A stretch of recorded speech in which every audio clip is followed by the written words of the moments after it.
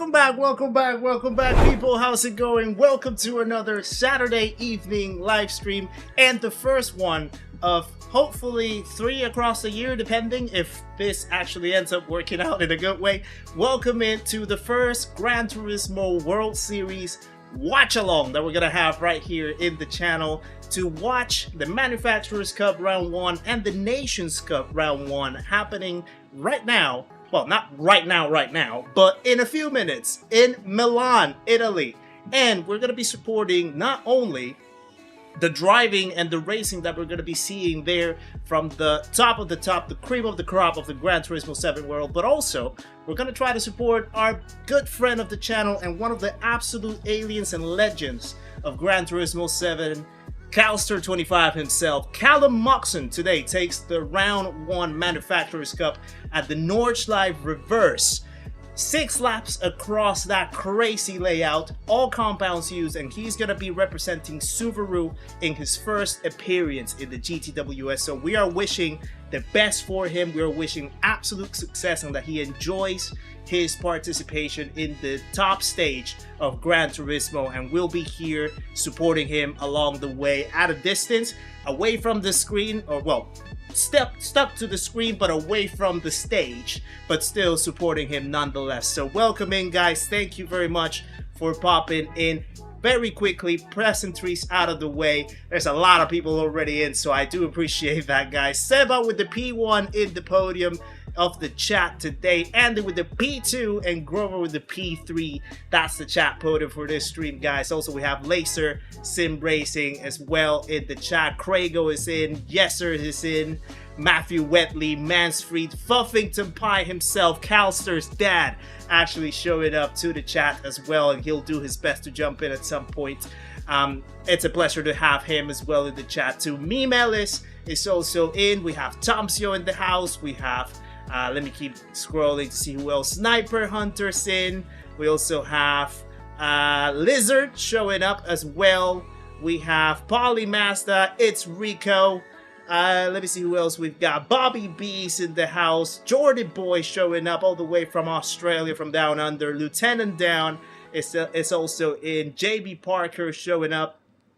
Dex is also in the house. Stuart Butler. Red versus Blue in the chat as well. Marty is also in as well from Australia. Good midnight, he says. It's a pleasure to have you as well, sir. We also have, let me see who else. Dex is in the house. Krunkberger with the coffee cup. James Baggett in the house as well. Matty Latvala is also in. Let me see who else. Sean is in the house. Kev B also in. Ian Linville. Malvin P. Mower Pants. White Tiger. Let me see who else am I missing. Brian Wilson also in. Good to see you guys. Good to see you. I think I mentioned all of the names so far. I do appreciate you guys tuning in to support Calster and also to support good racing in the Gran Turismo arena. GTWS, biggest stage that there is in the game so far. So I hope that we all have some great fun watching this one all together right here. Edgar is also in as well. Good to see ya. Toterboth is in. Waterfleece is also in. Jordan is in as well. So many legendary names in the chat, guys. Welcome along, welcome along, welcome along. By the way, also, yeah, Nikki is literally in the house, just in another room. She's also in as well. Fabian as well popping in to the chat as well. Alum is also in. The chat's just keeping on scrolling and scrolling and scrolling. Good to see you guys. Good to see you. Bruce Eli also in the chat as well. Just here to drop a line. Have a good one. Appreciate you, sir. If you can't stay, no worries. But yeah, everyone's welcome to stay as long as they want to support some good racing and support our good friend Calster all the way at the distance. Jack Hamilton's also in the house. Treg B from the US. Good morning to you, sir. Rob J also in. Doesn't Gran Turismo do announcements before the World Series or updates? Yes, normally they do, and we'll be listening to that as well, Mansfried. The actual broadcast starts at 4 p.m., so it starts in just over 20 minutes. So we're just here to sort of like get warmed up, you know, get just settled in, and then watch what's gonna be announced before the actual first race in the manufacturers. I know that they tend to announce different things in the manufacturers and the nations. So the manufacturer starts at 4. They start the broadcast and everything. then they sort of introduce the whole competition. They walk through the updates. The race itself, I think, starts at 4:20 from what I got from the schedule. And then from there, it's just all the way racing. And then they have like a 90-minute break between switching from manufacturers to nations. And then the nations race starts at 6:30. Well, the nations broadcast starts at 6:30. And then at 6:50 or so, the race starts. So we'll be looking at around 4 hours of whole thing between both competitions. And in between that 90 minutes, I think roughly that we're gonna have in the break, we could probably jump into some community lobbies if you guys want to. You know, jump in, have a little quick racing between ourselves, get your PS5s ready. So yeah, if you want to maybe host if you want me to host some community lobbies in between as well, we can absolutely do that. At the end of the day, we are in Gran Turismo, so we can also have our own racing by ourselves. Why not? Let me keep going with the names as well. Clutch Klutz is in as well. Sniper Smitty showing up. We also have, let me see, Robert Larson is in, Shildy's in, Chris Lang is in. Welcome in, guys. Good to see ya. Good to see you all. Hope you all are doing well. So yeah, that's the plan that we have going on for today. We're gonna have some good time. We're gonna have some chill time. All of us together watching the event live. And yeah, for supporting Calcer, of course, his first appearance in the manufacturers. And we hope that he does a very good impression. Of course, he's gonna do it. He's an absolute beast. Paulie, thank you very much for the $4.99. This is $5 for our boy Calcer. So proud of him for this opportunity. Send it over to him for our boy. You gotta get this W. I will make sure to send him that money himself. And thank you, Polymaster. Guys, please share some love in the chat for Polymaster and the $4.99 as well. Absolute hero that you are, my friend. Gav Murray is also in the house. His identity has not dropped yet, but it will be very soon. It will be indeed very soon. So what we're gonna do, let's switch over to the chat window for a second. As you can see, I have the GT7 screen already up, and we can watch the broadcast from here. Now, I do want to ask one question and then disclose something very quick. One, do you guys hear any background sound from my mic? The reason is, right behind me, I actually had to turn our portable AC. So I'm just curious whether the noise of the AC is sneaking through the mic and it becomes quite a nuisance for some people. If so, I'll try to sort it out. I obviously want the voice to be sort of as clear as possible, and obviously you guys don't have any inconvenience with the sound. So if it's not crossing up, then we're good, because I do need this room cooled down, because in the UK right now we're having a little bit of a of a heat wave, I guess you can call it. The next 5 days we're gonna hit quite tough high temperatures. Not that I'm not used to it, but of course in this room everything gets very well heated up. So yeah, sound is good, no noise, absolutely amazing. Thank you for confirming, guys. Let me say hello to more people as well. Jaff is in the house as well. I saw Gaff. I think Bailey. I saw him in the house too, showing up. Dill Warren is also in. Noise Gates clipping it out. Sounds good on my end. Perfect stuff. Slimy Guru Productions as well. Good to see you, and thank you for popping in. Yes, sirs, thank you for the $5 Australian. You're the man for the job tonight. Very happy you're streaming. Appreciate that. The man for the job is not me. It's gotta be Calster, my friend. We're just here to support him, and I appreciate you for the $5. Guys, please share some love in the chat for Yesers as well, and the $5 Australian dues. Really, really appreciate it. Let the sound of the steel pans cover the aircon. Yeah, definitely a heat wave in the UK. Yeah, it's quite warming up. I think right now we're at 26 degrees right here around Oxford where I am, but I know it's gonna probably rank up to 30 degrees or so around that area, so it's gonna be crazy. Well, not crazy. I mean, I'm used to it. I used to live in Panama for pretty much all my life, and our normal temperatures are always like high 30s, mid 30s, so it's not really a news to me. But the thing is, with the way how the buildings are designed here in the UK, obviously it confines the heat. So the warmer it gets, then the more stuffy it feels inside a building. So yeah, obviously you need an AC. You need an AC. Vitor, welcome in as well. Andy is also in the house. Thanks for liking the Mercedes-AMG livery. No problem. Yeah, it's absolutely incredible livery, my friend. I appreciate you for doing it. Matt Gravel is also in the house. Sweating so much my hands came off the wheel. Wow, yeah. Crazy. Yamins, thank you for subscribing as well. Another legend joins the party, guys. Welcome Yamins into the stream with the community. Make sure to say hello on your way in, my friend. Appreciate the support. Welcome along. Barrett Thomas is also in. Kick Your ASS 31 is also in the house. Welcome in, guys. Welcome everyone. So let me quickly get moving then. So the disclosure, so that was the question about the AC sneaking up. We confirmed that it doesn't, so it's all good. The disclosure is about the broadcast. So the broadcast, of course, is by Gran Turismo. They are going to have the rights and the licenses for background music, certain things like that. I know that they allow you to watch the broadcast from the game, but when it comes to the music, of course, if that starts sneaking in, I will have to sort of mute the sound from the game at those points, just to avoid any copyright issues from my end. Obviously, you don't want to get in trouble in terms of like background music sneaking up that you don't have the license to and things like that. So just as a disclosure, guys, if you ever hear me muting the game while the broadcast is on, and at the point that like a background music sound is coming through, it is because of that. It's just to prevent that issue and not just because there's a fault or anything like that. So just to make you guys aware and you're ready in case that I have to like immediately mute the gameplay and then unmute it back up. But when it comes to racing is gonna be full sound. That shouldn't be no problem at all. So we should be good with that. Mowgli, welcome in as well. Good to see you. Shade Martin's also in the house. Good to see you as well. It's the humidity. Yeah, true, White Tiger. Yeah, humidity definitely does. It's the key part. You're absolutely right there.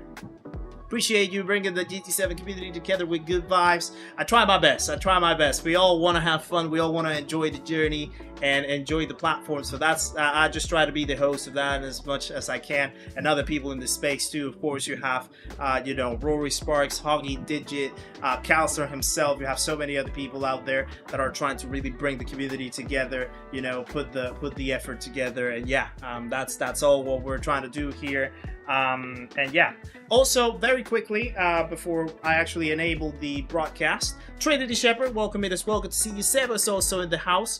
Good to see you, buddy. Thank you very much, guys, for everyone that watched the video from yesterday on the Raceline load cell review as well. Hope that you guys really enjoyed that review. It's my first time actually doing a proper review of a product as well, so putting myself out there, trying to test those journeys out, and seeing the support, seeing that you guys, some of you guys put in the comments that you enjoyed the review as well, the delivery of it. Really appreciate it. Would I rather be feared yeah, I hope or it loved? was comprehensive.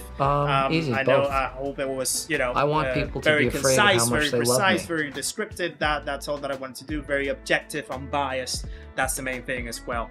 Fabian, thank you for the gifted membership as well. Gifts it to Alum. Alum, welcome to the memberhood, courtesy of Fabian himself. Guys, please share some love for chat for Fabian and the gifted memberships. And another 5 Australian dollar dues to Yesers as well. Shout out to APRL, Apex Point Racing League, the best Aussie racing league. Any fellow drivers here? Yeah, good question. Do we have any APRL racers in the chat at the moment? Guys, also share some love for Yesers and another 5 Australian dollar dues. Marley, welcome in as well. Good to see you, Highland, too. Have adulting to do shortly. Yeah, we all do, but certainly no adulting is equal. So good to see you, Highland, as well. What are the watch time stipulations for acquiring in the game cars? So I think you only have to click. So within the game. Oh, and Alum gives it back now. Easy, Alum is giving the love back with another gifted membership and gives it to me. Clutch Clutch. Welcome to the memberhood, Clutch Clutch, courtesy of Alum himself. Share some love in the chat as well for Alum, guys, and the gifted membership. What a hero. What a hero.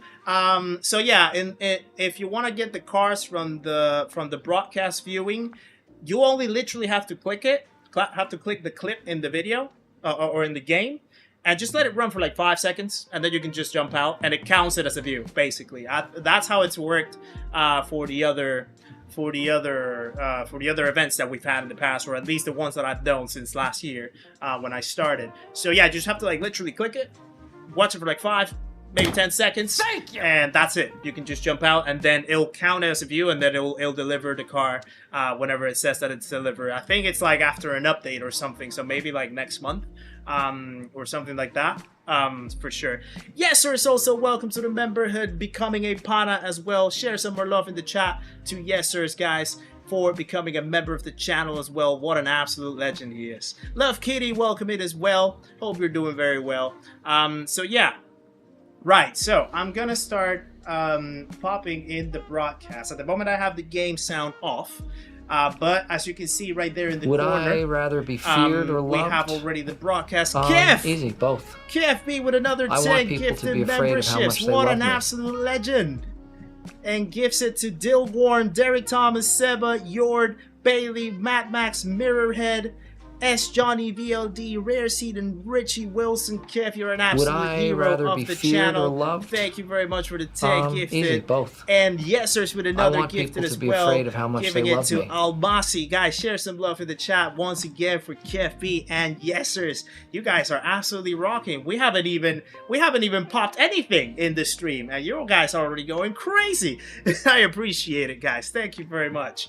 Red.1, welcome in as well. Using the T598 setting, and they're working out. Good to hear. Good to hear, my friend. Glad to hear that they are working for you. Proposy's also in the house. Good to see you, buddy. Hope you're doing well. So yeah, there's the program already in the corner. I'm gonna watch the program.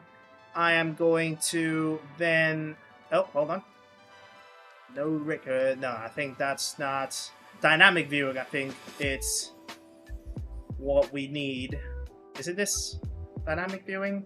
No, this is from older. This is the archive.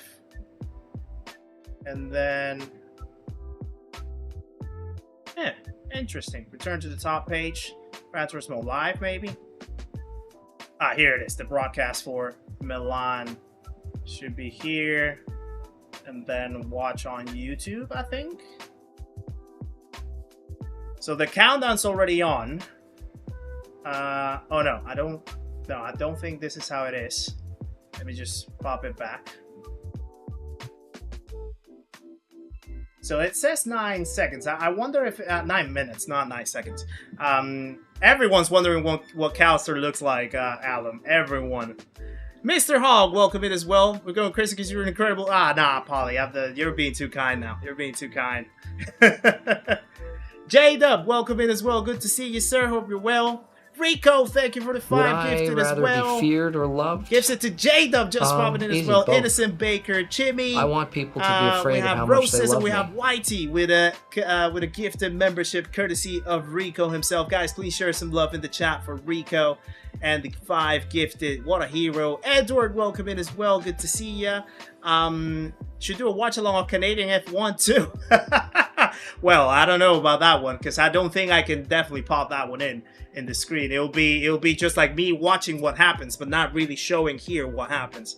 I think that's a different way of doing a watch along. But who knows? Maybe we can explore it. Maybe we can explore it. Dill, the thing is that they don't have his picture, I think, yet in the what you call it, in the game. So there's like, here's the screen, right? They have the World Series, the broadcast program. They have the competitors. Here's the video actually of the countdown already going on. So it's 9 minutes left to start, and then his picture is not gonna show yet, I feel. So there's Samuel Moreno. That's the one competing from BMW today. There's Ramon Ferraudi. Jamie Parker, beers at the ready. Nice. Michael Dodd, welcome in as well. Good to see ya. Hope you're well. Is pick updated? Okay, let's see that. So there's Ramon. There's Hank Say with Toyota. There's Serrano, current champion with Porsche. There's Jack Balding. He's such a young fella as well, 18, wow. Silver Cyclist, welcome in as well, good to see ya. There's, I think this is Iceman, Maximilian Kroll with Ferrari. There's Mikolai Setchak or Miu Miu with Nissan. Antonio with Lexus. Miroslav Kravchenko, the Lamborghini. There is Calster. Look at that boy. Look at that boy, waiting for that face reveal for a lot of people. There he is, already in the books of the GTWS participants. What a legend. What an absolute legend. And he got the haircut as well, you can tell. He definitely got the fresh trim. He definitely got the fresh trim for that one. Representing Subaru. Mehdi is in as well with Volkswagen. And then Paul Ura, as we very well know him, with the Mazda team as well. So hoping the best for Calster. Absolutely hoping the best. And there's the description as well. Let me read the description to you guys. This British newcomer, who has received attention for his race and time trial strategy videos, is making his debut. Typically uses a regular controller, so adapting to the steering wheel before the live events will be crucial. And I reckon that he's already nailed that pretty much. Because yeah, racing with the wheel or with controller, whatever it is that he has, absolutely. Absolute beast that he is. He's not from Liverpool. I think he's from where is it? I forget. What's the name of the city? Why am I forgetting this? I'm forgetting where it's from now. Wow, Yorkshire. Yeah, that's the one. Yorkshire. Yeah, for some reason it just like slipped out of my mind. Yeah, but he's from Yorkshire. Yeah. Still in the north. But yeah. So there we have the broadcast. There we have the countdown. So I'm just gonna probably pop it in big right there. And then I'm gonna switch over while they have the countdown on. I'm gonna adjust the volume in here, although you guys won't be able to hear it. But I'm just gonna crank the volume up. There we go. All the way up, maybe. And then we'll just leave it there. Less than 5 seconds. Not 5 seconds. 5 minutes. Why am I talking seconds? Thank you! Neon Sphere, welcome in, sir. Good to see you. Arkeys is also in the chat. Richie Wilson as well popping in. Good to see ya. Angel Black Magic, welcome to the channel as well. Thank you for subscribing. Another legend joins the party, guys. Please welcome Angel Black Magic into the stream and the community. Make sure to say hello on your way in, my friend. Appreciate the support and welcome along. Good to see ya. How can you forget Yorkshire tea? I don't know. Like for some reason, Yorkshire just disappeared from my brain, which is kind of crazy. I'm not from England, Vitor. I'm from Panama, but I do live in England. Hoggy's in as well. Good to see you, brother. Hope you're well. Game over, man. Wrong side of the hill should be a Lancashire lad. Yeah, I know, right? I know. Right. I will have to also maybe. I'm hoping that the broadcast actually holds through as well while we watch, because I'm seeing a little bit of buffering. So hopefully there's not too much trouble with that. Let me just as well maybe do this. There's not too much download going on. Moment. Because Kizzi was trying to remember the town city. Yorkshire is a county. Good point. Good point. Right.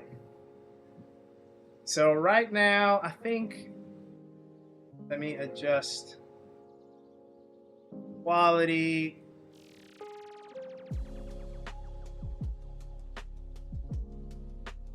Just doing a little few tweaks and adjustments right here, prepping for the event.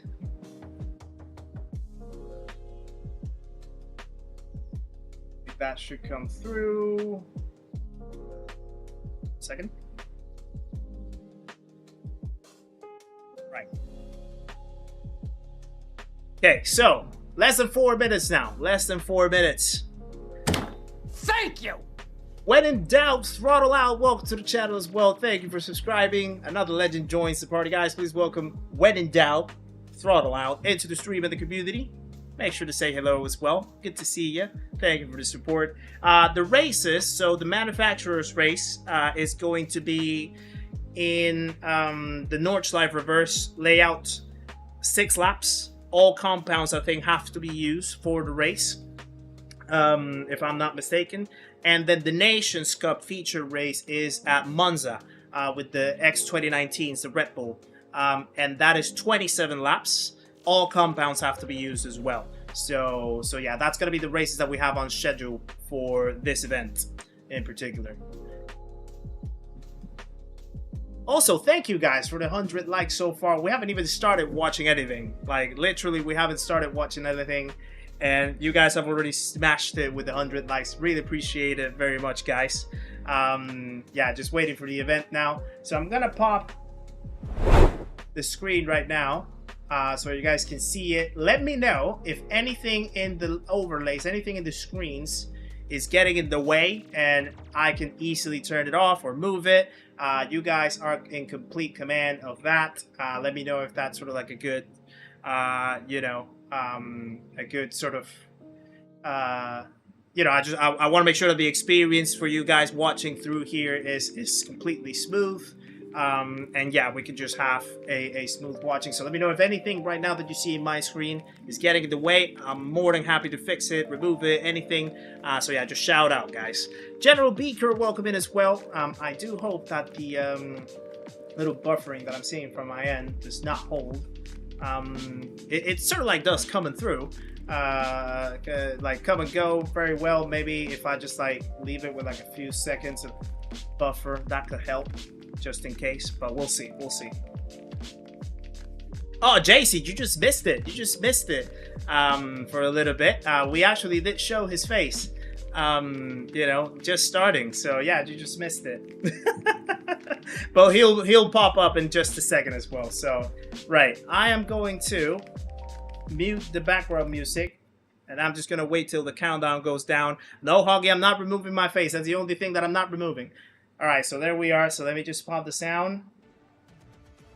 Let me see if you guys can hear it. It's actually quite low, isn't it?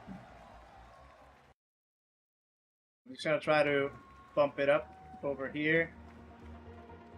Let's see if that comes through. Just let me remove the cursor.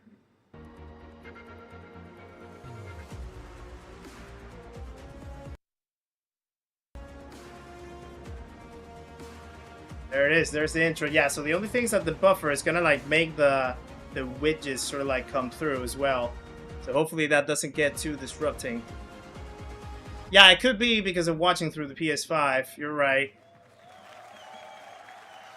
But I think it's the legal I guess the legal way of doing it. World Series 2026. So I've just done the maths. We're about to go into our 9th season. 9th. We're edging very close towards a decade here. But you know what? Each year... How's our space review happened? All great confirmed. It's kind of mind-blowing, so I'm really, really psyched for this year. Because I just think it's going to be even better. So it's round 1, of course. We're here in Milan. That's a welcome in as well. Good to see you. Yeah, hope you're well. No worries, Jordy. I'll catch you later on, my friend. Lots to get through, but first of all, let me give you some free stuff. Don't forget, you can jump into the World Series action too. Inside Gran Turismo 7, head over to the bonus campaign and select the winners campaign banner on the GT7 world map. Predict the winners for a Is the audio there again? Is the audio going good, guys? Let me know if the audio is going good. Let me know if you are hearing everything clearly. There we go. And remember, voting stays open right up until each of the grand finals begins. Hopefully that doesn't get too disruptive. It does try to go live once again, so at least it catches up. It is a bit quiet, isn't it? Through the viewers campaign. Even for me. Tune in to the Manufacturers Cup and you'll receive a Porsche 911 GT3 R22. Watch, claim your rewards, and enjoy. I mean, free rewards are very hard to say no to. What about there? This is your chance to grab them. Is that good?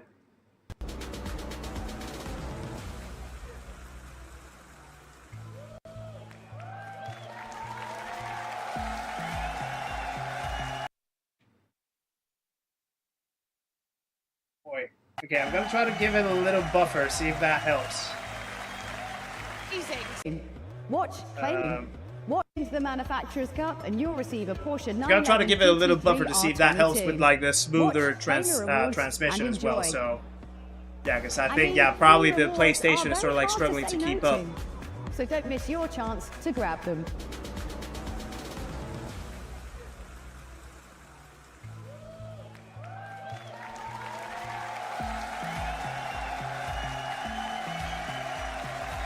Larshan, how's it going? You can't get... well, you probably won't get into the viewers campaign because the event just started.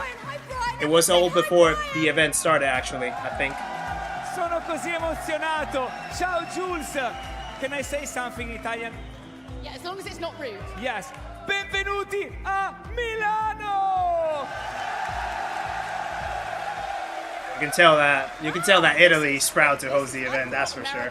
They have to be, they must be. This is insane, this is great. I'm loving it. So excited to have you here, though. Thanks for coming and joining us. I'm so excited. For me it's an honor. Gran Turismo is a milestone. Io sono veramente emozionato. L'emozione non è soltanto mia, ma anche di questo pubblico incredibile qui a Milano. 502s and 504s. Oh wow. How do you feel? First round. This is an amazing round.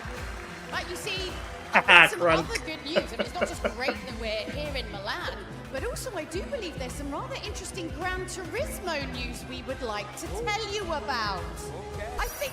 Oh, so everything's buffering then, White Tiger. Do you like it? Io credo che siano molto contenti di questo. They like it so much. I mean, they were literally screaming all the way through the entire video. So I think that's a solid yes. Don't forget to check out GranTurismo.com and of course all the GT socials for when that's going to happen, and it's going to be epic. Are you excited about it? I'm so excited. Sono così contento. That's a good question, J-Dub. She's been there for ages, I think. Oh, there we go again. Questo primo round, incredible. It's going to be great. Now, I know you missed last year. Well, at least if the actual GT, if the actual GT stream is also buffering, then at least we know that it's not just this side. It's actually the whole thing. Ladies and gentlemen, this is what you've all been waiting Yeah, it's definitely... for. It's time. It must be their side, that's for sure. The Manufacturers' Cup for Gran Turismo World Series 1 here in London. Suzuki is not thinking about that right now. Miyazono looking to the inside. Will he ever go here? 2 kilometers now. Suzuki goes defensive. Miyazono goes all the way to the outside. If the news isn't we have fixed the pits, then I'm not interested. Who win the grand final? Yeah, maybe their server's a little bit overloaded. Who knows? Could be. Well, let's see what will happen. Who will be taking the checkered flag and those all-important 6 points? Christopher Hagel, welcome in as well. Good to see you. Side by side, they go. That's going to cost Trumont. Here we go then. Toronto splits the middle. Euro as well. The headlights are illuminating. Yeah, this is struggling quite a bit, isn't it? But it must be their side then if you guys are saying that, you know, it's popping in your screens as well. Yeah, let me try to do a little buffer once again. 6 points. Strumont getting aggressive and Leafer into the wall. Side by See if side. that helps it. That's going to cost Strumont. Here we go then. Toronto splits the middle. Euro as well. The headlights illuminating the darkness as they blast their way down as they come into the final corners of this race. And are they going to make it? Fenton goes through on the outside to the chicken flag. Killian Drummond takes victory for Subaru here in Berlin. Yeah, that was the event in London. I remember I was there. Yeah, I went there. It's time to meet our 12 competitors as we welcome them onto the stage here in Los Angeles.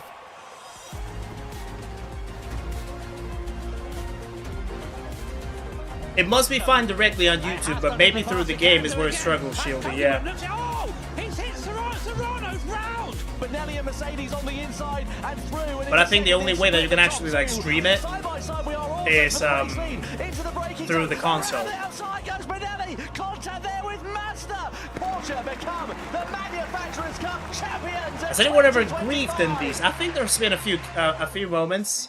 Last year, for example, yeah, that highlight that they just showed right there be competing in the Manufacturers' in Cup Yas in Marina. 2026. Benelli and First up Cardinal. for Mazda. Had a little clash. Pole Eura. There's Mazda the finished grey third hair in the Paul. Manufacturers' Cup in 2025, and Pole will be looking to try and extend their podium tally this season and hopefully add a victory to their stable as well. Next up for Volkswagen, it's Mehdi Hafidi. It's Mehdi. Was part of the 2023 Manufacturers' Cup winning lineup with Nissan, so he knows how to win a title. But can he do the business here tonight in the Group 3 Volkswagen Beetle? Boy, it's excited. He makes his way onto the stage in front of the amazing crowd here. You got Drummond winning the nations. Possible. Possible. We've got. Next up, a debutant, a new there's face Calster. Gran Turismo World Series. Ah, with the controller. Look at him. So he's driving for it's Callum Moxon. Look at him with the controller. His debut, as I said, and also adapting to using a wheel after many years. What a legend. What a legend he is. I gotta love it. Returns to the Gran Turismo World Series. He's competing for Lamborghini in 2026, but he was part of the Mazda lineup, which took second in the That's a tough intro, you know? 2021. That's a tough intro. Next up, Antonio Santos for Lexus, the 19-year-old. There's Antonio. Antonio's quality too. For the Japanese manufacturer. Antonio's definitely quality too. This weekend, of course, Lexus, two-time champions within this category, and they would love to add to that tally here tonight. All right. Alright. Mikołaj Sejak, the Polish driver, is competing for Nissan this season. He finished third in Berlin. Buffington Pie approves, that's for sure. With the controller intro. Champions, 2 top 5 finishes to his name so far. There's Mew Mew. Mew Mew has done some good performances. Gotta give props to him as well. Another driver making his debut in the GT World Iceman. Series is Maximilian Kroll, the German. He's competing for Ferrari this year in the Manufacturers' Cup. The last Ferrari. Some of them need a cheeseburger return. Back in 2024 in Prague. That's so mean. Medina won it against Porsche. Kroll, of course, now competing in the 296 GTB. There you go, Speedster. AMD Yeah, that's the grip. That's the grip that you need. Also making his debut, just 18 years of age as the British driver. The last time we saw them on the podium was back in 2023 at the World Finals. Jack Bowling is a master with the AMG as well. That little kid, he knows how to drive that car. Jose Serrano for Porsche, they're the reigning current champions, champion. Of course, and they have an unchanged current champion. For the there he is. 2026 season. Consistency seems to be the order. Ah, Buffington, that's so amazing. Yeah, you must be. Your emotions must be up the roof right now, Buffington. Pure pride. That's it. Pure pride. Toyota have got Benjamin Hensei at the wheel for round 1 here in Milan. The 28-year-old changed from the Japanese manufacturer from Porsche. One career top 5 finish. That's a good stat, yeah. That's a good stat. Second place in Prague against Medina in the Ferrari a couple of years ago. And some big news as well. Kylian Drummond moves from Subaru over to German manufacturer There's Audi. Kylian. He won the 2022 title. I think Calster said that he has to thank Kylian about the fact that he moved out of Subaru so that he had a chance to classify, because now Kylian's with Audi. And finally, another debutant in the GT World Series. And there's Moreno. 18-year-old Samuel Moreno from Spain. He was the top qualifier. People know Moreno for being quite temperamental. He's known for being a little temperamental, so it's interesting to see how he's going to perform. But he's fast. He's fast as well, so yeah.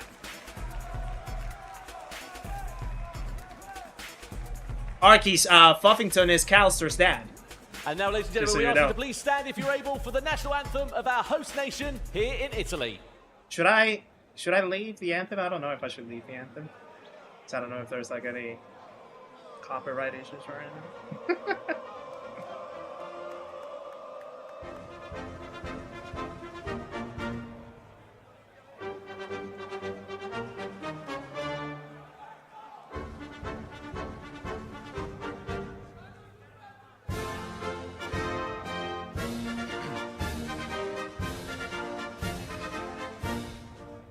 That's a good stat, Rico. That's a good stat.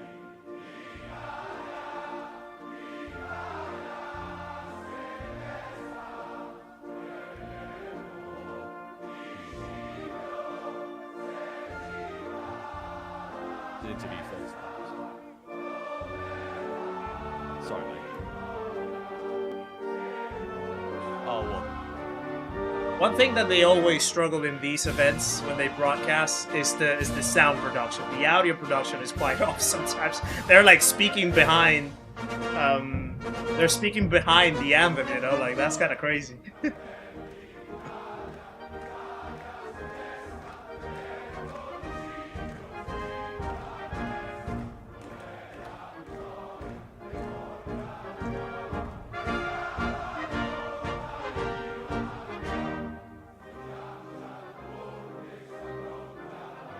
Fabian, Gallo is in the Nations, so that's the only Italian driver that we have at the moment in this round.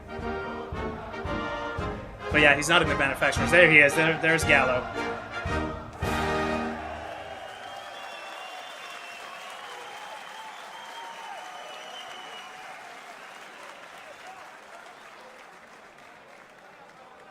There's a German in a Ferrari. That's more than enough.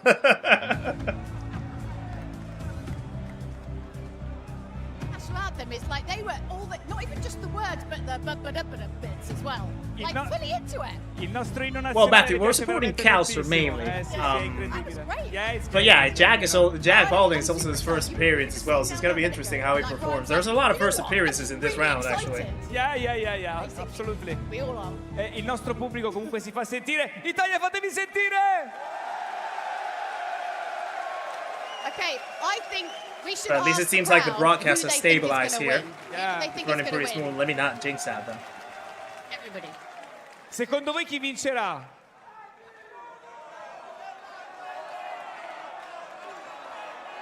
Too many to choose from. I mean, it really is anybody's race, so we're going to find out very, very shortly.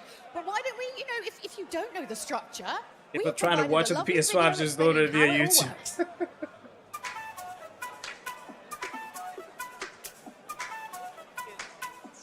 12 manufacturers selected from yeah, you see how like the sound production always has like a little flaw. Like they sort of like delay themselves from like switching the audio to the different scenes and stuff. It's a little clunky after 9 years, you know. And the Americas. One driver per team will race in each round, with 3 of them competing together at the World Finals at the end of the year. For today's race, we'll have 2 time trial sessions. The 6 fastest teams from Q1 will advance to Q2, where they'll battle once more to determine the grand final starting grid. Grand final points are awarded from 1st to 6th place, with victory delivering the maximum of 6 points. Now, we're joined down here by Valerio. Dex, I'm not sure about that actually. That's a good question, you know. But I don't think so. I think they have to do a full lap in each compound at least. It's yourself. It's amazing. I love this count. Vi ama ragazzi, vi ama.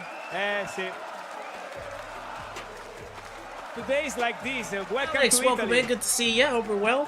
Grazie. Thank you so much. I mean, how does it feel? Like, obviously, you know, you're in your home country. Like, does that add is it a bit of pressure? Do you train differently? Like, what do you know? How does it work? There's a lot going on, surely. I think, you know, for this event especially, I was waiting a lot of years, and we finally made it, you know, in our home country with all our own people, and you know, all our friends came to watch me, and I'm so proud because I was growing with them, you know, this time, and to see myself now in this stage with them, it's such a pleasure and an honor. So thank you all. Cool, yes, sir, it's cool. It's really, I'm not enough thankful, so thank you so much. Competizione a casa e lui è sometimes their audio flaws really throw me off. Quello che fate, Not gonna lie. ovviamente il nostro pubblico italiano si sente, vero? Te The lo audio faccio in italiano flaws questa domanda. throw me off Come sometimes. ti senti col pubblico di casa qui con te oggi? A casa, a casa, a casa. Easy. This is what, like. So, can you ask them a question for me, which is like, would they like to just come and follow us around the entire world? Because this audience is amazing. Do you want to come to Japan, please? Come on, like everyone come with us. Pretty standard interview. Giustamente dice, ma potrebbero seguirci in tutto il mondo gli italiani perché fanno veramente un sacco di rumore perché l'energia è solo nostra. Grazie, grazie ragazzi. It's amazing. If we could fit them all on one bus and take them with us, we absolutely would. Well, look, Valerio, it's amazing to see you. It's great to see all the praise from your home country. You totally deserve it. But I guess we should probably, I don't know, do some racing today, I guess? All right, yes, I agree. Let's go with the racing. Let's go with the racing. I agree with that. Jules, thank you very much indeed. Huge if they want to give me a gig to host this stuff, World Series underway. We can look into that. In Milan. What an amazing city, what an amazing crowd, and an amazing day's worth of action. Gatrix, how's it going, sir? Good to see you. These guys are insane. Like, I mean, we're pretty well Jimmy. soundproof down here, but all I can hear right now is just like chanting and singing. It's amazing. I mean, what a way to start off our season this year. Yeah, absolutely. And obviously we've got action to come from the manufacturers today. We've got the Nations Cup later on. I mean, they're not going to have any energy left by that point, I don't think. Oh, I think that'd be fine. We should have all GT first from the N24 doing commentary. Can you imagine? That would be crazy. Sparks would be shouting in your ear all the time. Hoggy and I would just keep like bouncing off of each other in banter all the time. The GC World Series heads over to Singapore in October. And if you fancy getting involved, getting some Rory would be the one trying to calm us down. Have a look at this for more. The Gran Turismo World Series is coming to stunning Singapore for the first time. We'll be at the Sands Theatre. Singapore is a beautiful country. As part of Grand Prix season Singapore. It's a country that I'm curious about, you know. Now that I'm thinking about it. For tickets and to find out more about Jimmy had to work out hard for the N24 for the season in Singapore. So he definitely put a lot of weight shedding. Well, thanks, mate. Sure. It's me again. Good job, you. Looks lean. Very kind of you. Very kind of you. 9 years working together. We figured Andy it out. Beckett, anyway, welcome in. Good to see you. Action to come, as we said. Sparks would bring some Ozzy Osbourne-ness to the stage. Cup, that's the big one to come here tonight. And, well, we decided to throw a bit of a spanner into the works for this one because it's the Nordschleife, but not as we know it. My word, yeah, I had to go at this a bit earlier on. It's awful. But basically, we're doing the Nurburgring in. You'd be saying that the Nordschleife Reverse is awful. That's funny. Everything is completely different. So it's a one-lap attack for these guys. They've got a bit of time to practice. Yeah, that's quite expensive, Gav. It is quite expensive. Circus in the world. They're going, actually, now I do it backwards. That's what we're doing today for our competitors. A great way having to start off our Manufacturers' Cup.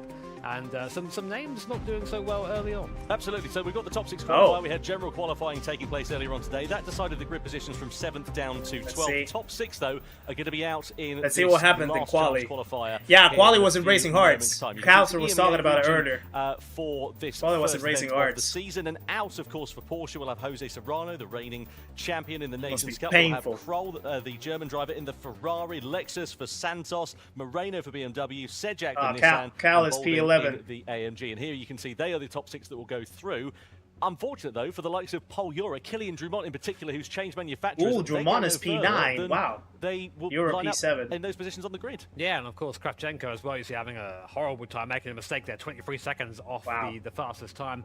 Moxon as well having to change that's an over interesting from grid. The gamepad. Very tight at the front, though. Not a bad effort there, 4 seconds off. 4 seconds around the ring isn't that long, but of course, when you're in such a competitive environment like this, that sort of time frame is not going to cut it.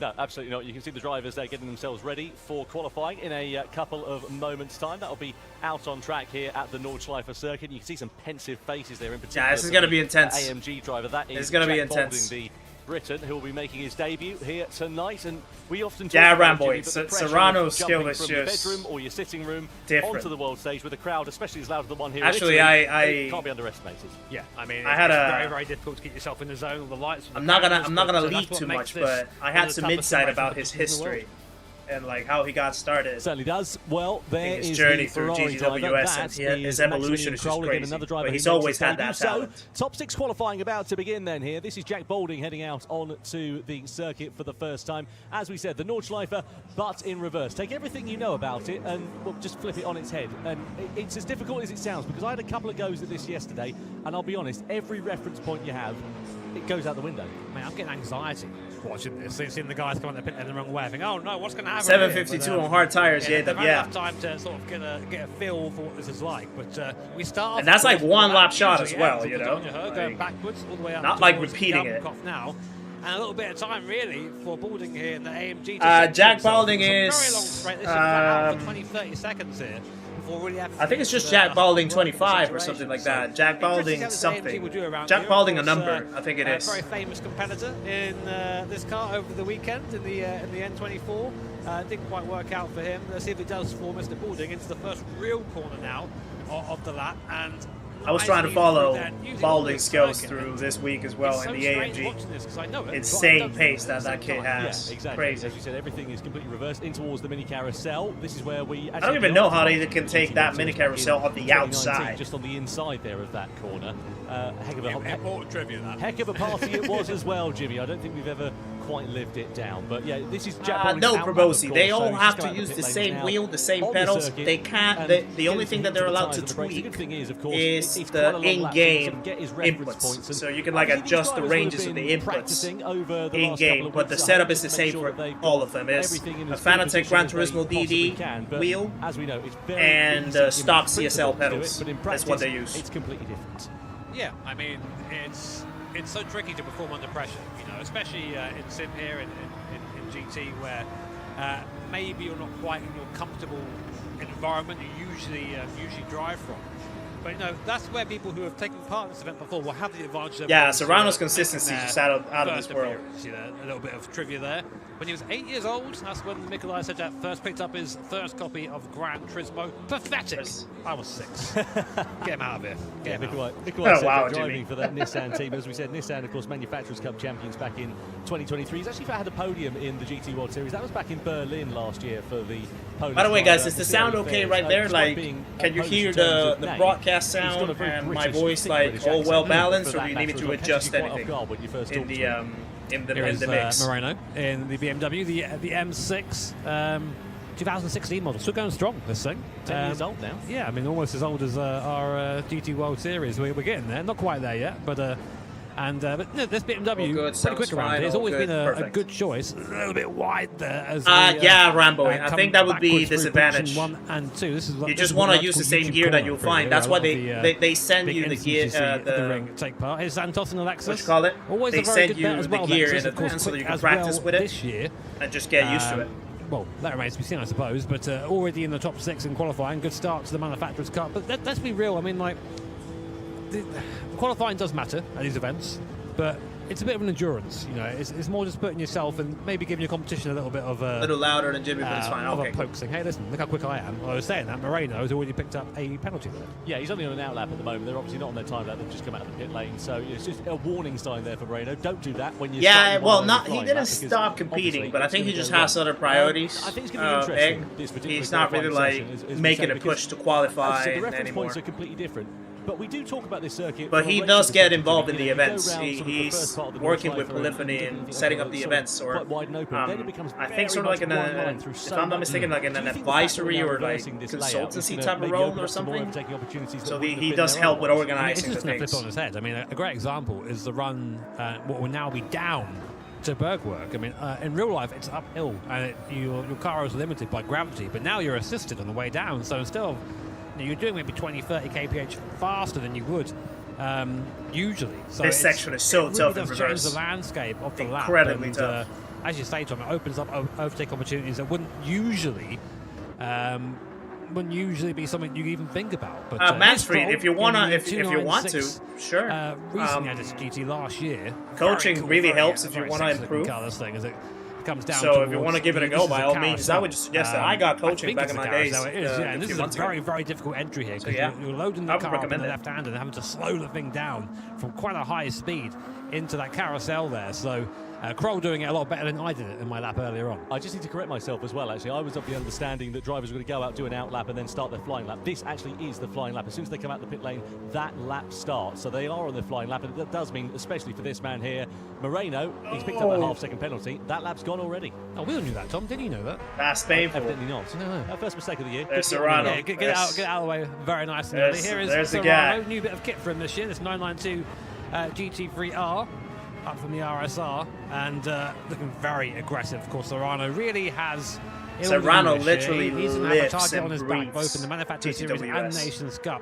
Incredibly fast last year. In his own words, almost a perfect season. Obviously, they're going to try and reflect that in this season, but this is the first hurdle. Yeah, I think they use different track limits here. If you look at I think they use championship track limits. I mean, that man was absolutely imperious. In the Nations Cup, he completely dominated things. Once we got to Fukuoka, that Porsche is looking really handy this year as well. Actually, a new machine as well. You can see it's the 992 variant. So gone is the 991. This is now the sort of up-to-date modern car. as it were, with Jose Serrano. And I've spoken to some of the competitors up and down the field. They've all been saying this is the car to beat. This is the car that we think is going to be quickest out there on track. So it's down to Serrano. Yeah, they need to nerf that 992. It's too good. So right now at the moment, Baldwin coming sort of towards the end of the lap now, going back towards the GP circuit. Okay, it's happening. Everybody stay calm. What's the procedure, everyone? What's the procedure? To drive this circuit a certain way. Thank you for the 10 Canadian. It would be nice to see someone really a little more later in attack years. from the secondary way, and these guys. Guys, share some love in the chat for Grover and the 10 Canadians. Appreciate it, sir. Absolute hero. By the way, guys, if you want me to also mute the alerts so that it doesn't get in the way of the sound, let me know. Okay, I want to make this as comfortable for you as an experience. When you go around the other way. Yeah, exactly. Both visually, sound-wise, whatever. So let me know if you guys want me to get the alerts sorted or just leave them as it is. Really off camber, horrible to get on the power because you just welcome in, Uber Stevo. Falls Good away to see from you. you. And the last corner as well, you can't see it. You go through there and you're like, do I get the power now? No, off, on, you know, and then eventually you can get on the accelerator and blast it towards the line. So yeah, it does make things particularly difficult for the drivers to have to contend with. But that's why they are the best in the world. That's why they're here on the international stage in Milan, competing for these lap times. Yeah, that's why we don't have Tom. Oh, welcome in as well. Good to see you. It's going well so far. Waiting for the first race to start. We all know. Watching what happened in quali. Here is Moreno. Yeah, very frustrated. I assume he'll be at that 0.5 second penalty. Antonio as well. That's going to put him automatically pretty much in 6th place in this, but still, you know, 6th is better than 12th. So not completely gone for him. But here is Santos in the Lexus. Kind of hard to have an idea who's welcome quick in, right now. Suspicious is Sausage. Looking the faster of Perfect the people name who've as come always. to the Good to last see few you. sectors at the moment in the Nissan. So. But we won't have any lap times for a little bit yet. Balding, though, is coming around the last corner now. We'll look at my mini-map, so we're going to get a lap time from him very soon, and that will set the bar for the rest of Bobby, the I think it was 7:52, the top lap from Serrano.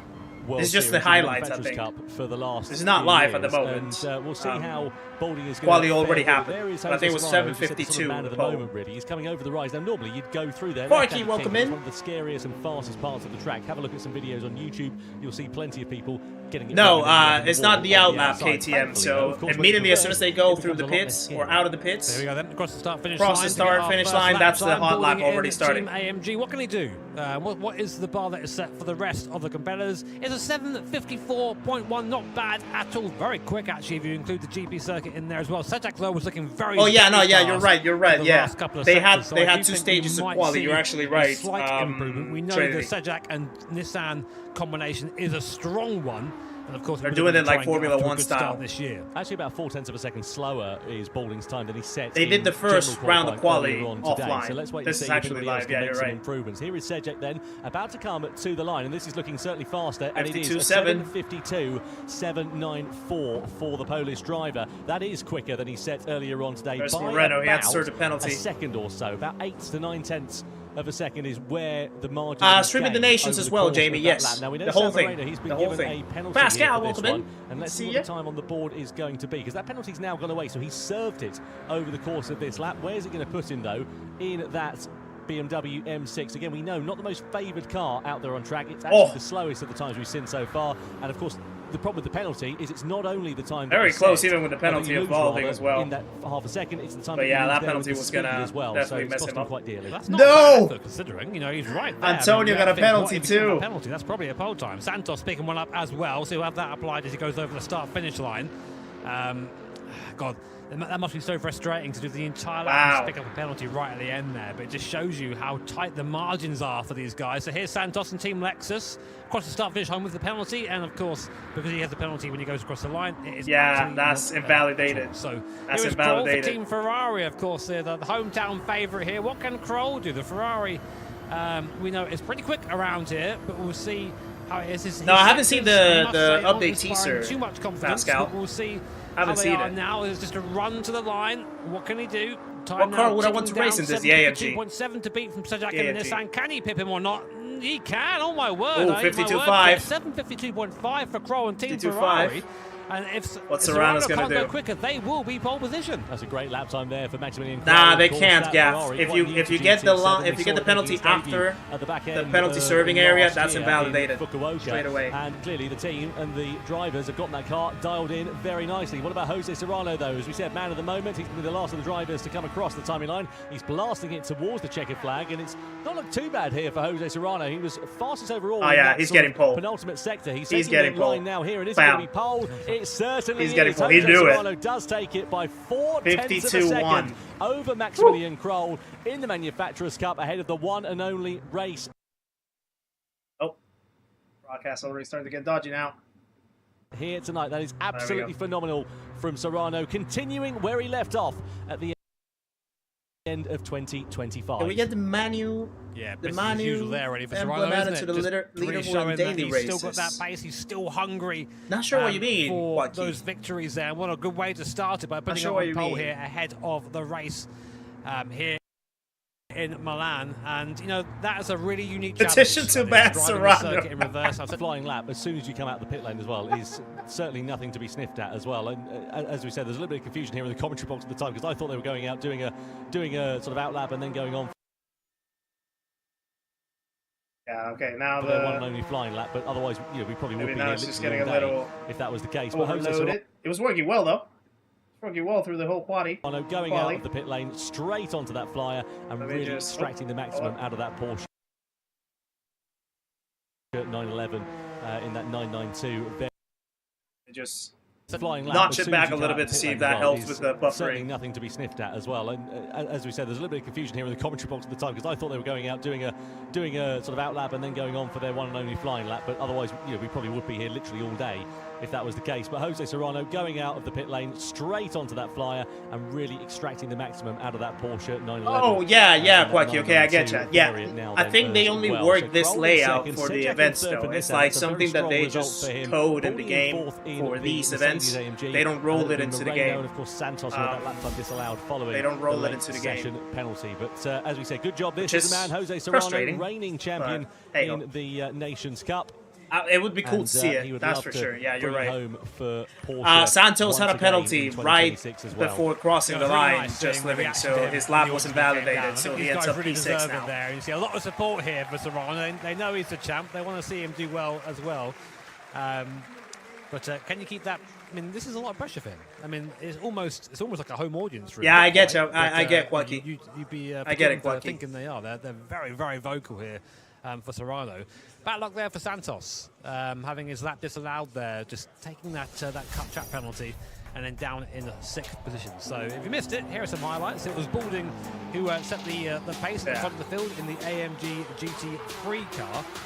All looking very strong as the guys got to grips with Serrano's just ridiculous. Yeah, Jose Serrano's he's just ridiculous. Some how quick he is just through. The first lap unfair. time came in, as Jimmy said, from Jack Balding. Then it was Sedjak next to cross, and he managed to obliterate the time set by the Briton as the Polish driver took the checkered flag for the 2023 Manufacturers Cup champions. Calcer is starting P11, so his debut in the GT World Series to get it up into the only way is up from there. The post though by the reigning champions Porsche with Jose hopefully he can put a Serrano good drive, maybe pick up a few positions in the way. 1-2-2 for the Spaniards means that he will be lining up on pole position here. 6 long laps, so yeah. This afternoon. And there we go, Jimmy. We can see the results. The fact that Drummond and AORUS struggled, that says a lot about this track. 4/10 per second, that might not sound like much, but around there, that's a tiny amount. So very quick between him and Kroll and the German driver for Ferrari. Sedjak there, rounding out the top 3 for Team Nissan. I agree.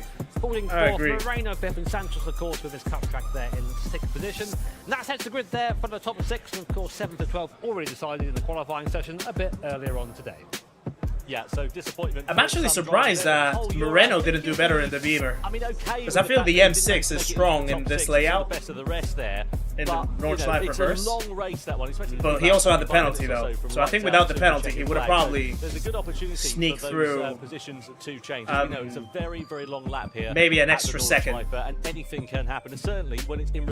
Yes, silver lining. Calster's P11 and of course, we've not seen in the grid rating each other right now, so, about to start the race. One flying lap in qualifying, but when you've got 12 other drivers, Serrano needs a nerve update. Whoa. Just getting yourself in a nice bit of space. That's might crazy. be the play. Alternatively, maybe going that hard hard car and cause some issues to somebody else behind them. But that's up for those guys. The strategies that they show here never work. I've learned that. Well, these never work. But I think most people are going to try to do... the medium, 6.6 seconds from the medium. I think they might try to do 2 laps on hards, 3 laps on mediums, lap on soft. It all depends on the order, though, how they do it. And we decided to let Jimmy Broadbent go and show us how not to go around it. Have a look at this. With limited success. So we've already got a penalty there as I explore some of the grass. Yeah, the broadcast is really this struggling. My first ever lap around here in this Oh wow, Jimmy! I was having a tough time. I'm not gonna. Jimmy was having a struggle. I lie to you. Here's me on the run down to the carousel. Now watch this great braking point. Look at this. Perfection. Excellent. Perfection. Very, very tricky. Well, you let me try to. I mean, let me try to buffer it up a little bit. Feel it coming. You know? Have a look at this. With limited success. So we've already got a penalty there. As Are you guys also having the struggles with the broadcast as well on the other side? Well, I know that maybe on YouTube directly it's good, but I don't know if anyone else is trying to watch on the console too. Great braking point. Look at this. Trying to grab something to drink. Yeah. Trapex, welcome in. Good to see you. Perfection. Very, very tricky. Were you blindfolded, or? I mean, you just don't feel it coming. You know, it's very tricky. But you know, on the other side of things. Up here, this is the Vauxhall. This is much easier, but the circuit in general, I think, is okay, far Jimmy. more difficult going that way Jimmy. around. But for me, anyway, it was. Well, of course, last weekend was the fabled Nurburgring. Yeah, Miyazono was in the Nurburgring 24. People how they got on. We will look though at That's amazing. Miyazono, who made his debut at this circuit in the Toyota Supra, That's amazing. a GT4 car. Amazing to see the man who we've lauded so much in the GT World Series over driving a Supra many years now, driving at the Green Hell and actually making it to the checkered flag, finishing 4th in class. Must be nice. Must be nice. Can't relate. No, can't relate to that. Not at all. He did very well, and actually, I think he really enjoyed himself. Yeah, Pascal. The only thing is, I don't think that I'm allowed to broadcast it directly from YouTube, though. Super competent, really. I think I have to do it from the console. Giving it a wave on the way through. It was a nice moment. So that I don't get like any copyright or anything. Let's have a look at the starting grid just to remind you, so we know Jose Serrano and Porsche will begin on pole position. Yeah, Crunk. That was unfortunate. For Ferrari, then it's Sejak that was unfortunate for sure. Bolding for AMG, Moreno, Santos, Jura, Hafidi, Drummond, Hengse, Moxon, and then Miroslav Kravchenko will complete the grid in 12th position. So yeah, it's going to be really interesting to see how this one will. Not recently, Quacky. After the race. Okay, now now it really will fare. And of course, we've got right some new names to the championship this year. We've got a now it's really starting to that get we want to keep an eye on. clustered, in particular, I guess. Though, some of the old guard, Jose Serrano. Impossible to connect to the broadcast on PS5. I think there's like in the special page. I had to do it from the special page in the Milan event, not from the viewers actually. For some reason it didn't bring it up on the viewers. Good. Teatralinico! I think they're ready. But yeah, I think are you ready? they definitely are having quite a lot of struggles in the game itself. Yeah, you can tell that it's like really struggling. Let me do a buffer again, if that helps it. That we want to keep an eye on. In particular, though, was my time in reverse. There. Porsche, best lap I think it was a 51.1 this week. 51.1 in the mediums.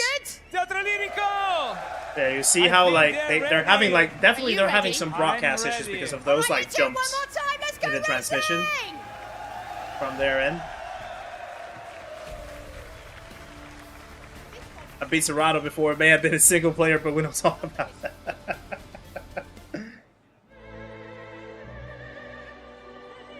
He's here. Oh, they have a new intro. That's a new intro.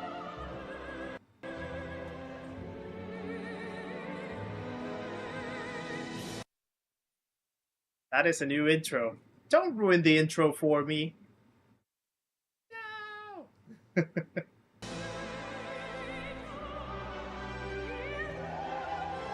That intro is cool. If it wasn't for their broadcast, and this is an opportunity for they ruined the broadcast to get their names on the scoreboard for the first time this season. Let's have a look and remind you how the grid is going to line up here at the Nordschleife. So it's Jose Serrano. Wow, yeah, they are really struggling, I feel. Serrano, reigning champions Porsche on pole position. Maximilian Kroll for Ferrari lines up on the front row. Nissan and Mikołaj Sejak lining up at the head of the second row, with Mercedes and Jack Bolding making his debut in P4. Then it's BMW Samuel Moreno in P5. Yeah, they really need to sort this one out, huh? It could be because of a lot of people watching through the game, actually. The You're drivers right. to get their names on the scoreboard for the first time this season. Let's have a look and remind you how the grid is going to line up here at the Nordschleife. So it's Jose Serrano, reigning champions Porsche on pole position. Maximilian Kroll for Ferrari lines up on the front row. Nissan and Mikołaj Sejak lining up at the head of the second row, with Mercedes and Jack Bolding making his debut in P4. Then it's BMW Samuel Nizzy, Moreno welcome in as well. Good to see you. Driving Ninja, how's it going, sir?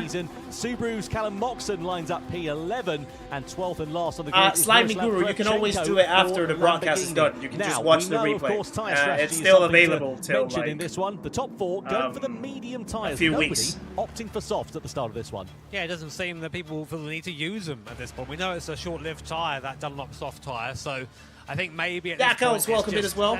Let's feel it out. You know, those who are at the back of the pack, I think. Oh, even on YouTube it's the same. Yes, sir. Oh, wow. Make their way through, but there's no big strategic plays there, which means all the action, all the overtakes are going to happen on track. Yeah, it certainly is, and you can see there, this is the calm before the storm now, really, for these drivers. They're sat there in the rigs, and I guarantee if we had a heart rate monitor on them, they would be beat. Serrano's already been too many times, so he's not even worried. We've got some very experienced drivers in the GT World Series. That pressure, that tension, it all comes down to the performances out on track, and they know that this is the first opportunity for them to go well, really, to get those points on the board, to start their season off in the right way, and to hopefully help their teammates. He's buffering at the same time that mine is. Let's see what happens then as manufacturers. So 4 starting on mediums. Let's go. Racing is on. The Nordschleife. Jose Serrano leads the field across the line, followed by Kroll, followed by Sejak and Bolding, etc. Then the hard shot runners of Moreno will be in the background. Let's see what they can do as we come down the Dottinger and head in towards the left-hander as we go over the rise. Will we see any changes for position? Because it's a very long straight, and look at that already, because you've got Sejak attacking Iceman went for it. Kroll for second position. We flick it through the left-hander. Kroll does manage to hold on to P2 for now, but at the front of the race, it's Jose Serrano that leads for Porsche. Yeah, really surprising to not see any big position changes there, given the nature of the run down to what was Garbenkopf now has become backwards. Excellent timing. And sort of make our way slowly towards the Belfast. We're on board with Moreno in the BMW right now, and to be honest, at the moment, there's not really anywhere to overtake for this section. Just try and get close to the car in front.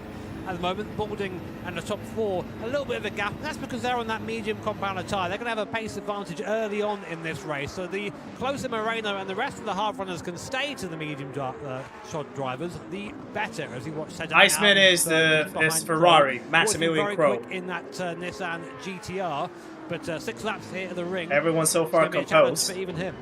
Certainly is. On board we are then with Jack Bolding as we flick it through this left and then the right-hander. I want Jack Bolding to do well too, just because of AMG. On board we are now here with the British driver, and as we said, qualifying is one thing. Doing it under racing circumstances, though, is completely different. You can see we're now rising up the hill as opposed to at this particular point when we would be dropping down it. Just a point to mention, by the way, whilst we're on the opening lap of action, we are experiencing a technical issue with the PlayStation account and GT7. It means the viewer campaign isn't working at the moment, but it's a work in progress. You can still watch and claim the gift even after the stream has ended. You've got a couple of weeks, so don't panic if you can't watch it from your PlayStation 5 at the moment. We will get that sorted, and you will be rewarded as a result of it. But Jack Bolding, there you have it, guys. Still in 4th place, still there you have pretty static at the front of this race on this opening lap.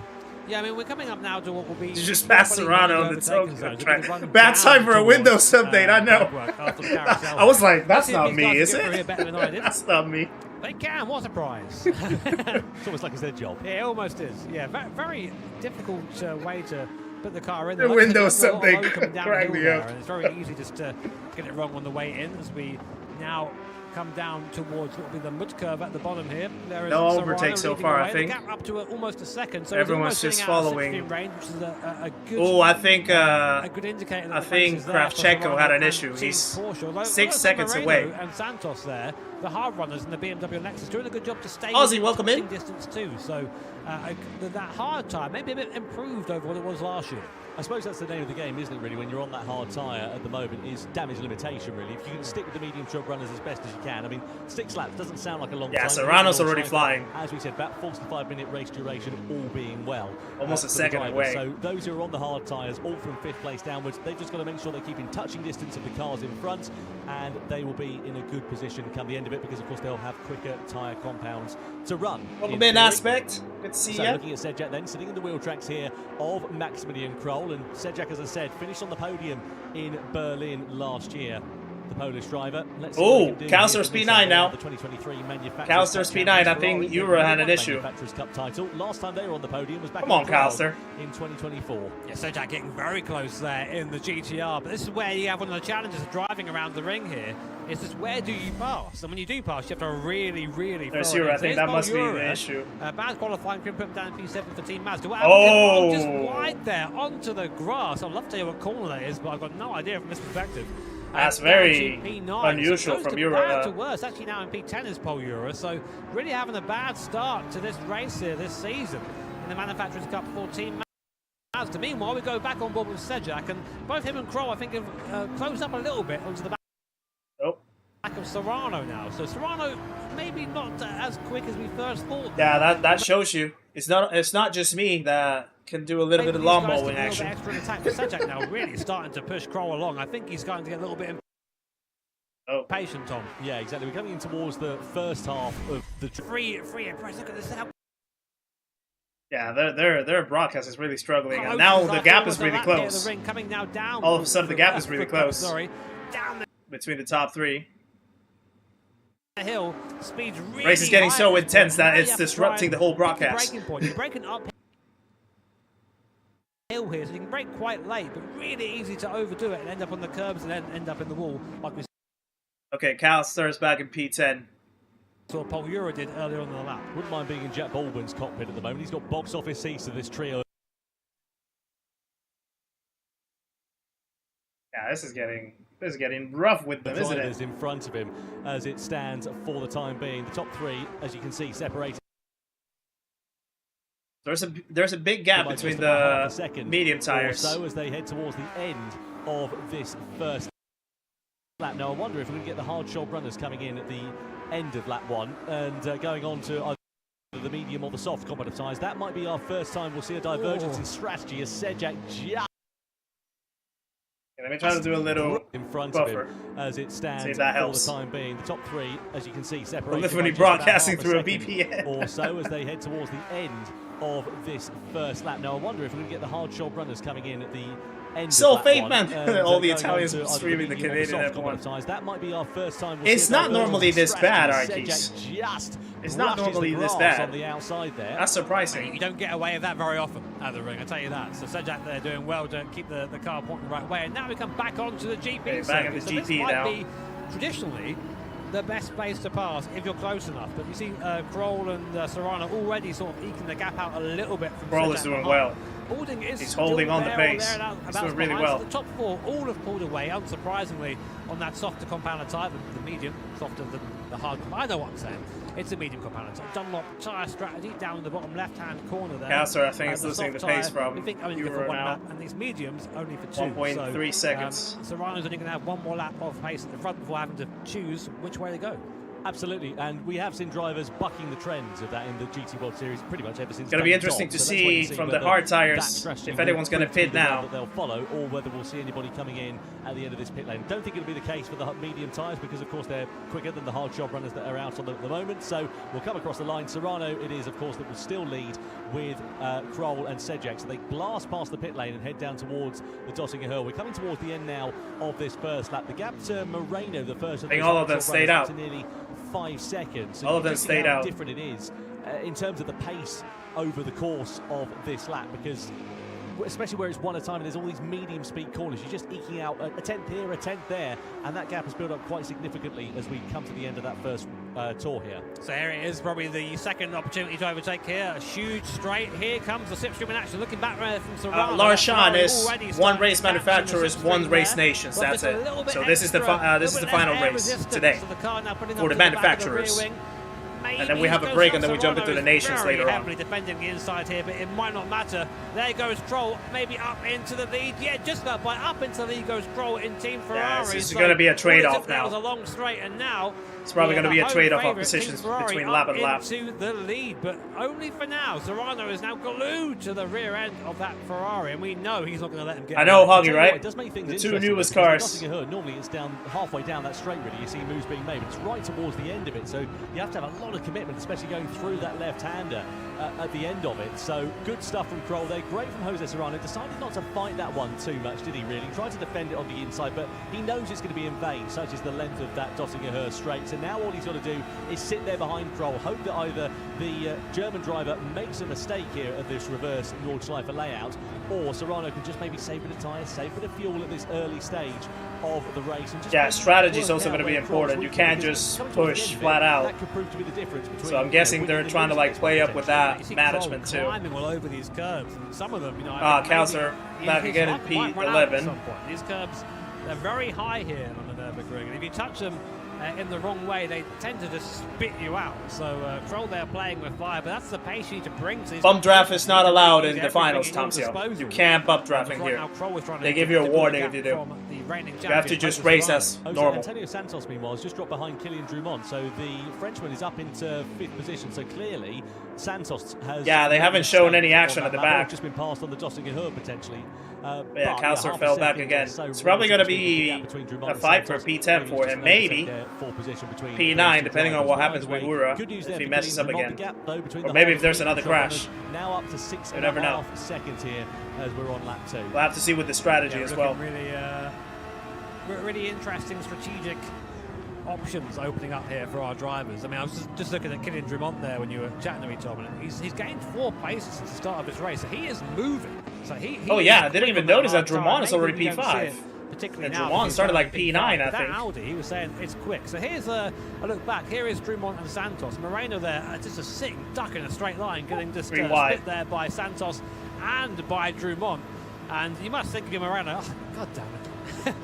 What can I even do about that? Ricardo Zonta Simulator 2026. That's what that was. Look at this. Wow, Drumont. Super commitment. Good also awareness from Santos just to give him that racing room. What a move. On the inside. Fantastic from Kylian Drumont and also Antonio Santos. Sad there for Moreno, but it might come back to him a little bit later on. He's still sitting on the coattails. What of the a Lexus move from in 7th Drumont right there. Stands for now. Point to mention as well for the likes of Paul Ura and Miroslav Kravchenko. I actually shared the taxi with them from the airport over to the venue here in Milan yesterday and was chatting away to them, and they were saying that basically the cars that they're driving, the Mazda and the Lamborghini, not the fastest out there on track. They've struggled a bit with the balance of performance updates for 2026, and as such that's why they're a fair way off as it stands for now. They'll be hoping for a bit more fortune. Not that we didn't know that. We clearly know that there's a problem with the commentary box. The Nico Menzel. Nico, great to have you here. Thank you so much for joining us. Yeah, I mean, the Lambo is 2015. Look at where the Lambo is, all the way down the back. He's just having a race on his own. It's unbelievable. I almost do not recognize it anytime. But, you know, it's actually... Now I can see there's a crazy track we're racing in, because I think we are used to drive the normal Nordschleife, and now you can actually feel the quick corners, the craziness about the barriers being so close, and it's great. Cool. Yeah, I mean, for me, props to Sepsiak. Coming down from Muskov to Bergman, holding on well to 280 kph and the having front to stop runners. at the end there. Even though he's in an older car. Life, but obviously, yeah, exactly. Has a very accurate version of the ring. I'm not sure the slipstream, Super Jonico. Not sure. Maybe custom, actually. Wouldn't be surprised. Or actually, no. I think maybe weak. I also prepared myself for the 24. It's like a mix of like. I drive this car on this track for many years, but yeah, it's really custom, but it's like a mix of. Not being in the car is always helpful. And maybe weak or a little bit stronger slipstream, but not as much 30 air, so that you can like stay close. In the night, which is very special on this track, and honestly, it helped me a lot. Yeah, he's really good in that GTR. During the night, he is really good in that GTR. Yeah, quicker, and it's fairly crazy to see, you know. I think he almost went for it right there. I saw it from the mirror. Easy flat out that way, but another good opportunity for tires now following all the way up to Flugplatz. Yeah, you see Serrano here sitting in the wheel tracks of Maximilian Krol's. Tires are kind of like balanced, I think, depending on the wear. So it's Ferrari versus Porsche, Serrano versus Krol, and Serrano's going for it. Line, which is going to flick to the inside line. He's going to come over the crest and go into the left-hander, and the Spanish driver back through and into the lead once again. Fantastic commitment from Serrano, and great driving also from Krol.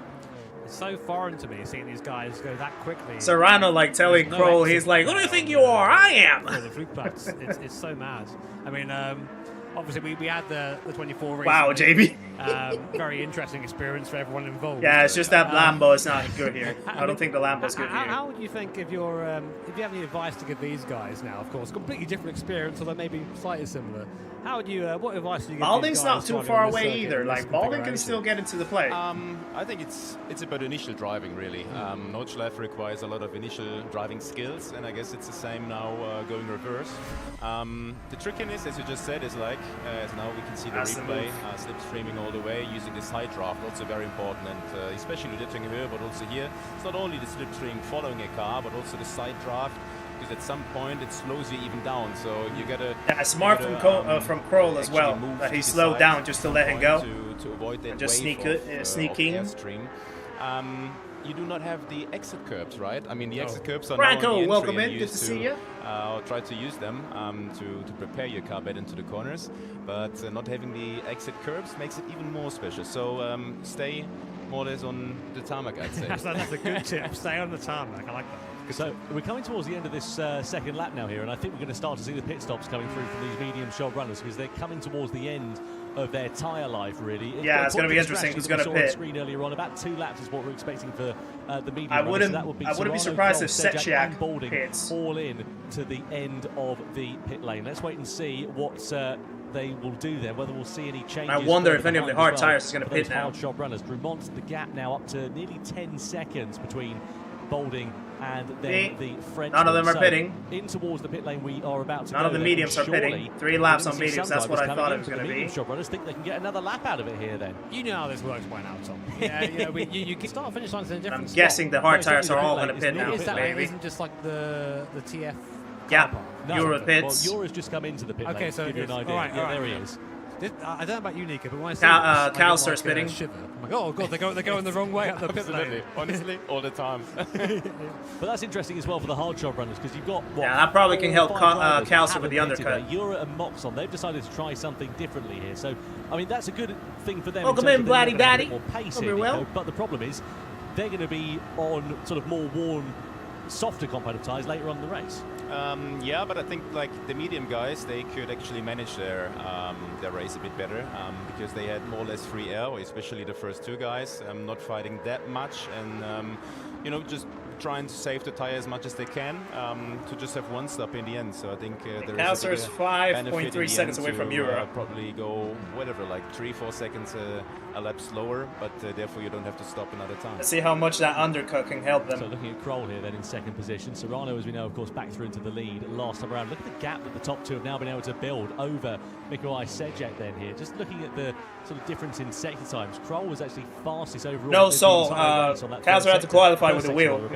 It's all with the wheel today. That was about 1.8 but he did enter the scene, the stage. He entered with a controller in the hand. We'll look at it, but here's a replay of maybe why that was. So it's just after the Dr. Her here, and he comes for this very tricky Gabel Cup and just grabs the grass and then the wall. And so easy to do that anywhere on this circuit. What I was going to say is that, plus maybe some other things, he does have a lot more tyre wear than the cars around him. That front right tyre is looking pretty second-hand there for Sejak, and he's got to bring that now all the way around the circuit, which is now a anti-clockwise circuit. So that's going to be tough for Sejak. Do you think there could be a legacy of the drivetrain layout? It's a front-engine, rear-drive car, obviously more weight of the front axle, and that's causing the front tyres to scrub a bit. For sure. I mean, once there is more force on the the fronts for Sejak and Balding are probably in a bad place. The rhythm as you are going the right direction, and you overturn the car here and there. So I think it's all about managing the driving style. Just turn as much as you really need. Ramon is doing a great job with the front stuff. The front means also you scrub the front. The hard tires. Overheat it a bit, and therefore front tire can also welcome in, Gas. Hope you're well. I think this part honestly is one of the most scariest, isn't it? Going all the way down and now into the carousel. Crazy. Yeah, it's where I had my. Oh, I got you, Saul. I got you now. When I was trying to drive it. Yeah, I don't know if they did. Okay, and they might have. Front loaded in the weird way. You try and brake and nothing. I probably missed it. Straight off into the woods. Obviously not ideal for our competitors, but turning into a bit of a two-horse race now on the medium runners. It's Serrano and Kroll. Sejak is starting to maybe bring a little bit of that gap back. He actually had the fastest sector 5 of anyone the last sector they went through just then. So the pace is still there for the Nissan driver, but the damage is done there at that earlier incident. Keep an eye out as well for Jura. The gap there, 17.5 seconds between himself and Hafidi. That's going to come down because, of course, he's now on a quicker combative tyre and a new combative tyre. So let's see what sort of inroad he's going to be able to make now he's in clear air. You can see Maximilian Kroll all over the rear wing once again here of Jose Serrano. This is where, of course, we're getting into the circuit now. This battle's painting to be good at the end. If they can stay together. A sort of V-line through the corner. Kroll's doing a good job. All over the rear wing here of this Porsche. It seems like a case of... Hello, Michael Bauer. Hope you're well. Attack. We're going to come over the crest of the hill. Serrano just able to defend. Kroll gets out of the throttle a little bit early, just biding his time at the moment. How steep it is down there. You never realise. Look at how locked in they are. You almost fall down. 17%. Yeah. Their vision is just like so precise. 17%. Like trying to break down that. Yeah, it's unbelievable. So if you're Maximilian Kroll here, Nico, you're sitting in this position in P2. Do you think it's a case of attack, or would you be sitting there waiting? Honestly, in this part of the track, you're more the waiter. You're trying to have, like, as he does now, 50 meters distance to the car ahead, because otherwise you just scrap your front tires and you destroy them. I mean, GT3 cars, it's a lot of dirty air, a lot of aerodynamics, and it's all about saving the tire for actually then the GP circuit to make benefit out of that, having a good friend Axel there. And I think if Kroll manages to stay in the slip long enough and he can save some fuel, maybe that can be a good aid for the end of the race. And the rears actually now are going to start crying out as we get already to the halfway stage of because if he's going to have any chance of beating Serrano, it has to be through strategy. 2.7 seconds they've now got. Pace alone, Serrano's just going to beat him. Just a point on pole Jura. Gap was about 17.5 seconds. It's already down to under 16 seconds now. Well, I mean, the question that's sort of being posed to us now, you think about it, these guys have made the medium tyre last another lap. Is that Dunlop soft tyre also going to last another lap? So, I mean, we tend to find that the name of the game is to just don't use the hard tyre. Hard tyre is lava. It has to be used, but it's just very slow. But we're seeing that on the other end of the spectrum there. Some of these guys are trying to get that hard tyre for us. And on the other hand, Setchak and Balding. If that is just not the play. Setchak is losing the pace. Balding's sticking with him. Oh, he's going for it. Compared to theirs, we see another fight for the lead. Yeah, they're probably going to just trade blows. Cruising back by Serrano. I think that's what's going to happen. They're going to start trading blows, secure P1, P2, and leave it all till the end. Yeah, I think that's what's going to happen between these two. Milan as well. They'd like seeing a Ferrari go through for the race lead here. It's unbelievable.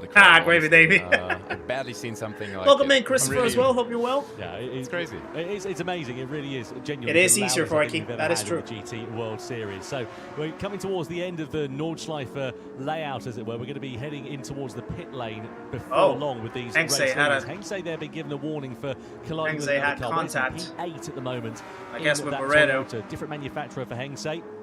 And that battle between over the course of between this season, but so far it's Drummond to Hengse as well. Really close. They of course are former champions, but the pace, clearly the BOP, not working out for them at this early stage of 2026.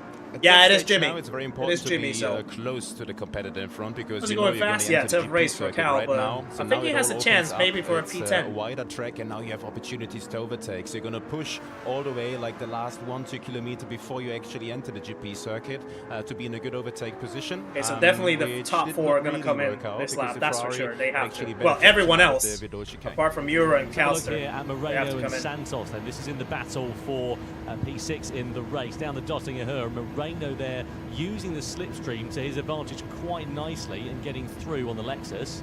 But that's also the side draft effect. You see, now the car on the left actually regains some ground, and seeing like onboard sitting here, he should have actually moved to the right to be in a better position and to not give him that comeback on the straight. So it's not only slipstream but also side draft, really. So coming towards the end of the lap, we're about to go then with Kroll, Serrano, Sejak and Balding. Surely they're going to have to pick because those medium tyres. Yeah, Davey, yeah. Absolutely crying for mercy now at this point. You can see there, especially for Sejak and Balding, those front tyres, of course, front engine, rear wheel drive cars for both the Nissan and the AMG.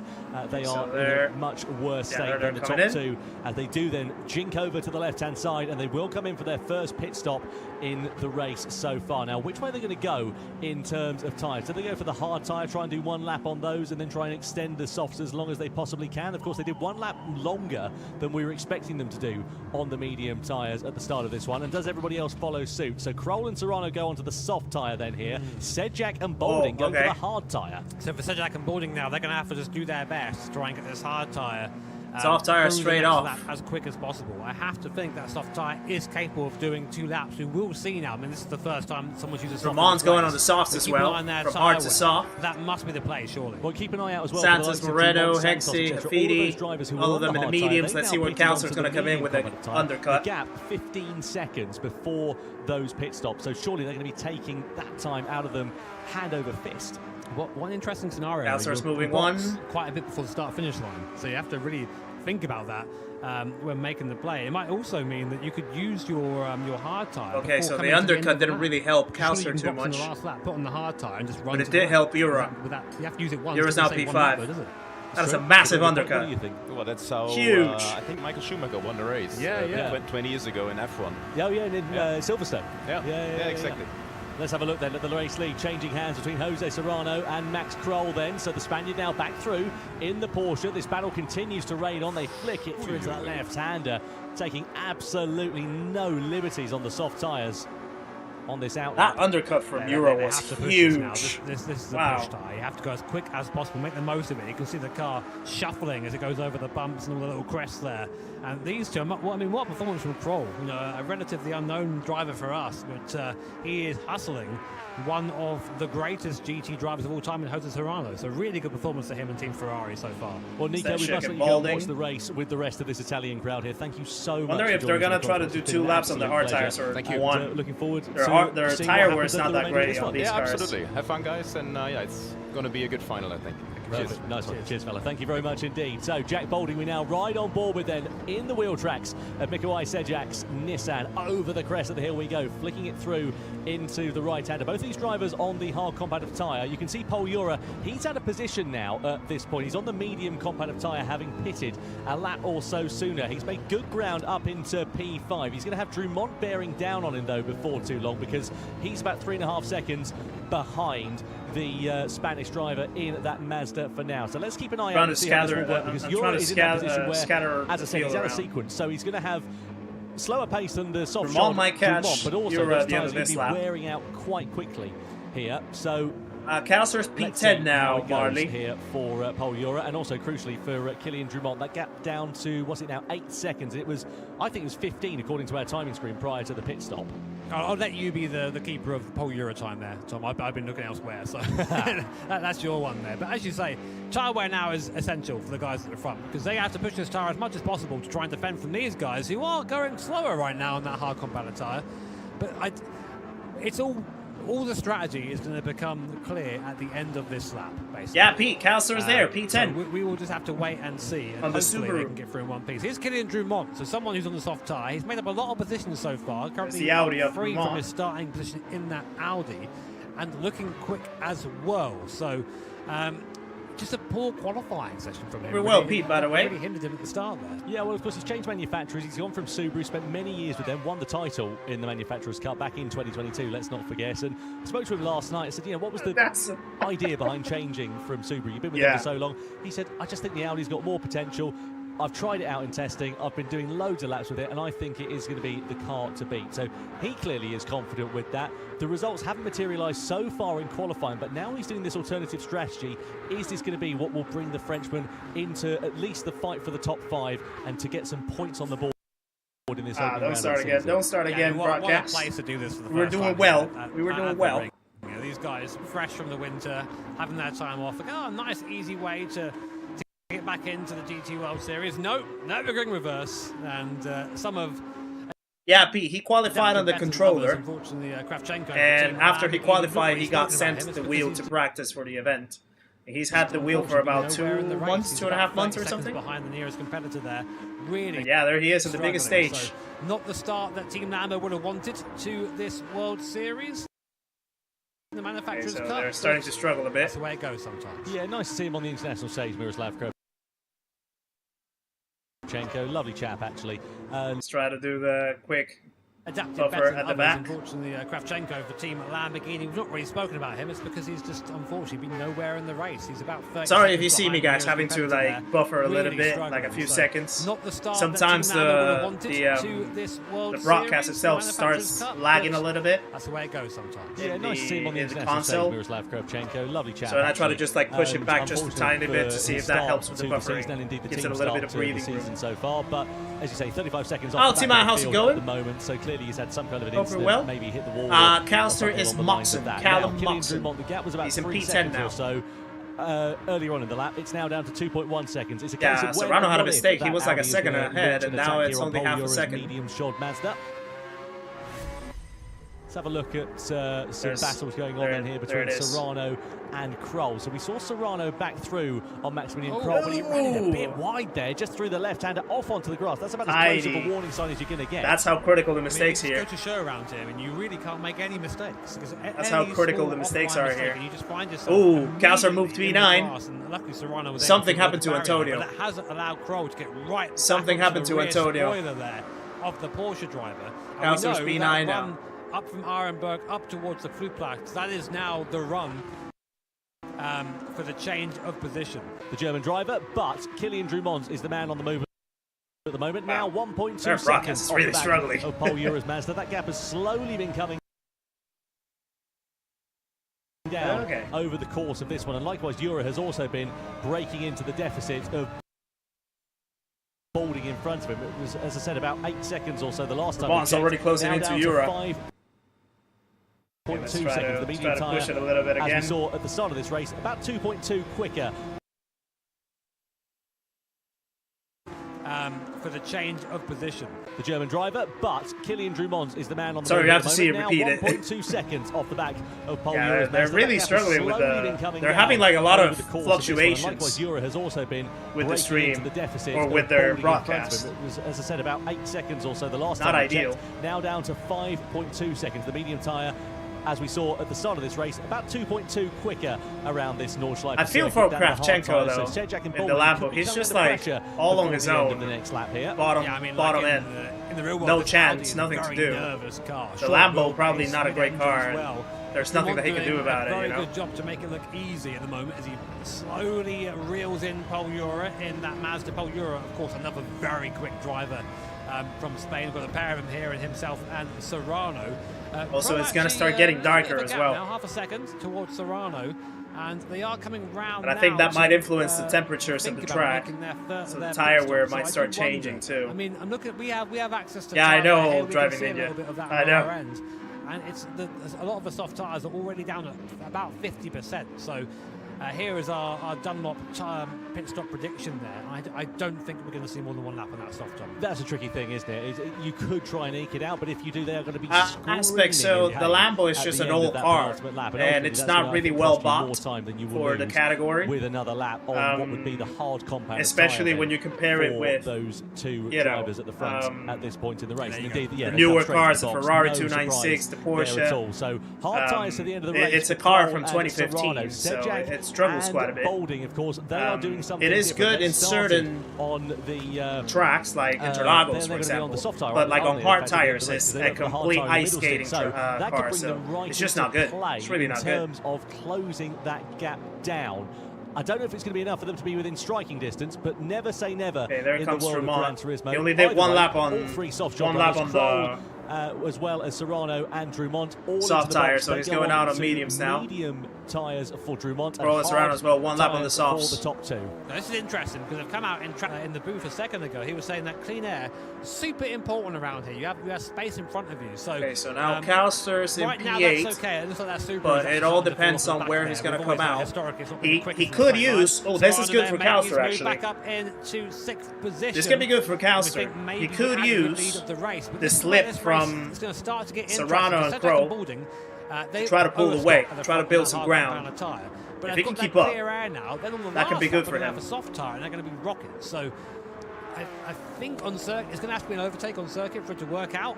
But it's the way you have to. Especially knowing that Drummond's going to take over, but he wants to keep the gap away from Antonio and Mehdi. 15.2 seconds between Serrano and Sejak as it stands for now. Both those drivers are on the hard compound of tyres. Serrano and Kroll were in the game over, man. I'm saying Group 3. Has to be Group 3 for sure. They are now starting to pull away from Moxon, which is good news, because the last thing that Serrano and Kroll needed to do is start getting involved in a fight, start squabbling amongst one another, bring them back into Moxon's sort of wheel tracks, if you like, allow him to have a dive up the inside, and then it costs them time, because at the end of the race they could lose position once those final pit stops. The thing is, they're on hard tires, so Calcer is going to have the edge with the compound. So on board we are then here with Kroll, and so him and Serrano, basically they've got to work together. They're tied here at this point until it comes to the point where they're not, right at the very end of this race, but they've got to play it so smart over this next lap and a half or so. Well, I mean, you say that, I'm a driver. I understand sometimes that you aren't very smart when you're driving. You see the guy in front of you, you think, you know what, I can have him, I'm quicker, I should be the one leading this train. And that's where it gets maybe a little bit tricky, but they've been playing nice so far, these guys. There's been no silliness. Hopefully the thing is Ferrari, very quick, and we've that between Serrano and Kroll and the hard tire, Calcer having to follow up. Obviously, these guys are going to be slower, so hopefully that doesn't slow Calcer too much, and then it brings Antonio into his fight. Hey, we'll wait and see how it works out. Just looking at the gap again between Sejak and Serrano, it's actually increased up to now 16.3 seconds, and Kroll all over the rear wing of the 911 as we. But this is where you notice like how composed they are when they get close. You see how they start like just blipping the throttle off. They're like keeping the distance. Kroll keeping the distance from Serrano. Obviously, they can't bump draft, so and the Italian manufacturer for now. They have to really like be attentive to their inputs. How to avoid collisions on the right-hand side of your picture. But yeah, look at now. So the gap between Calcer and Antonio now dropped down to 3 seconds. So Calcer is losing ground. Only really used a gamepad until now, and now is moving over to the wheel and doing well on it. It's a hard transition to make. So yeah, good job there for Moxon and BA. Yeah, and a particularly big transition to jump onto the international stage here in the GT World Series with a very loud and passionate crowd behind you. It's a maybe Calcer's going to have to like give himself some ground. Moxon, sitting there in P8 in that Subaru. Let's see whether some points could be on offer for that manufacturer later on. Trying to like just have a lot more clean air to push. Kroll there again on the attack against the Porsche driver of Jose Serrano. Serrano again. Penalty for bump drafting. I'm not sure, but I reckon it's probably going to be towards the sort of overtaking a couple seconds, 3 seconds maybe. Found out over the course of. They give you a warning the first time, and you wonder whether Kroll is going to keep repeating it. They give you He's starting to look a little bit impatient, moving like the car probably left, that 2 second, 3 second penalty or something. A few different lines here. I mean, I think the Kroll is faster because he's just stuck to the rear end of Serrano. I mean, there is a little bit of a draft you get from the car in front, but not this much. Rico, Bob. The reason that the Bob is terrible. Kroll is so close is just, he just has a quicker package right now. But Serrano, of course, ever the champ, just knows where to place his car, knows the strategy he needs to do to keep himself in the lead. But he's going to need all that experience now, all that skill, if he's going to keep this aggregate lead there from Kroll. So coming up now in go again. Well, this is Calvin Hart, but reverse as we now come down towards what is Adnal. Okay, let's do this. He just has a quicker package right now, but Serrano, let's try to give ourselves some buffer. The champ just knows where to place his car, knows the strategy he needs to do to keep himself in the lead. But he's going to need all that experience now, all that skill, if he's going to keep this aggregate lead there from Kroll. So coming up now well, this is Calvin Hart, but reverse as we now come down towards what is Adnal Force. Say hello to the Rebel Tree on the right-hand side. Hello, Rebel Tree. Hope you're doing well. And we move now down to where Kroll will be starting to think, okay, we are on the second to last lap. I know where I can pass him, but can he pass me back if I'm leading there? It becomes a bit of a chess game here, which feels a bit ridiculous when these guys are navigating you know, a half marathon each lap of corners. It's insane. Yeah, that gap had stabilised at about 16.2 seconds. It stayed so at least, so Antonio now behind just feathering the throttle. Antonio's struggling. He's got here on Jose Serrano, and is he going to launch a move into the left? Antonio seems to be struggling now in the later stages of the race. He's ready for the taking, ready to pounce.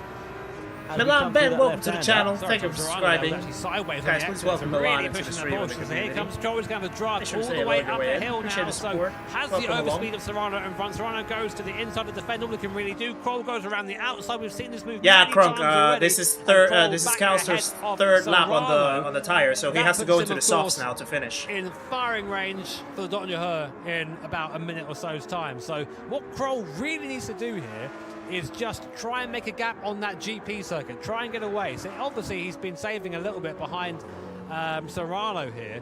Tyre-wise, they're looking quite similar. So we know that Kroll and Serrano don't have to pit anymore. They're going to the end. He's about a second and a bit. Setchak and Balding. Oh boy. To stay away from Serrano. Right now, Serrano. Setchak and Balding are the other ones that need to pit, and they'll catch up to them, but are going to be behind. Go down to the wire if it stays. Euro's going to be the interesting one to see where he ends up with Dumont. That's really going to change the landscape of this race, but it just shows you how hard he's pushing at the front there to try and make that time up. They're just about to come into the pit lane here as well, Jimmy. So Setchak and Balding are about to come in, likewise. Euro, Hengse and Moreno, who were, as we said, a little bit out of sequence earlier on in this one. So we'll see what it looks like between Jose Serrano and Kroll as they come through this final sector. Then they do not owe another pit stop in this race, just to remind you, as it stands for now. So Setchak in, Balding in, as well as Euro in, Hengse in, Moreno in, and Moreno. So two hard shot and three medium shot runners, and look at it, a plethora of soft tyres, which is going to be such a headache for the likes of Kroll and Serrano at this one. They're going to be on the hard tyres right now to the end, and is it going to leave them vulnerable on this final flying lap, or are we going to see the top two still battling amongst one another for victory? So through into the left-hander we go, back onto the Nordschleife for the penultimate time. It's Kroll that leads from Jose Serrano, half a second, but what's the gap to the likes of Setchak and Balding? That's the important one, 10.5 seconds. Of course, Setchak, as we know, has got that half-second penalty. It's not insurmountable because it's about 6.6 seconds. Calster's P9. What we reckon the delta is. If he can hold it, that's a good result for him, you know. Setchak and Balding right into play in the closing stage of this one. Eyes though on the this front is of the this final, race, and this eyes is the on final battle. Serrano blasting to the inside down the Dottinger Hill on Max Kroll. This is the final battle in for the towards win. The left-hander, the Porsche once again is back through on the Ferrari into the lead. You know, Jack might have a podium if it can stay on Setchak's tail. He's got a podium, but Drummond is now. Oh wow! Drummond is now in the fight. Needs to keep his cool. If you're Jose Serrano, but Balding has a soft tire. Try and make a gap. We've seen that this Ferrari has the legs in a straight line, so Serrano needs to use every bit of cornering performance from that Porsche in front there to try and get away. But what an impressive performance here from Max Kroll in that Ferrari. Doing so well here, and yeah, I mean, really showing that Ferrari. It's going to be crazy. Balding back in P4. Fourth place, but Balding's just managed to mug him on those soft tyres at the end of this one. So Drummond, he's got, what, 5 seconds over pole Euro. That might be enough for him to hold on to a top 5 finish and bag a couple of points for Audi in his debut for that team. But Max Kroll, we're on board with him then here. 10 seconds the deficit down to Setchak, so they might be okay if they don't swap it's going to be, it looks like, over the course of this lap. Antonio's not too far away either. Each other. It might allow Setchak to close the gap down and maybe launch something towards the end of it. But as it stands for now, it's Ferrari and Porsche that are battling for victory. They just don't have the speed, Setchak, right now. Oh, there's an investigation. Drummond and Balding. Up his game, to be honest. 9 seconds is a lot around here, and I don't think he's going to catch unless he really has a mega lap or these guys start fighting. Saying that, the gap is coming down, so never say never. We know how quick Setchak is. I mean, to be fair, yeah, the two newest cars in the game. To contend with as well, that flashing red two newest cars in the game. He picked up at the end of the last lap, so it's got to be huge here from Team Nissan. Overpowering the rest. These guys have been just tied together for the entire race, it feels like. It's been awesome viewing here as Serrano really pushing now down towards the carousel. Really easy place to get things wrong, of course, as we saw from my footage a bit earlier on, as the sun begins to set here, and Kroll really attacking the entry of the carousel here, right onto the back of that Porsche. This is gonna be crazy. What a great going down Kesselken. What a great job as well from Max Down Let's not forget, this is his debut in the GT World Series. Ferrari's going to try and move. We saw they were under investigation for a collision earlier on. There's Sejak up in front with the penalty. Through the mini carousel we go. Bolding just gives a little tap to the rear. He's going to slide that's to nothing. the inside. I think that's okay, to that's be honest. Nothing. That's a racing incident, if anything. A bit of confusion, but either way, Bolding through on the Frenchman in the Audi for 4th place for now. Yeah, that should be Serrano fine. and Kroll, the drivers, but we've got that should be fine for the Bolding. sharp end of this one with just over half a lap to go here in the first race of the Manufacturers' Cup in 2026. I think they Kroll can choose the livery, aggressive, yes. looking menacing on the outside no further there action, of the Porsche, so but no way is up through clear. for now. These two guys absolutely rocketing down towards Bergwerk now. Speeds of 270 plus kph. The front brake discs there glowing the force of trying to slow these cars down to that part of the circuit. I think Setchiak had an issue. Bolding's back within a second. Really 7/10. the pace of this thing as we now come to what is realistically the last few places. I think Bolding's going to get the podium if he stays there. there. We know where he likes to try and do this. He's waiting for his run out of Arenberg up towards Flutas, but he needs to be close for that to work. He can't let Serrano get away. And right now he's basically pushing the Spaniard along. This must be such a weird feeling for Serrano. He's been dominant over the last couple of events here, and now he's really being made to work for it. We love to see it here.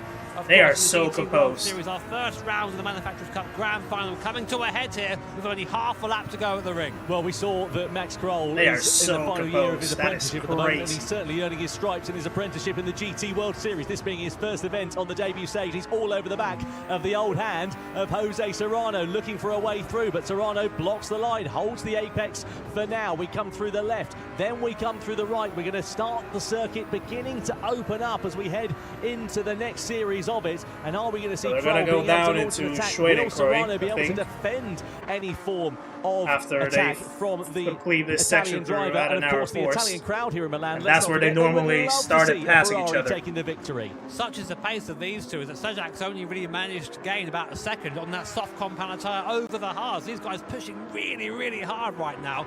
And now, if you are Max Kroll, you are thinking, right, okay, here is my chance to strike. What do you do though? Is Jose Serrano up the hill?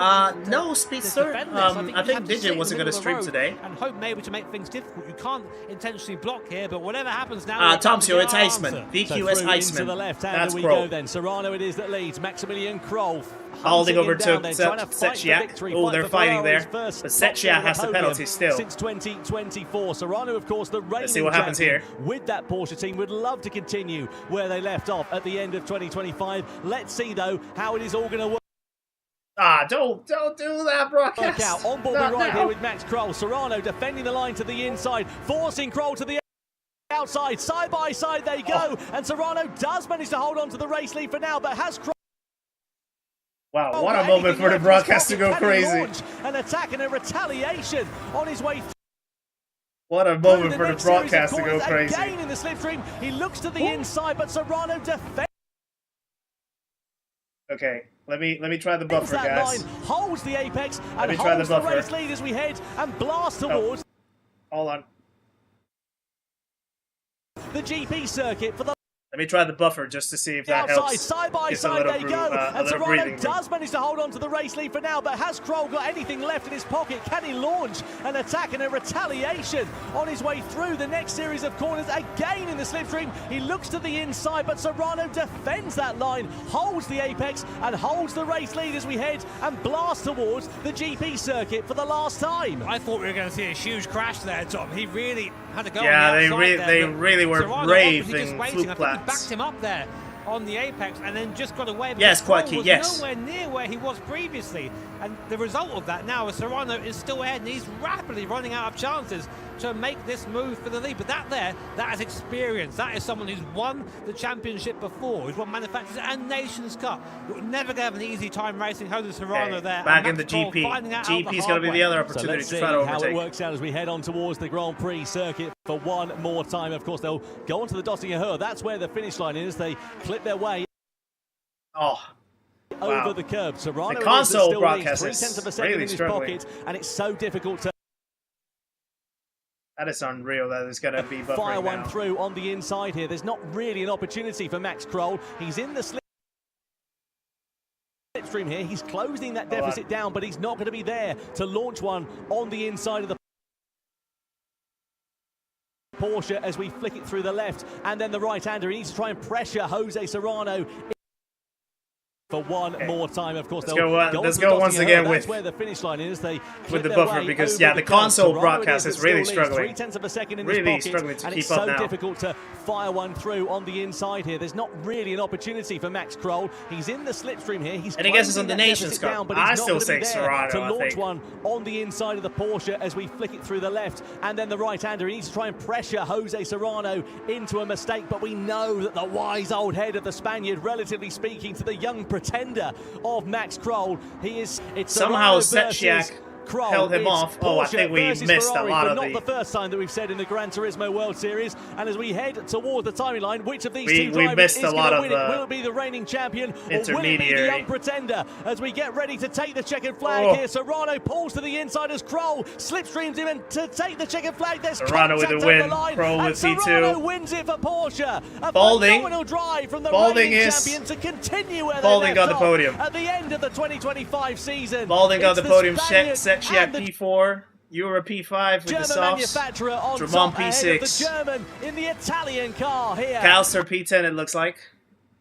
Yeah, Calcer's going to be P10. Antonio has a penalty. And Balding in the Mercedes AMG will take a podium on his debut in the GT World Series. Well done, Calcer. Also, a well done.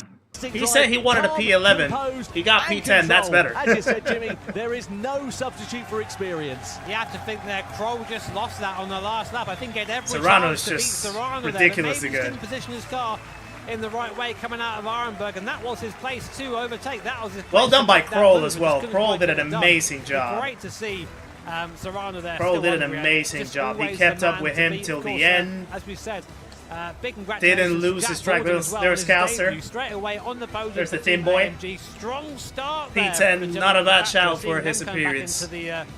Well done, Calcer. But really, the story today was about two people and two brands, Serrano and Kroll, and Porsche. Yeah, absolutely. No shame in P10. He's the top 10 in the world based on that, you know. No shame at all. Fantastic. No shame at all. GT World Series in 2026 with such a strong battle. There's Valerio Gallo, former Nations Cup champion. He'll be hoping to do the business in a couple of hours. But yeah, well done by Kroll. Kroll put an there, absolute spectacle with Serrano right I have there. to say, for Jose Serrano, kept up the whole way. Just saw that experience coming to the fore. Gotta He respect could that. anticipate what Kroll was going to do, what he would been doing in those shoes, and he was able to cover it off so nicely. This is how the race started then. It was Jose Serrano from Kroll on pole position. We saw an early mistake from Pol Ura in the Mazda. Yeah, he is a beast. Come over the line in 5th position. So Inspect Serrano's glasses. After a difficult start to the race, but the story of it at the sharp end was between the German and the Spaniard.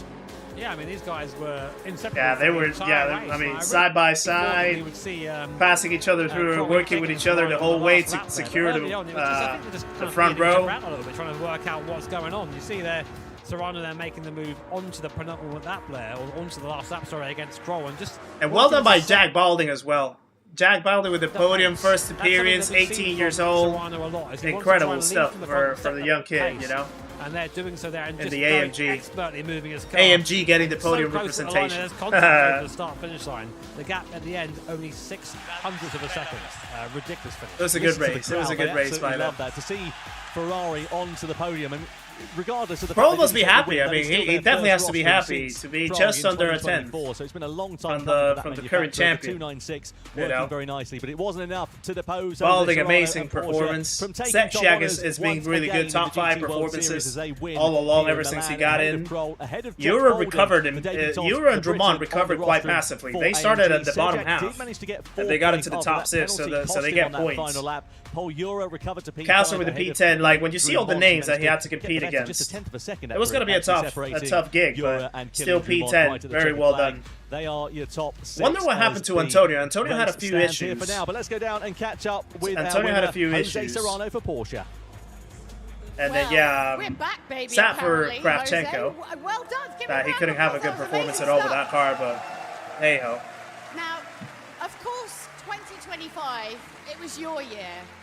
That felt like a new kind of pressure. Did that feel like Miazano was breathing down your neck? Yeah, I had a good rival right now. all the race with Max, in front of me, behind me. During the race, I thought, Max, you can do a mistake or something. Nah, you're new. What are you doing? I'm joking. So congrats to him. He deserved the win as well. So yeah. Il Max continuamente gli fa anche i complimenti. Congratulations, that was an amazing race. I want to ask you, Nurburgring Reverse, first time. How did you feel that? Yeah, I bet he is fucking sick. Like and not only the Lambo, but the VW as well. Yeah, top 10 is great. Top 10 is great. That's an amazing performance by him at the biggest stage. So funny to he kept it together. Yeah. Gli è piaciuto molto guidare al contrario, si è visto, devo dire, si è visto. I mean, I thought there'd be a lot more mistakes, actually, and it was pretty good. I mean, you had a little bit of grass. Wants me to try to get Serrano into Seat Talks. You think that could be possible? You think that he would be interested in a Seat Talks episode? It'll have to be in Spanish, though, to make him comfortable. Okay, so obviously Max is, you know, brand new. If you guys want to see this Serrano in Seat Talks, just let me know. Is this a new rivalry? Is this the new rivalry, you and Max? What do you think? The rival is all the drivers, so we're here the best driver in the world, so all the drivers are rivals. I wonder who's gonna take driver of the day. Maybe it's gonna be between Crow and Balding, I think. One of those two needs to get driver of the day. But maybe also Euro. Euro had the mistakes at the start and then recovered for a P5. Let's go back up now to Tom and Jimmy. Well, I can always put subtitles and captions, Ultima, but yeah, it will have to be in Spanish to make him comfortable and so that he can like speak in his natural voice, you know? But we can always do a captions or maybe a dubbed version. But that was really impressive from a couple of rookies, both on the podium. I mean, maybe there's like an attempted change in the guard, but Serrano's like, nope. Sit down. And there is a reminder there. Porsche there taking 4 points here at round 1, 6 points. Great start for them, of course, to maybe retain their manufacturers. You think so, Dan? I don't think so. There, great start from them. I would be starstruck meeting him. For 5 points in AMG, they were bowling in 4. Nissan, Mazda, and Audi picking up the rest of them. And Drummond there in the Audi had a good recovery in the end there. It was a bit of a change for him. You must wonder, is he going to be happy about change, do you think? Well, I mean, if you look at where Subaru were, then you have to say that surely you do the voiceover. That is vindication, as it were. Don't forget to vote for your Dunlop driver of the day, by the way. Is it Jose Serrano? Is it Max Kroll? Oh, is it Killian Drummond? Let us know. It's all on YouTube. And, well, that sounds a little... I feel that sounds unfair to have those three for the driver of the day. Also, those 70-odd% of people who Serrano is having a great time. Obviously Serrano won, Kroll as well.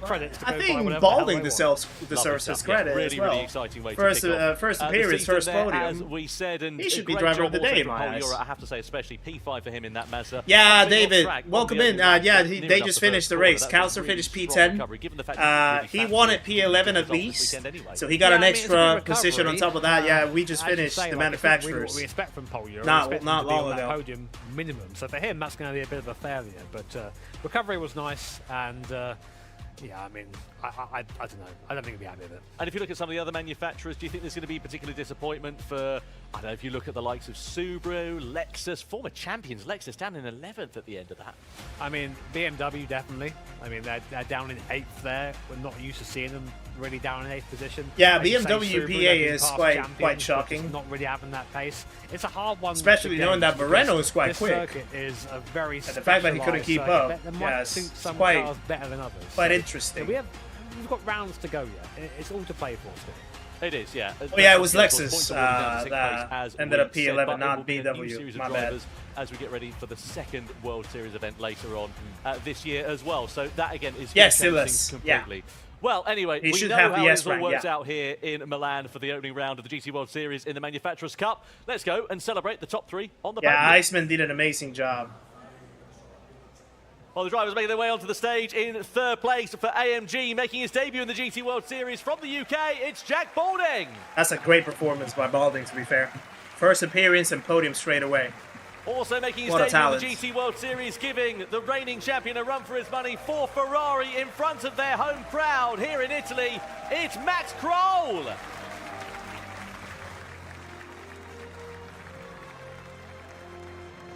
And the winner of the opening round of the Little Manufacturers Jack Cup destroying here in giants. Milan. Give it up for Porsche's Jose Serrano!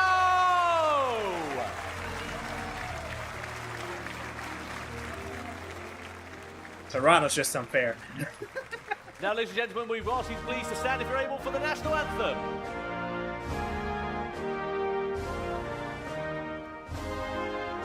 Spain, Santon. No, actually, no, not Spain. It's Germany.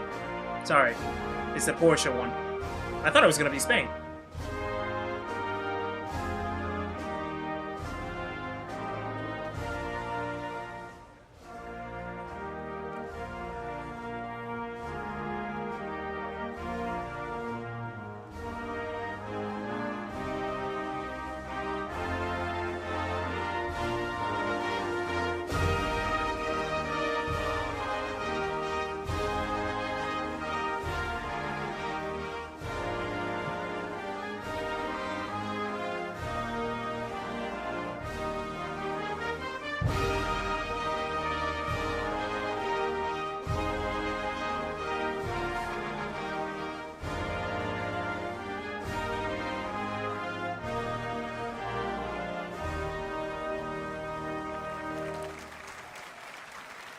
What a way to kick off the 2026. Yeah, I mean, Gran Turismo Balding is a young World one. Series. Yeah, Two he's a new super young drivers one. I onto reckon the he's quite a podium shy here in kid. Milan. And of course, the reigning world champion picking up an where they amazing left talent, off that's for at sure. the end of 2025. Now, time for the trophy to be presented. Tiziano Grasso from PlayStation Italy on the Warwick stage Hypercars. to present Ooh. the third place trophy. Now that's to gonna give Jack something to talk Balding about for Group Mercedes 1s. AMG. Yeah, I need to check that teaser for the update coming up. Great job from Jack Balding on the international stage. He's one to watch for the future, certainly. Second place trophy is presented by Brembo's Alberto Ferrari as we welcome him here in Milan. And it is presented to the man who was driving the Ferrari, Maximilian Kroll of Germany, the Italian manufacturer. Second place on home soil to kick off the 2026 Dantimoto season. wins the Nations Cup in about 45 minutes, I think. So they say they start at 6:30. So actually, I think they. And now we welcome running the a little Gran late. I Turismo would have thought series that producer this Kazunori one was Yamauchi gonna end a onto lot the earlier. stage to present the winner's trophy once again to Porsche. Jose Serrano of Spain is the winner to take Yeah, I'll off play on the a clip. maximum of 6 points here tonight. I'll play the clip in a minute. Great way to kick off their campaign this year.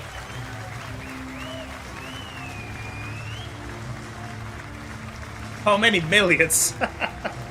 I think they get. I think they get like 500 euros or something for participating in each of the editions or something like that, or like 1,000. I can't remember. So it's really not that much. I think I think they should be paid more, especially for an event that just like racks up so much viewership and that goes so all over the place. But also, like, you have to add in, they pay for their flights, their accommodation, the food, all the experiences, the travel, whatnot.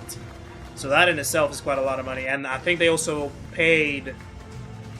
They also pay you for, like, if you work. They also pay you for, like, the days that you're, like, off of work as well, so that you don't, like, lose anything That's it, the from your Manufacturers regular Cup round job. one. A round of firsts. First of all, Kroll doing amazing, and you. This was your first. How was that? Didn't mean to do that, sorry. I don't know, I'm so excited, so many emotions. Ci siamo divertiti veramente tanto e secondo me il I know. I pubblico don't think they had any ha dato announcements tantissimo, quindi on vi the vogliamo actually. ringraziare, siete stati The broadcast just like went through fantastici, all the fategli un way, applauso. so they haven't announced Yeah, anything. amazing stuff to be here. They might do it for the nations, perhaps. In Milan, and I just find it spectacular that we had like 4 new drivers. Yeah, look, the stream still keeps buffering quite a bit. Just for this round, but to go from being at home and competing online to the So what do we say, guys? Do you want to do maybe like a little lobby before the 6:30 event starts? That's a lot. And We then can do like a couple short races or something. Maybe like a quick broad bean Group 1. who he is. Yeah. Maybe a Fisherman's Ranch in the pickups. Something like that. Something a little In fun. pista, hanno combattuto fino alla fine. È stata una gara this is definitely super struggling. vicina e non vediamo l'ora Well, di at vedere least che we already cosa accadrà watched. da qui in avanti. What we wanted to watch here, so I'm Ahir just gonna pause all'otto. this. And then let's go to the, where do they have the clip? Oh, okay, now I need to actually lower down the game volume because this is going to be quite loud, so bear with. The nation starts at 6:30. Oh, here it is, the updates. New 5 cars coming to Gran Turismo 7 with a June update preview and new video. Yeah, there's the 4 WEC hypercars. Let's try to check this.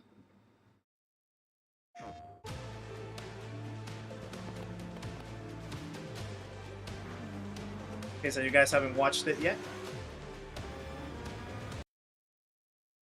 Even that is buffering. What?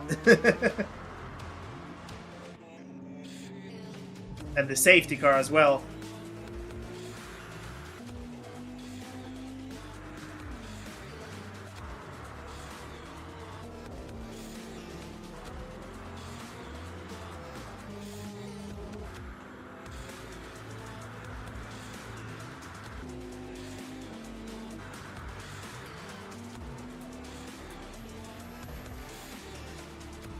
That's interesting. This should be fun. Definitely will like revamp the Group 1s, which have needed a lot of attention. So yeah. We have the Beamer, the Porsche, Ferrari, and the Peugeot ready to get in for the lineup. Okay, yeah, so we can do a little lobby. So maybe just like a little Group 1 Broadbeat, one of our classics. Then maybe some ambulance in the snow as well to wrap it up. So yeah, before let me go and get myself some waifu just to have something to refresh myself, get a little toilet break, and then I'll be right back. I'll set up the lobby, and then we have the Nations Cup at 6:30 as well to watch. So yeah, let me just do that really quick, and I'll be right back. John Rogers, welcome in, by the way, and thank you, Chaos, for the membership as well. Thank you for becoming a member of the channel once again. Guys, please share some love in the chat for Chaos Druid becoming once again part of the memberhood. Absolutely amazing stuff, sir. As always, thank you for the support. Right, I'll be just right back, guys, and then I'll set up a lobby if you want to join and have a little bit of you know, lobby fun. So yeah, just bear with. And Chaos, thank you for 6 months as well. You absolute legend. Okay, I'll be right back.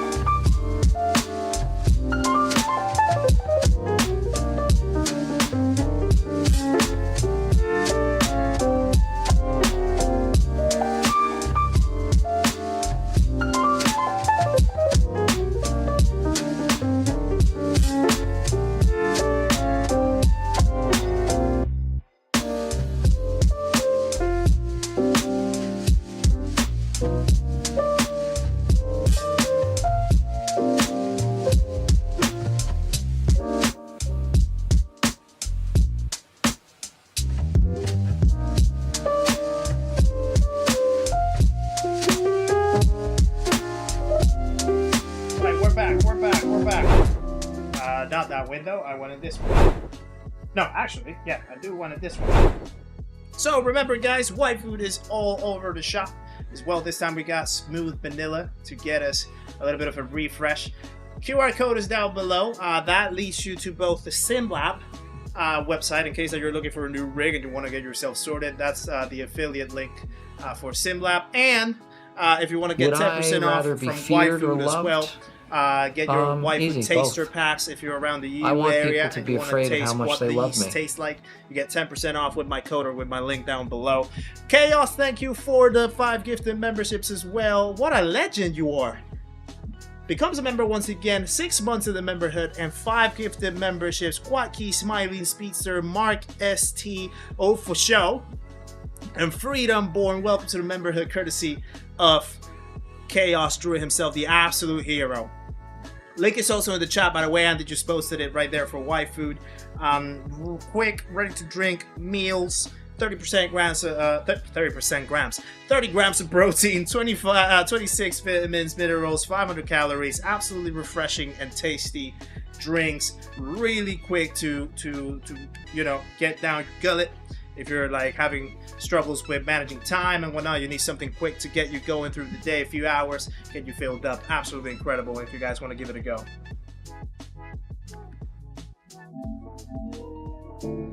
Right, let me set up the lobby then. Then we can do a little fun Group 1 Broad Bean Raceway, one of our classics. And then we can just get going with the nations when it starts in about 40 minutes.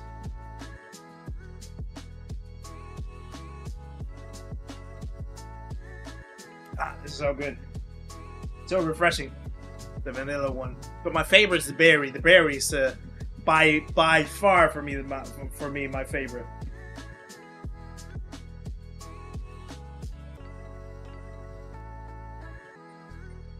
What's expensive? What's expensive aspect? Right, create a new room. Load the settings. Where's the here it is, Broad Bean. You can do, let's do 10 minutes. I think 10 minutes should be more than fine. Talk about the new update. We just showed it. We just showed it fast with the Group 1 cars. So yeah, we saw the clip, we saw the trailer. The 4 wet cars for Group 1. Pretty cool. Yeah, definitely got, can get something going with, you know,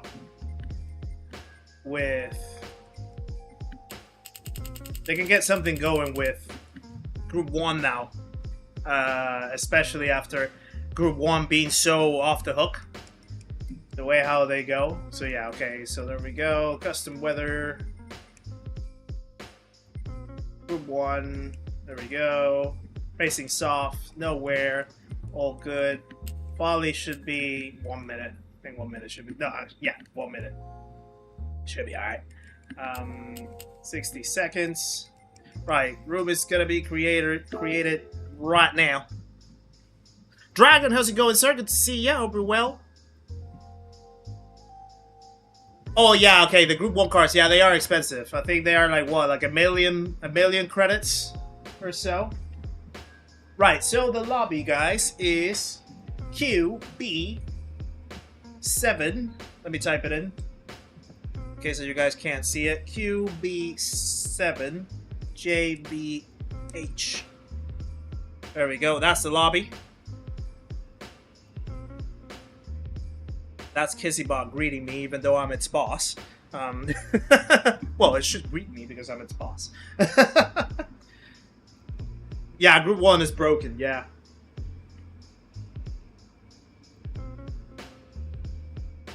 Right. So there's the lobby ID in the pinned chat as well, in case you guys want to join. Getting your Group 1 cars. And let's do a little bit of fun Broad Bean Raceway. This is for me one of the funniest races that we can do.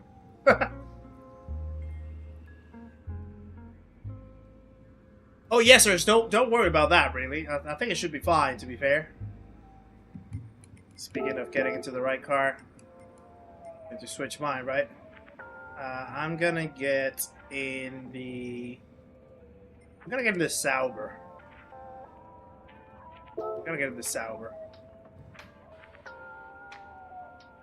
You join the next one. Yeah, that's alright aspect. The next one we'll probably do ambulances in the snow in Lake Louise. Female is in. There we go. Bobby B is in.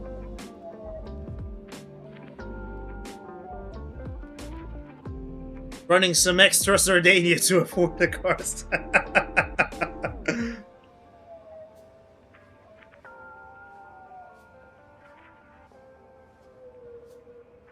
Actually, let me not forget to join my own lobby, you know.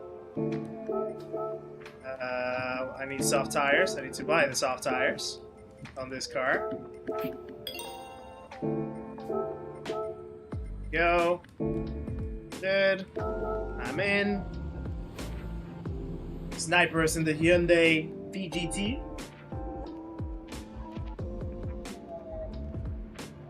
Bobby's in the Tomahawk. I see what you're doing, Bobby. Waukes's Rogue Quad, there we go.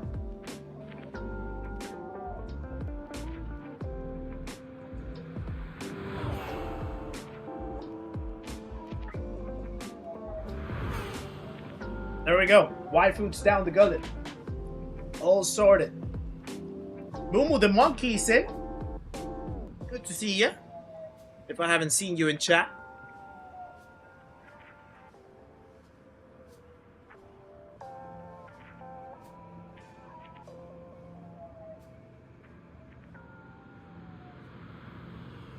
Dex is in as well.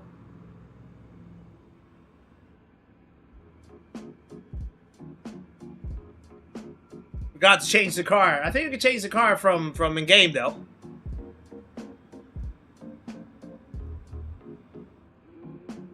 Eric, how's it going? What do I think about the upcoming hypercar update? I think it's pretty cool. I think it will give some life back again to the Group 1s, which has been long overdue. I think it's a category that has definitely been overlooked by the game for a while.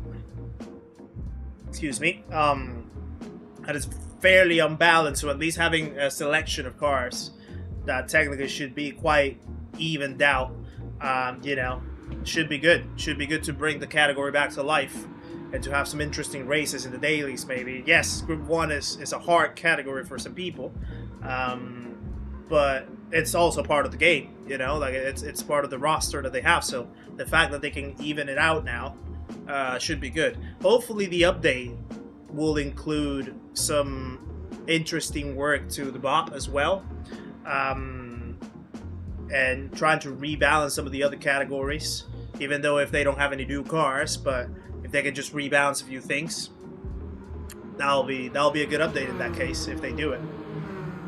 The Mons races are gonna be good now, yeah. Right, I'm gonna start the race in just about a minute, because I'm conscious that there's only about 30 minutes to get into the Nations event,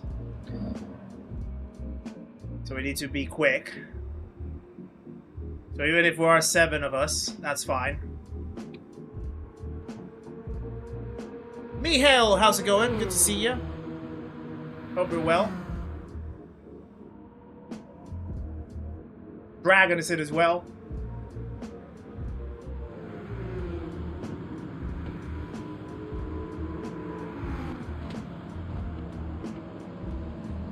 Augie plus Lamont plus new Group 1s watches his space. Yeah, they're gonna need a massive overhaul, and even with the overhaul of the BOP, I think just the difference on certain cars, the way how you drive them, it's gonna just make it very tough to balance out. But at least if you have 4 new cars in the category, and you mix them up with the other hybrids or the other hypercars that are in the game, and you manage to, you know, balance them out, there's something interesting that can happen there. Something interesting that can happen. Right, so we have half the group, so I'm gonna get started with this. 6 o'clock, so we have 30 minutes to coordination. So let's do this race, and then I think we could probably squeeze in a potential second race real quick. So you can still, if you want to jump for the other race, it's gonna be ambulances in Lake Louise with snow tires. So if you guys want to sneak in for the second race, feel free.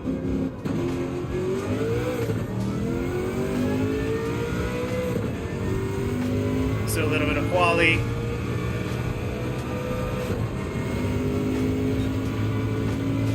Sauber.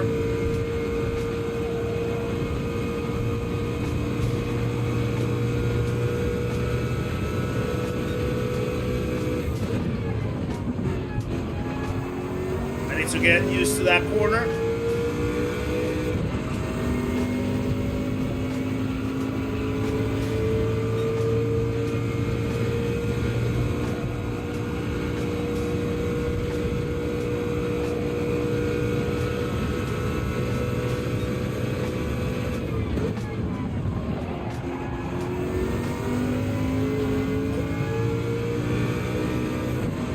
Wall a little bit.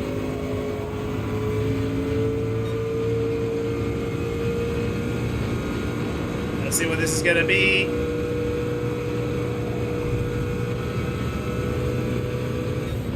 Not improvement, but something. GT7 needs a new track. I mean, I'm still surprised that they have Yas Marina. They introduced Yas Marina in the last update, right? And we haven't really seen it on the on the races anymore, which is interesting. Obviously, with the whole track limits shenanigans that has got going on, but they haven't tweaked that up to make a good race in Yas Marina. Yas Marina is a great track to do some racing. Kiel Villeneuve is a different story. I think depending on the category you can get something, but yeah, it's a different build-up. Yes, the same code for the next race, so you can actually join the lobby now and get ready for the next race. Oh, I forgot about the full start. I forgot about my own full start. How convenient. Oh, there's some running crashes. Right, 10 minutes around here.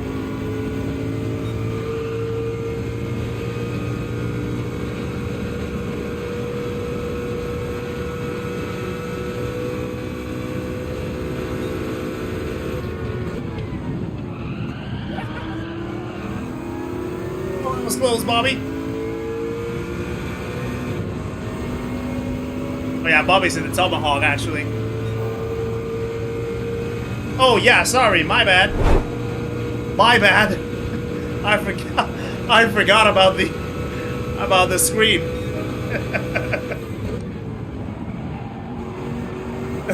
My bad, sorry guys.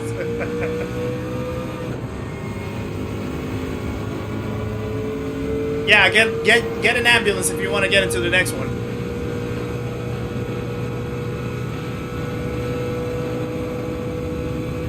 Look at the power of this Sauber.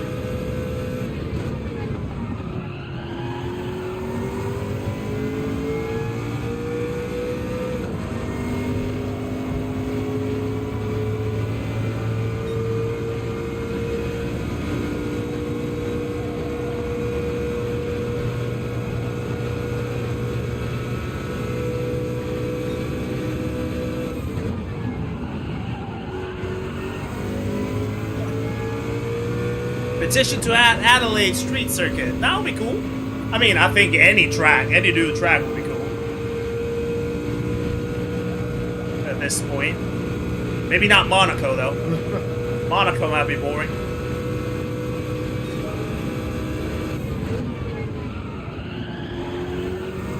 Oh.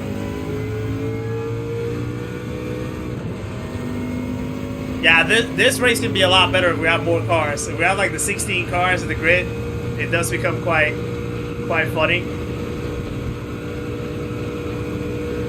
But I'm hoping that, well, we're actually starting to lap a few people.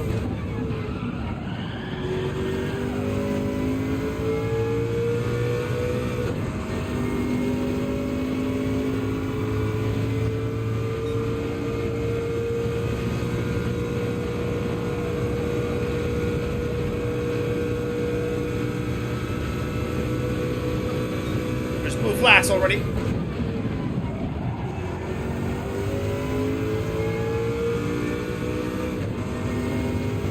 Yeah, it would be awful, yeah.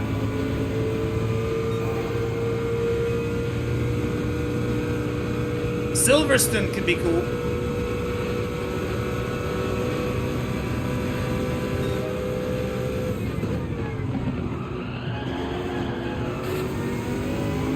Oh, this way.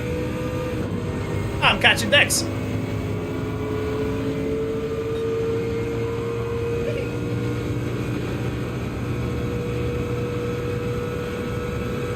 Get the boost to kick in.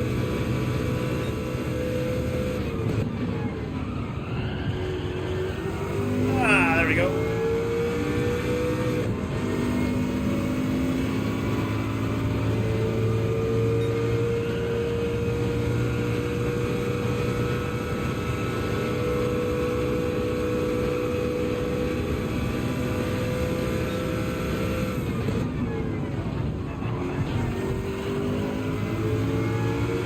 I'm getting you, Dex.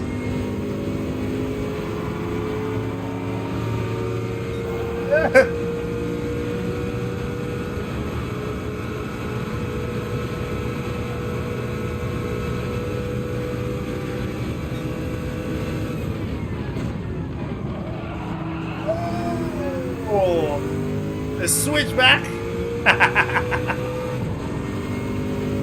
The switchback paid off.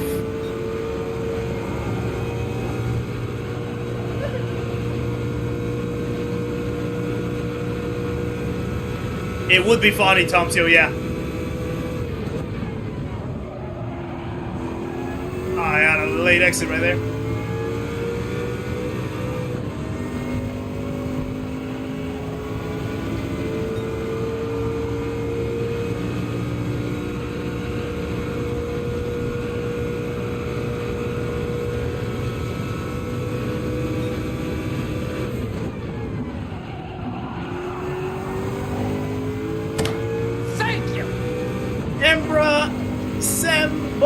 Welcome to the channel, my friend. Thank you for subscribing. Another Legend joins the party, guys.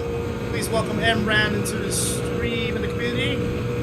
Make sure to say hello on your way in, my friend. Appreciate the support. Welcome along. Nice to have you.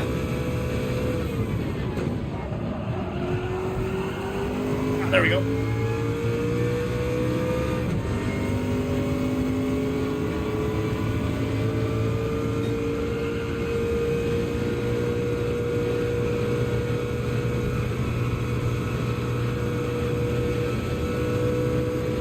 There's a cluster of cars right in front.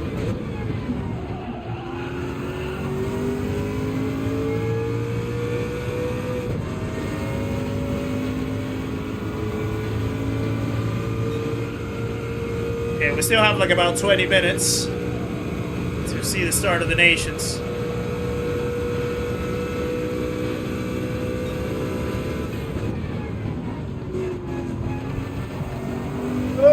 Oh!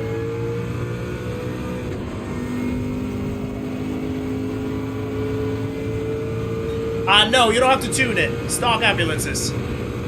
Stock ambulances are gonna be good. Oh, it got dark. It got dark now.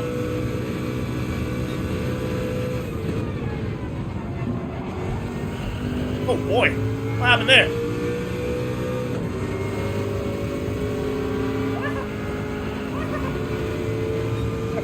Oh no, I hit the wall.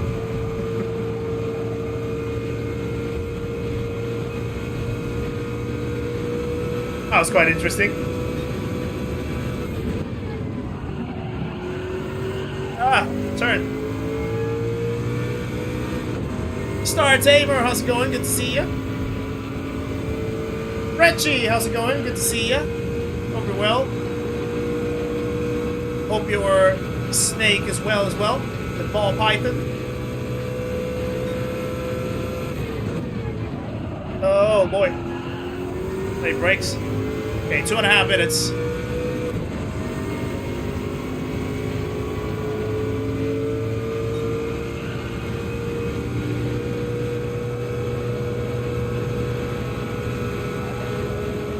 Ah, that's good to hear. That's good to hear. Ah, ow.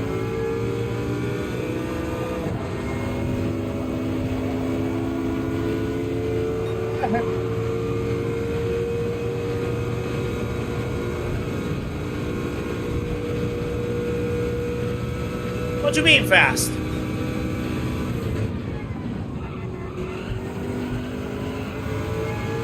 What do you mean pure nonsense? What's going on?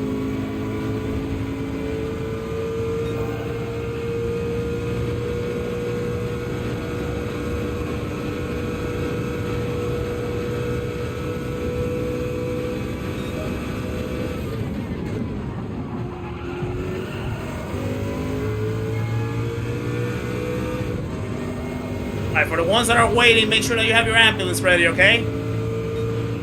Just over a minute to finish this one, and then I'll set up the ambulance race straight away. Get snow tires as well if you haven't already.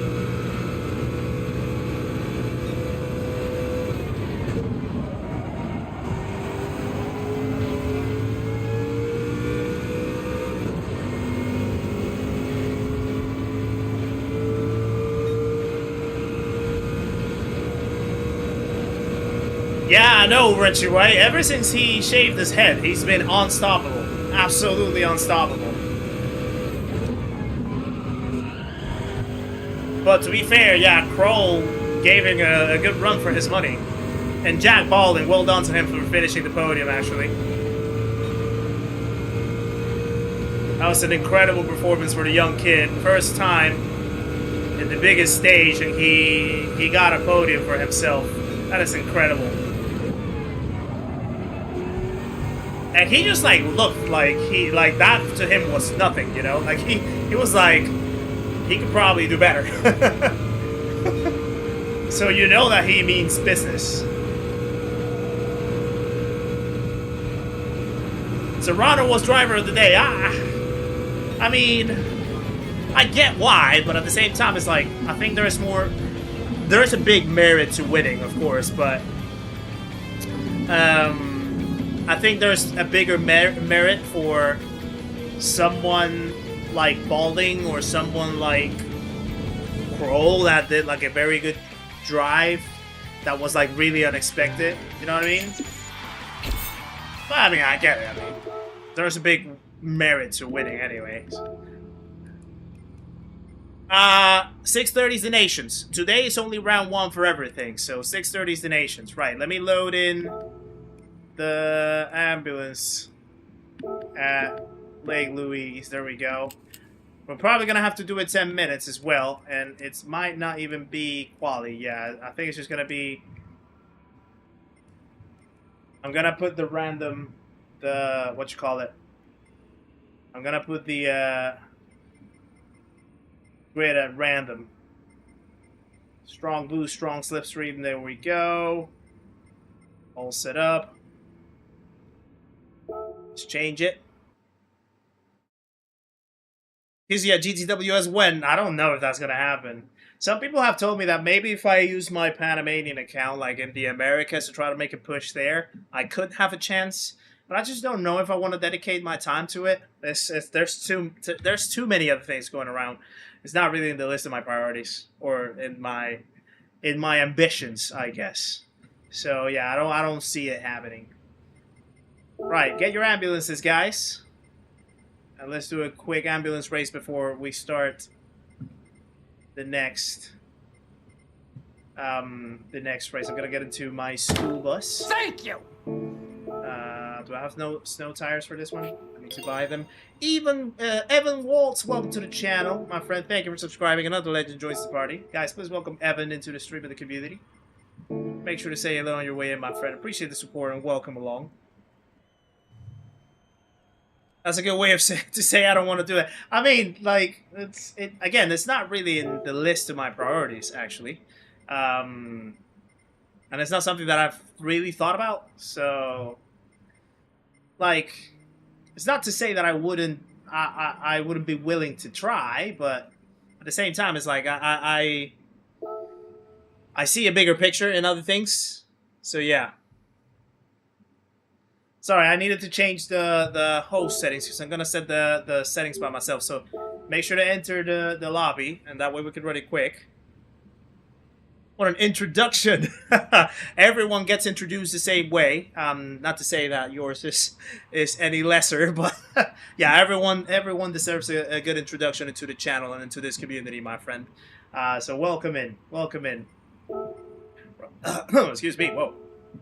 Right, I'm gonna put myself last, as always.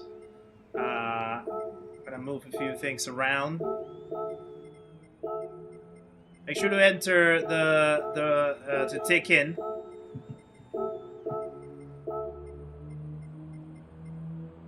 If you haven't already. So I'm still missing Dex, Boo the Monkey, and Aspect. No ambulance. Oh, well, you can go quickly. If you have, as long as you have like 2 or 3 minutes, you can go into the brand central, go into Toyota, and the ambulance is free. You don't need any credits to buy it. So you can just get the ambulance, and then you get back into the lobby, and then you just buy the snow tires from the lobby itself. So yeah. New GT player just backed that million credits. I'm pretty stoked. Nice. Well done, Evan. Well done. Well done. You think I could win it? Nah. I want to win in other things. I'm trying to win in life. When I'm winning in life, I feel like I'm winning in life. Absolutely, I am. But yeah, I just feel like there's other things that I'm more focused on. Aspect, yeah, it has to be stock. It has to be a stock one. I think the way that you can set it up is if you go into the car settings and then you go into the detail settings. I think you can create a sheet. So you can add the sheet from here, and it should reset it back to a stock ambulance. And that way, you can just use it that way, and you just set a new page. So you don't have to do it all from scratch. Hopefully that got shown right there. So you can make it easy. So yeah, as long as we can start it in 1 minute, should be good. So Dragon Aspect, if you guys could take in, that would be good. And that way we can get ourselves set up to start the 6:30 window with the nations. I can go set it up. Those winning CGVs, is today the sprint, right? Today's the sprint. I haven't seen the sprint quality. Have they done sprint quality yet? I don't even know. No, actually, no, they did do sprint quality, didn't they? Already. Oh, the sprint has finished. Okay. So Russell got the sprint. Lando P2, Kimi P3, Oscar P4. McLaren's recovering a little bit. Right. Quick tick in, Ellis, if you can, just to sort out the race. McLaren's recovering from the start. Qualit, how's it going? Good to see you. Okay, there we go. We're ticked in, so let me just move a few things around.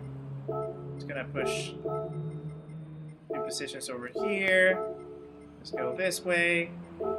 Let's go that way. And I think that should do it. Let's go with that. Oh, someone else is joining. Let's make it quick. Let's make it quick. Bro Quad.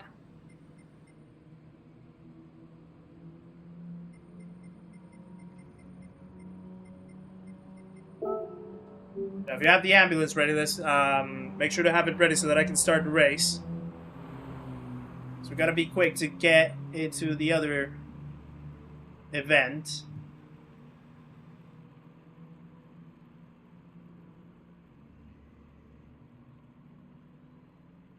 There he is. Change the grid order. Let me put you somewhere here. Let's go. Okay. Good luck, guys. Let's have a little bit of fun in the snow with the ambulances. There's gotta be Ferraris here eventually, right? One day, fast. One day. Alright, let's go. It's a false start, I think, so make sure to not false start yourselves.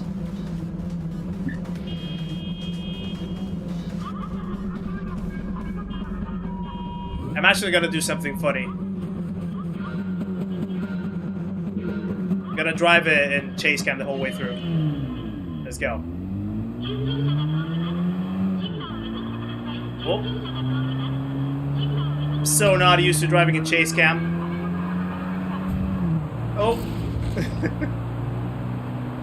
Some people are already sliding all the way through. Simon Blair, how's it going? What is this? Just a little bit community lobby fun while we wait for the nations. Oh, sorry. Sorry. I just murdered someone. I don't think I can... let's do it from cockpit. I think cockpit might be funnier. Yeah, we're just waiting for the nations, which is starting in about 9 minutes.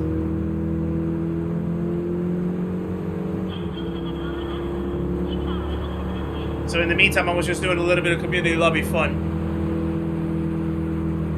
with the people here.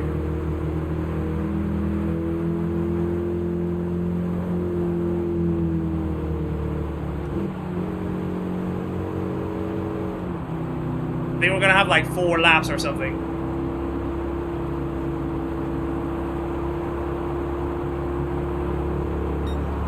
Now this is more entertaining already. Should have got the tankier RAV4, I know. All for an adventure.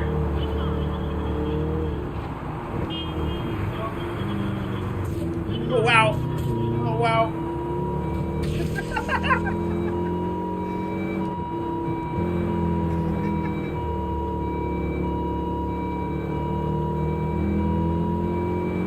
Can they have these races daily? I'll send them the suggestion. Yeah, Andy races. Andy races. White Tiger. Yeah, sorry, Wolfram. I had to start it quick because, yeah, because we're starting the nations right after this. Whoa. Ow.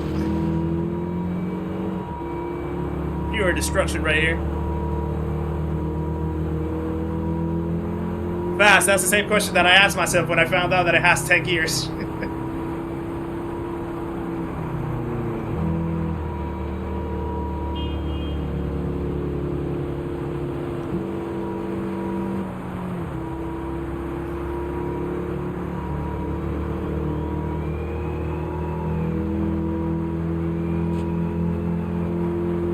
Right, here's where the boost should kick in a little bit if we manage to be in a close range. There's strong slipstream and strong boost.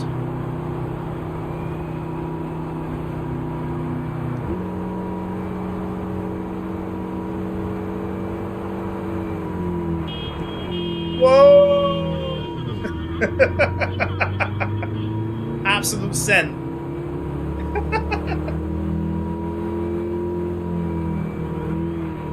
I'm so not used to driving in cockpit view. It's crazy. And if you try to do it from like hood cam, it's not really hood, it's just like the lights, like the strobe lights.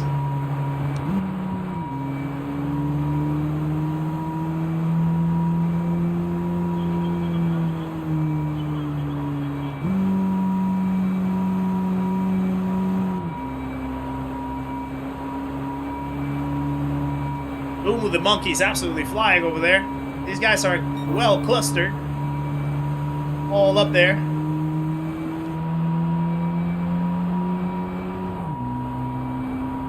Driving the little school bus from Dragon Ball.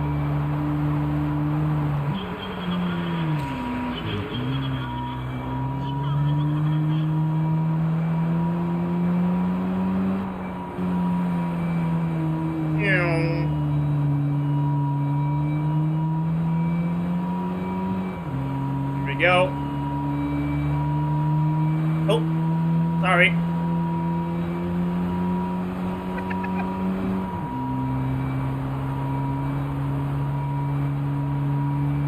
Oh wow, Bag of Tea's absolutely sending it on Andy.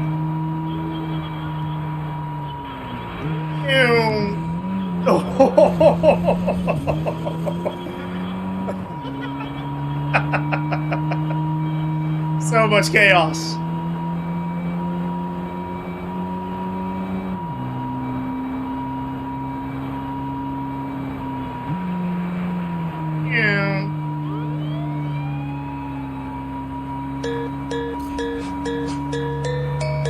There we go. The ambulance is the only car I have ever put a Red Bull livery on. Yeah, it's a car that you can definitely make it fit the stereotype, right?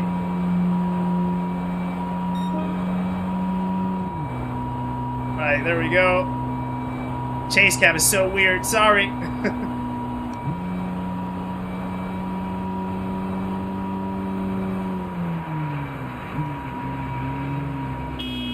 Oh, ow. Absolutely sandwiched. That's a long school bus.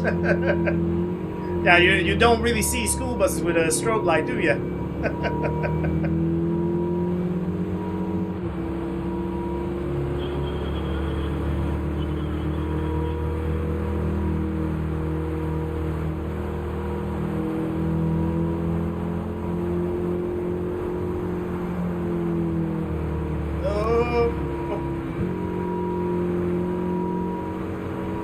Look at that beautiful line. What a line. Look at that.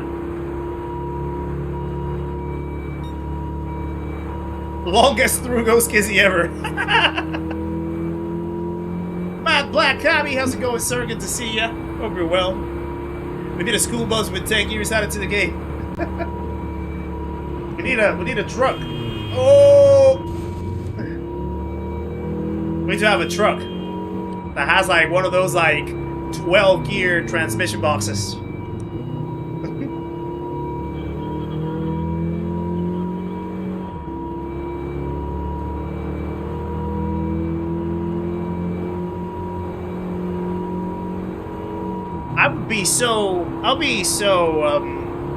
I would definitely do a lot of like daily A's if they were in ambulances. Ambulances are a pretty fun car to actually have some good racing.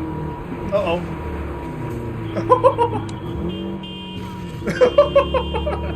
I think I sent someone over there to the shadow realm a little bit, sideways. Well, yeah, they definitely need to take SR off if they use the ambulances, though. That's the only caveat. There's no chance you can have a clean race with these cars.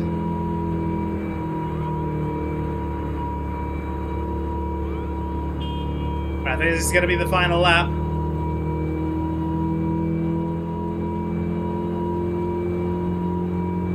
Not sure I'd take a trip up to A&E in my ambulance. I wouldn't either. I can tell you that for free. Ooh, fastest lap. Let's go.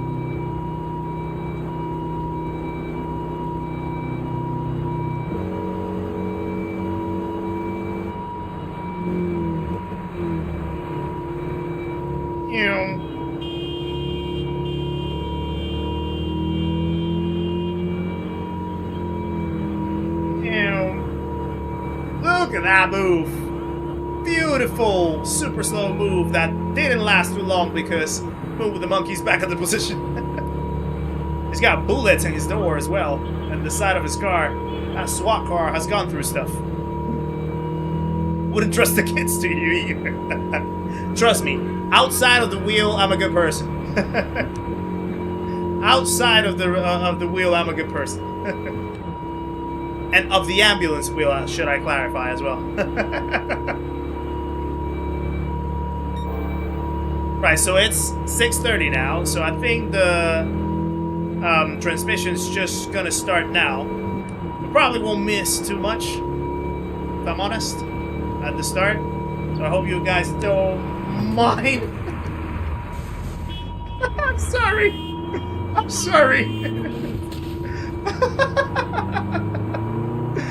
I completely forgot what part of the track we were in. Oh.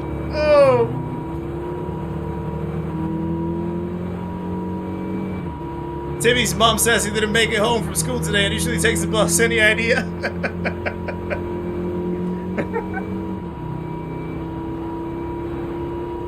Applies as an ambulance driver. Relevant experience, GT7 on an ice track. I think that's more than enough, if you ask me. Oh! I mean, look at that drift. Look at that control. What else do you need? I'm ready to take anyone to urgent care with that amazing Fast and Furious snow control. I mean, I don't know. Just saying.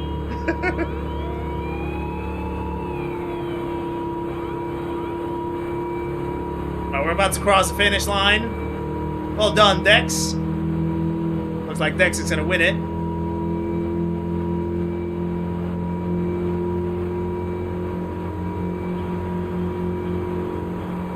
Yeah, look at that. I can even like just drive the whole thing with my hands off the wheel and nothing happens. So I don't know what else you need.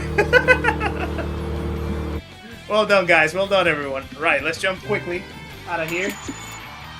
Let me close the lobby real quick. And let's switch over to the broadcast. Hopefully this broadcast is going to be a lot more stable than the manufacturer's one. This race is always fun, yeah. This race is fun as hell. Let me try to see if actually the viewers campaign works, because I know that they were saying that it was struggling. Let's see if they now have fixed it. And if not, then we just do it from the other page. Yeah, not yet. Although, their dynamic viewing? No, that's new. We have to do it just from the special page. That's how we did it the first time.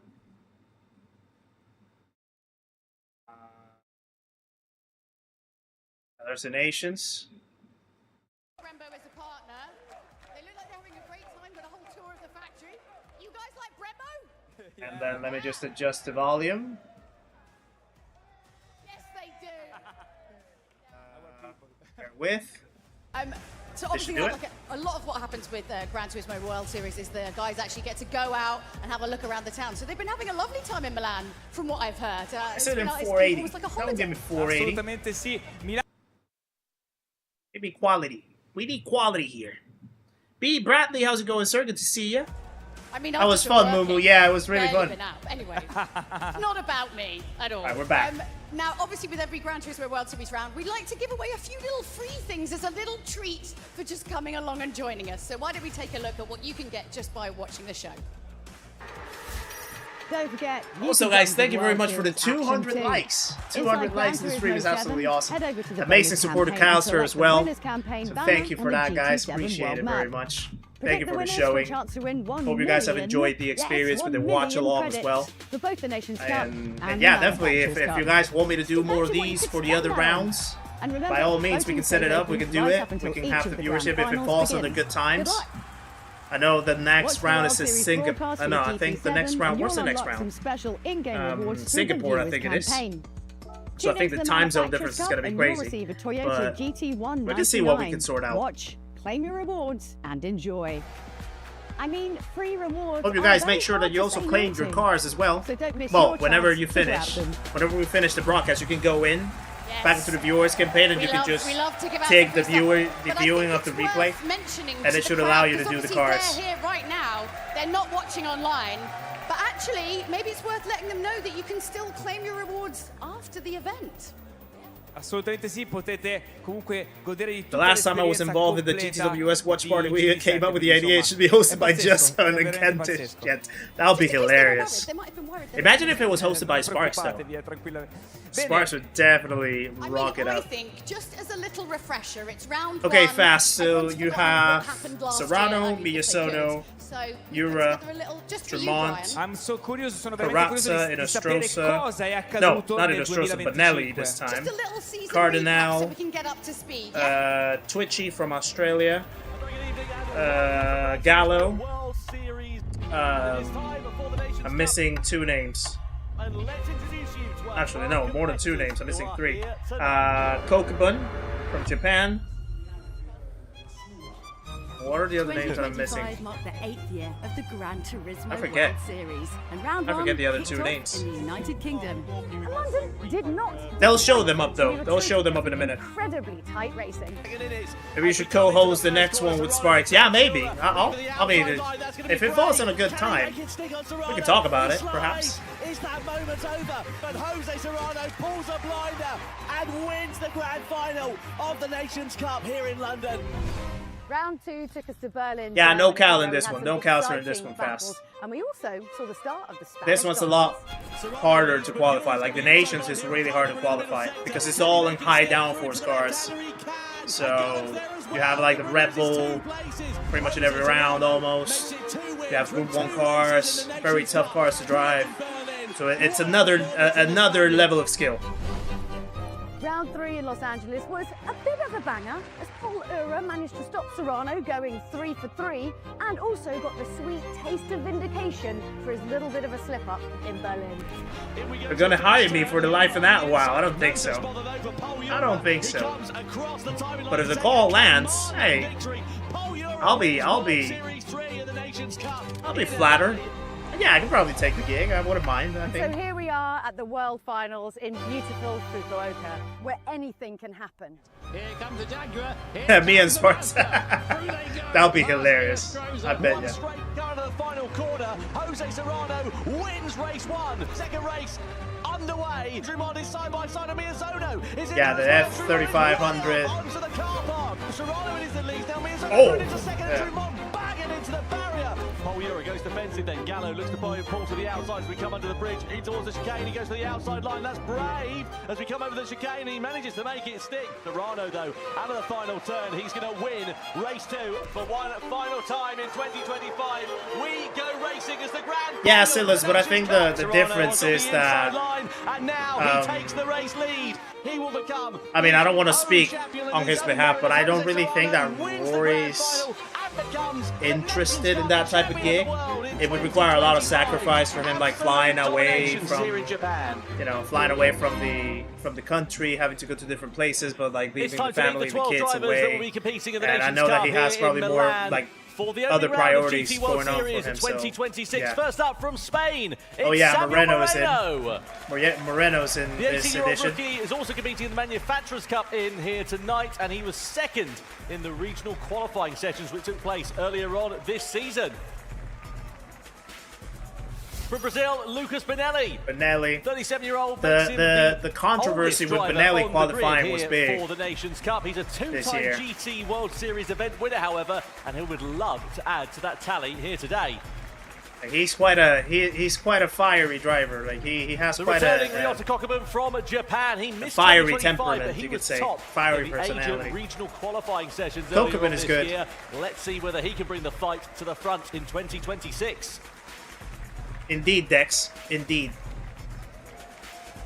From Canada, it's Samuel Cardinal, the 19-year-old. How come it's controversial? So there were quite a bit of issues that happened in the qualifiers for the Americas.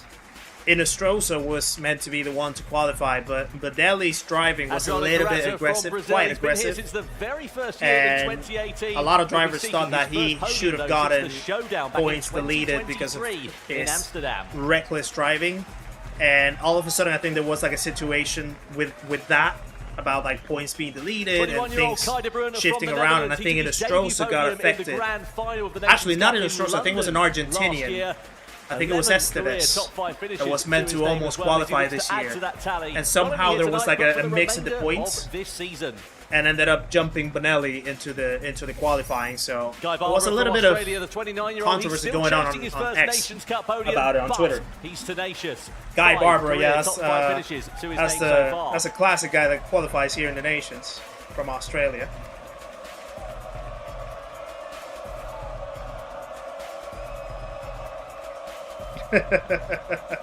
And the hometown hero Valerio Gallo to the applause of the crowd here today. The 2021 That's who they were waiting for. His last podium was in Berlin last year, and you can see just how much he is adored by the fans here in Milan. That's who they were waiting for.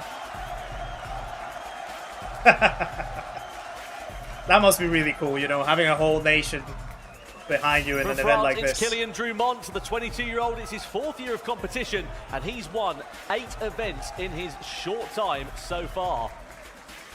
Juan is a master of high downforce as well. He's really good at this.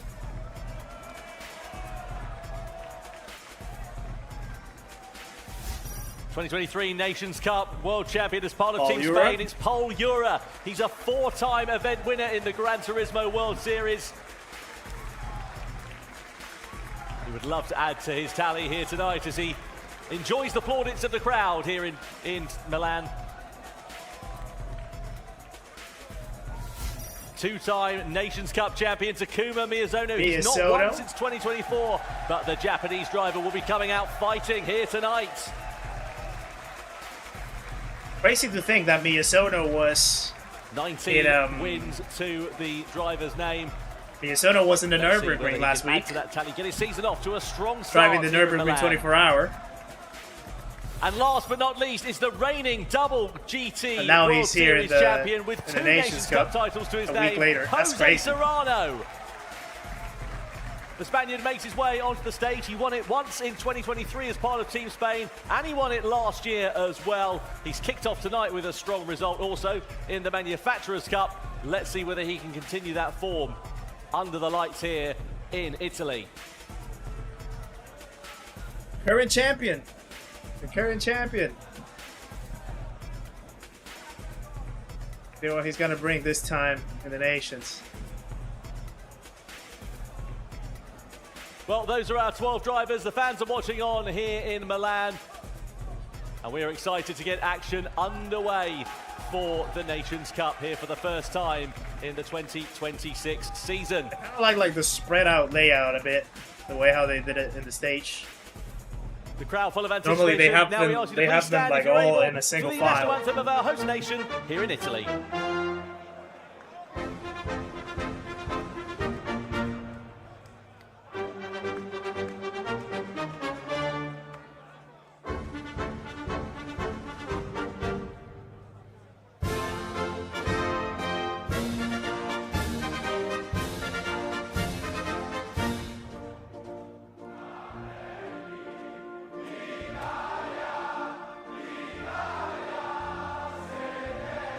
One thing I like about Italy is they're very passionate about their anthem.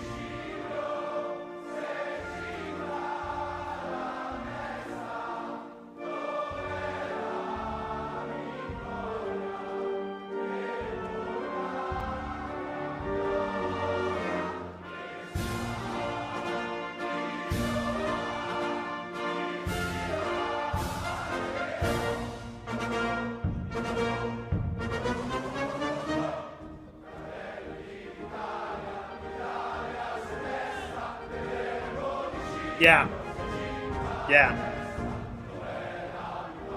But you see them like in football matches, the stadiums just roar whenever their anthem comes up.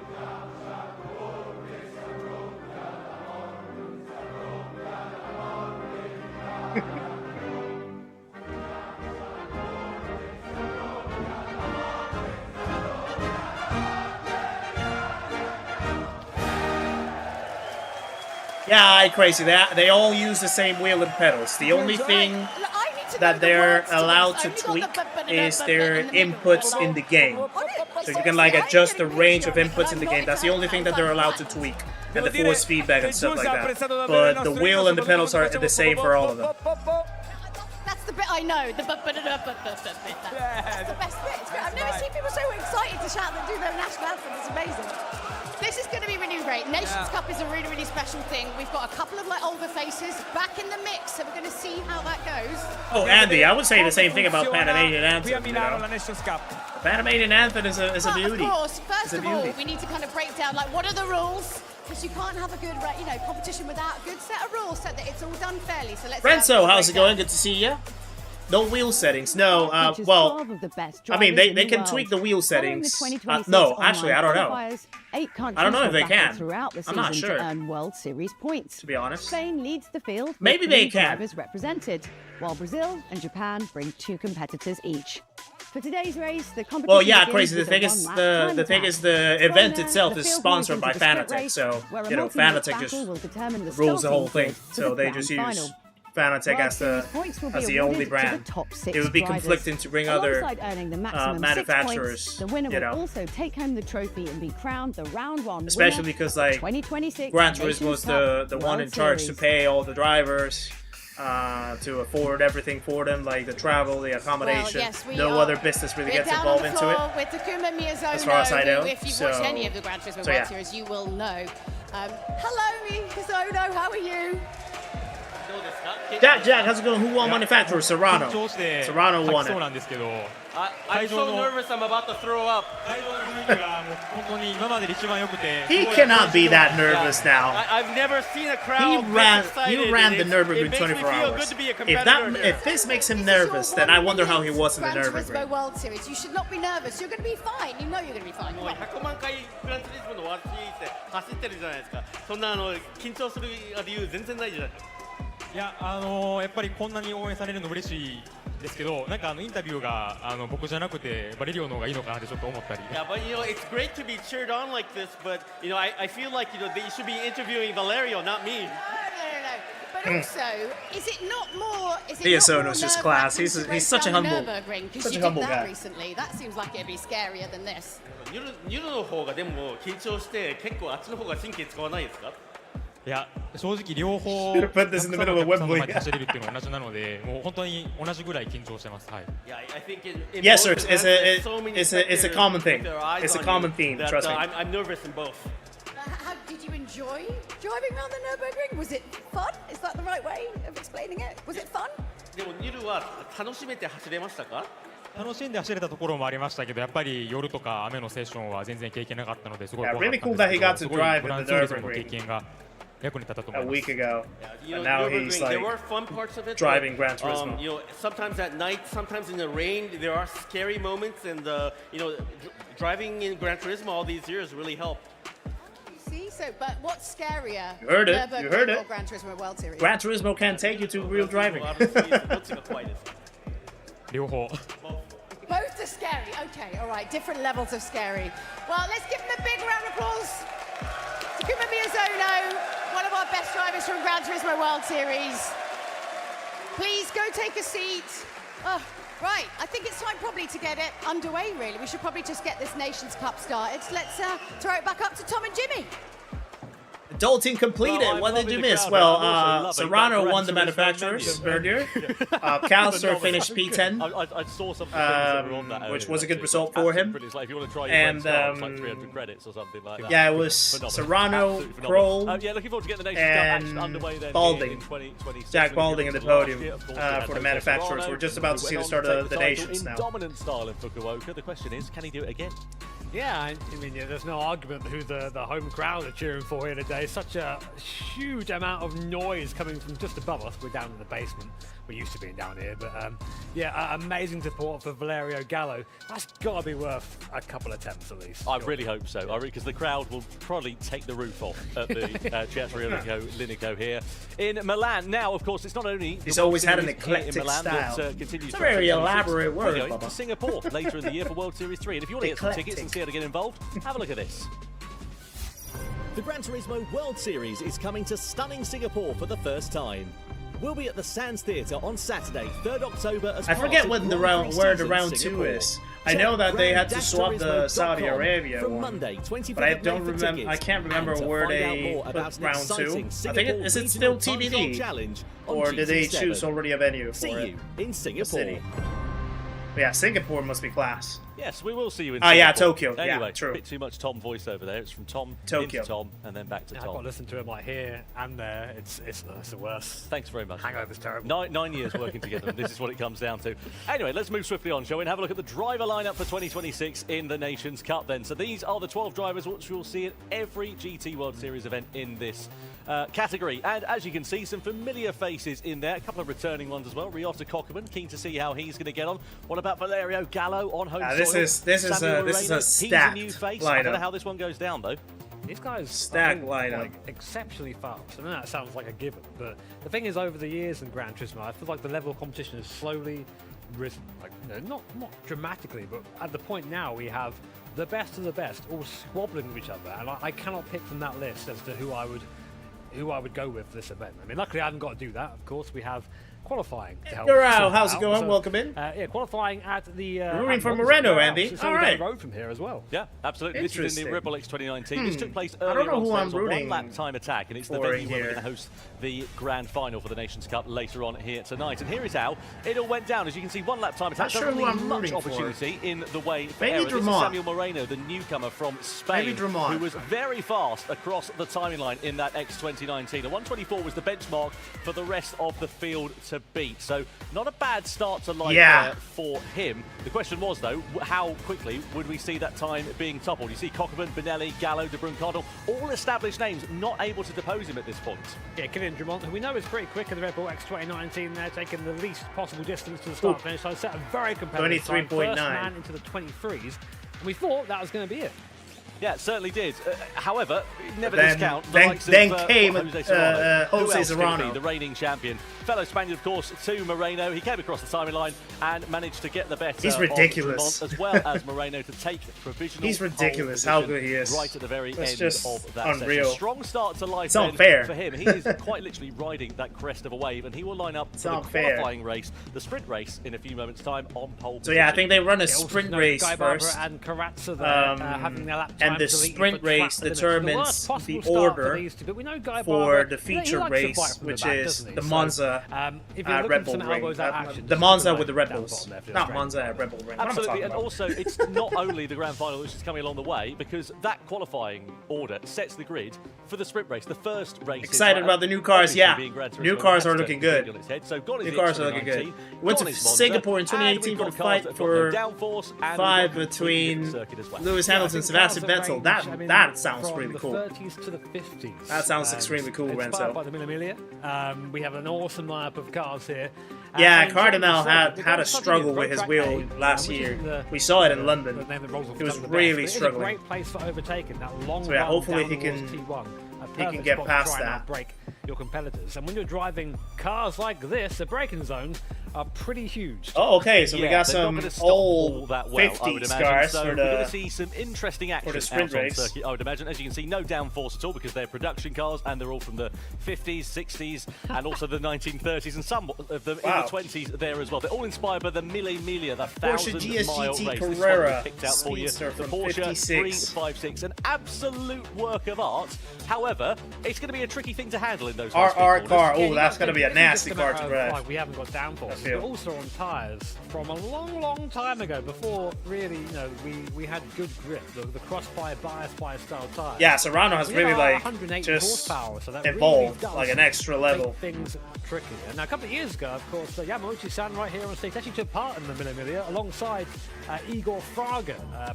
past Nations Cup champion, current Super Formula driver in this. Look at Fraga right there. Is that an 8C or a 4C? 4C. You know more than me. He's more of an alpha man than me. But this is gonna be an interesting sprint race. And it's interesting to see how our competitors adapt to what is quite a unique car for them in this competition. Yeah, grueling race is the Mille Miglia. You can see just how much the Italians absolutely adore it, though. So, 3 drivers that we think are the ones to watch here this weekend in the Nations Cup. Of course, reigning world champion Jose Serrano. Who else could we pick to kick things off? Valerio Gallo, 2021 Nations Cup champion. The focus, the concentration from Serrano. Samuel Moreno. You just see him, and he doesn't have he doesn't show any expression. It's like so stoic. A man to watch out for tonight. We've always seen historically Paul Ura sort of being the rear gunner for Jose Serrano. Of course, a bit of Spaniard compatriotism there, but Moreno, I think, maybe showing the pace to maybe he'll be fit in that role, and maybe being sort of they just bopped him outside of the game. He's not here for that reason. Sometimes they can just do some interesting tunings and they can balance them out. In the Gran Turismo so World right here, right it'll be now, interesting. Yeah. And about to do something they probably haven't there done for before. 6 days. No, it's going to be interesting to see how that works out. Yeah, Singapore looks like a very cool country to visit. Serrano, as we know, he's the man that we've been talking about throughout the entirety of this evening in the Manufacturers' Cup, and I'm sure tonight here in the Nations Cup as well. He's the reigning world champion. Have a look at this as he recapped his win from the back end of last year in Fukuoka. Bueno, no tengo palabras para describir todo lo que siento ahora mismo. Acabo de ganar la Copa de Naciones, campeón del mundo. Ayer también campeón del mundo. Los 2 títulos se ven a casa. Gracias a todos por todo el apoyo durante todos estos años. Y nos vemos el año que viene. Yeah, it was domination from Jose Serrano. Serrano last year he won the Manufacturers' Cup for Porsche. On another level. Nations Have I raced him? I've been in the track with him. I haven't raced him. I've seen him go past me, but not necessarily raced him. Like, I haven't given him a run for his money. But he's just way too quick. Do you know, I think he's going to be way too quick. Oh, really? Oh, goody. We can remind him about that. He loves that. But our drivers now getting their last little bit of practice. This is really the first time the drivers get to feel the atmosphere of the event whilst driving the cars. So it's sort of a twofold style of practice. One, car has to drive the car. Two, can I deal with this pressure? And seeing a lot of wheel movement going on there. These cars move around a lot. Jamie, no chance. Of the acceleration. No chance. There are a crowd there. They've been absolutely amazing trust me, he's at far. another Great level. To see such a passionate crowd here. We did a Group 4 race in the Nurburgring. He went past me at Curva, the prayer corner, and I completely lost. Let's go down then to Brian. Lost my whole composure, and I just crashed like crazy. Here for the Nations Cup. I was like, "There's no way that he's gonna overtake me here," and he did. He did. We are just moments away from the Nations Cup start here in round 1. Are you ready, Milan? Milano, fatevi sentire! You ready? Let's hear it. Let's do some racing. Marky. Yeah.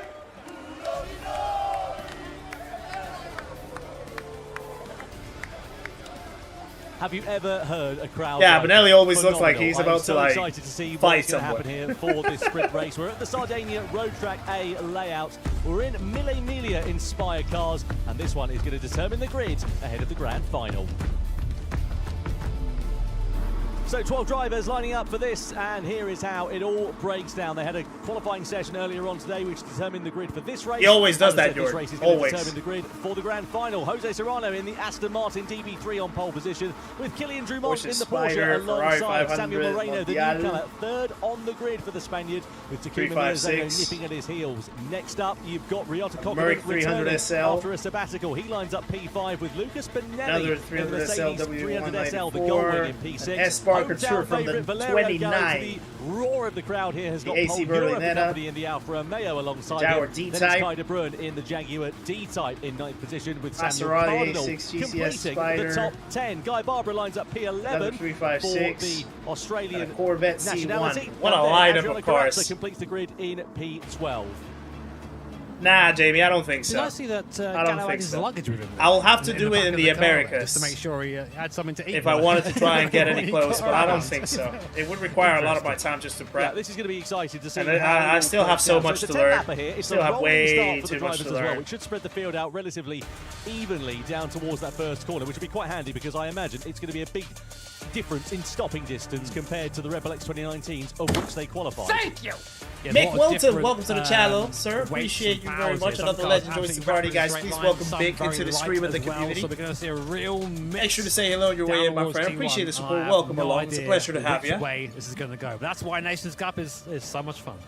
Absolutely. Well, there is Kylian Drumont as he just takes a breath, as well as Valerio Gallo, the hometown hero, with so much pressure on his shoulders, lining up P7 on so this the grid sprint here. decides the grid order for the Monza race with the Red Bull cars. Ahead of the grand final in the Nations Cup. But who wins this one then as we get ready to go racing the sprint race here at the Sardinia Road Course is underway with Serrano. They didn't even put the countdown. Followed by Kylian Drumont, who slipstreams his way into the lead already as we come in towards the first corner. Keep an eye out for Moreno as well, who's looking to his outside. Miyazono there on the inside in fourth position as well. So it's Drumont that leads, Serrano into second, Moreno into third, Miyazono and Kokkonen trying to squabble for places, as well as Paul Euro making some ground. He's up 2 from 8th on the grid into P6 at the exit of turn 2. Here comes Moreno up the inside maybe of Serrano going into the middle part of the circuit now, side by side the Ferrari and the DB3 just about keeping them out the door of each other. I'm just looking interesting here. I mean, I know, of course, Drumont is flying. There's something in me which said, man, there's a lot of money on this grid right now. As you watch Moreno just they should be bought. Serrano. They should be Drumont, bought. in that, and that, buy the game, I would believe. Spider, a lot of pace in that thing. Very quick in the straight line, very light, and maybe that was the car of choice around here. Yeah, the drivers who qualified higher up the order got first pick basically at the cars. Oh, I think they had a lineup of cars, and then depending on how they qualified, they got to choose which car they wanted. Dumont, etc. So that's the way that he's gone with it. Dumont it is that still leads by 0.3 of a second. Battle for P2 though, very much underway. Oh, I see a few guys side by side here with his compatriot Jose Serrano. Miyazono's keeping a watching brief. Dumont's deep though into the left-hander. That's opened the door for Moreno to walk through it and take the front of the race over from the Frenchman. A little bit of contact there between the two of them, but that's just racing around here. Of course, these cars move around quite a lot in the braking zone, so it's quite hard really to predict where they're going to be at each particular point. But what a sight that is! All different manners of shapes and sizes working there. That's a pretty cool view. Through the S's. Now to one of the heavy braking zones here. These cars really lazy on the brake pad. We've got to give it a lot of time. You see Moreno going a bit wide, Dumont going a bit wide, Serrano was up the inside there in the Aston Martin, and we get a great view. Yeah, maybe if they added to like the 356, the power pack or something. Miyazono, of course, this looks like a potential power pack race. He's been pretty much every position on the podium as well, so he knows how to win a race. Oh, that was Gallo. Making a mistake, touching the wall there in the Mercedes and just slowing himself down the straight. You see, even these little kinks are quite considerable corners for these cars. And look at what it's done to him. Got himself into trouble. Under pressure from the likes of Ryots Kokobun and the prevailing field as well. They're about 1 million wide down this start-finish rate. Gallo's got the inside line. Gallo's dropping back. 3, maybe even 4 places here as he's down to P10. He was 7th before he made that mistake across the line. So it's all changing at the sharp end of the race as well, because Takuma Miyazono it is that now leads from Samuel Moreno. How did that happen? I think we're too busy watching Gallo there having his incident, and Miyazono took advantage. You're also P3. Where's Serrano? Serrano fell down to P10. What happened to him? Miyazono from Moreno from Jura. Where's Serrano? Serrano is down in 9th position, so something must happen to Serrano. Yeah, you'd imagine there must have been a bit of contact which just sent the Spaniard Gallo recovered to P5, which is not great at all. Let's wait and see what happens. Serrano and Dumont had contact apparently for a collision, so you wonder whether one of them has outbraked themselves and nerfed into the side of the other. We'll wait and see what happens. This is interesting. This could change. This could shake the things up a little bit for the featured race. Miyazono now from Moreno and Paul Jura, who's elevated himself up 5 places. So what happened here between Dumont then and Serrano? So they split Moreno down into turn 1. Dumont on the inside. Serrano there as well, and they just there was a bit of contact on the exit of the corner. So Dumont dropped down, and Serrano also losing out in the process. Yeah, very tricky there. I think they just got caught out by the lack of straight line speed there from that final. Yeah, that was clunky from Dumont and dive. It was Moreno, from the Ferrari. So they just ended up going each side of each other. But meanwhile, Miyazono leading from Jura and from Moreno. 2 Spaniards hounding this car. This is where we're going to see a difference in the straight line speeds here. Gallo, interesting, has made his way back up to 5th place there after his incident on the first lap. Here's on board with Takuma Miyazono how he went from 4th to 1st in one corner. So Miyazono just saw the whole. Moreno just slows down that car, runs out of acceleration. Miyazono braked very early. Oh yeah, nice. Much, I'll take that. Clean. Up to lead I go.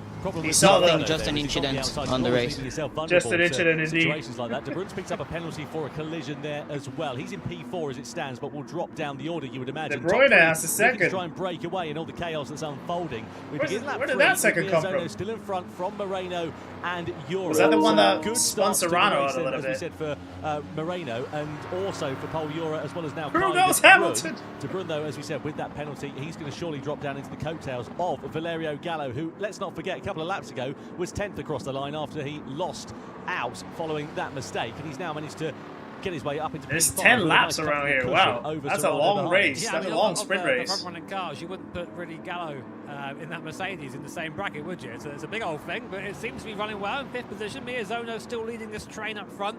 And I do enjoy these races where we see the different cars and different strengths and weaknesses. It's very Gran Turismo for me. It's what the game's all about. As watching Moreno now maybe make a move. Opening up. He's going for the move. Ferrari runs that off top end speed a little bit as we get up to the braking zone. Miyazono managing to hold him on the outside. Yeah, I don't think he could have avoided Serrano in any way. A difficult for Moreno, but he's got the brakes. Up the inside he goes, and up into the lead goes Moreno. Nice. So we're seeing the differences there. That's a good move. Moreno's car much better on the brakes in the corner, and Miyazono having that straight line speed advantage, but with half the circuit being straight, you have to wonder which is a better one to have. Right, let's have a look here at Kilian Dumont, who's attacking against Guy Barber and Jose Serrano. Oh, more contact there down to turn 1. He's way too late on the brakes and biffs it into the back of Adriano Corazza. Barber then gets into the side of it. The seas part for the Spaniard as Serrano goes through on the inside. Nothing beats a Jet2 holiday. Just looking like he forgot the pedal.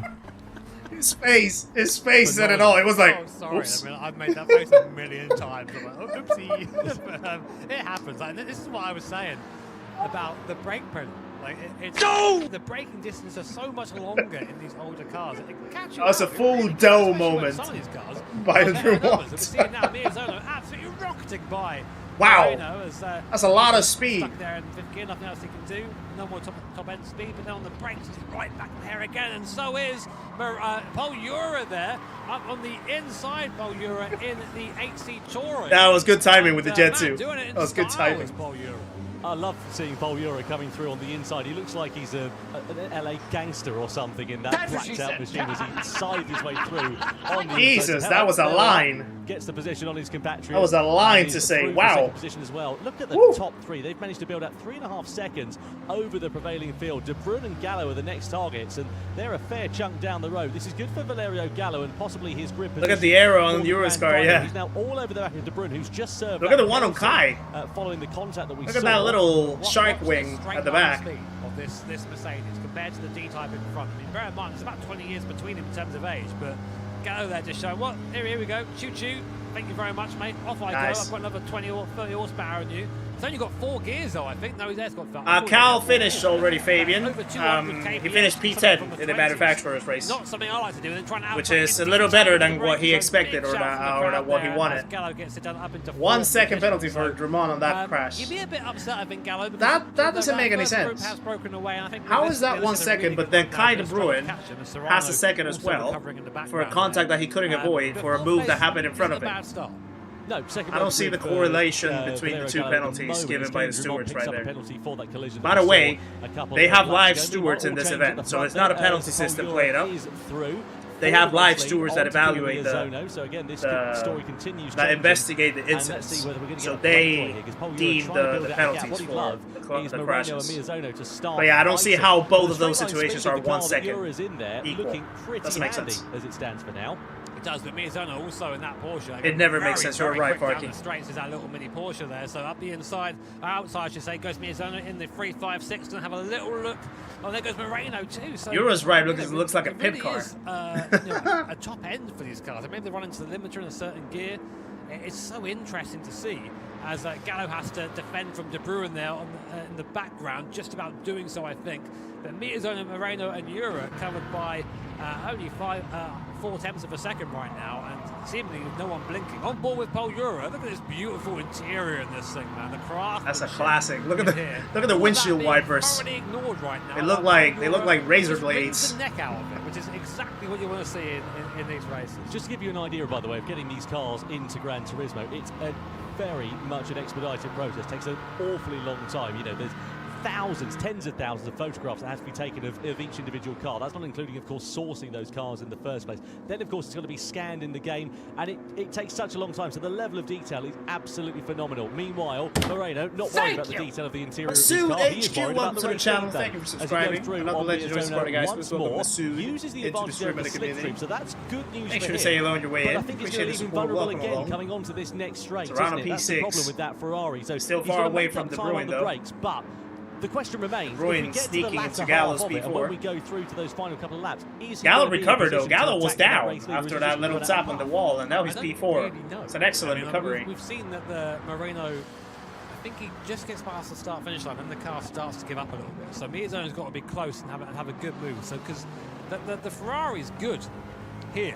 Out of the corners. He's got really good punch out the corners. He is. Welcome in, Mr. Maz. But about now to get into fourth gear, the Porsche, which is also light and pretty powerful as well for what it is, starts to reel it back in, plus the draft as well. So let's get a little dress. There's the speed now. The last lap. The start-finish line's under that little gap. Look at that difference in speed. That's crazy. No, not quite. So that's good for Miyazono to know.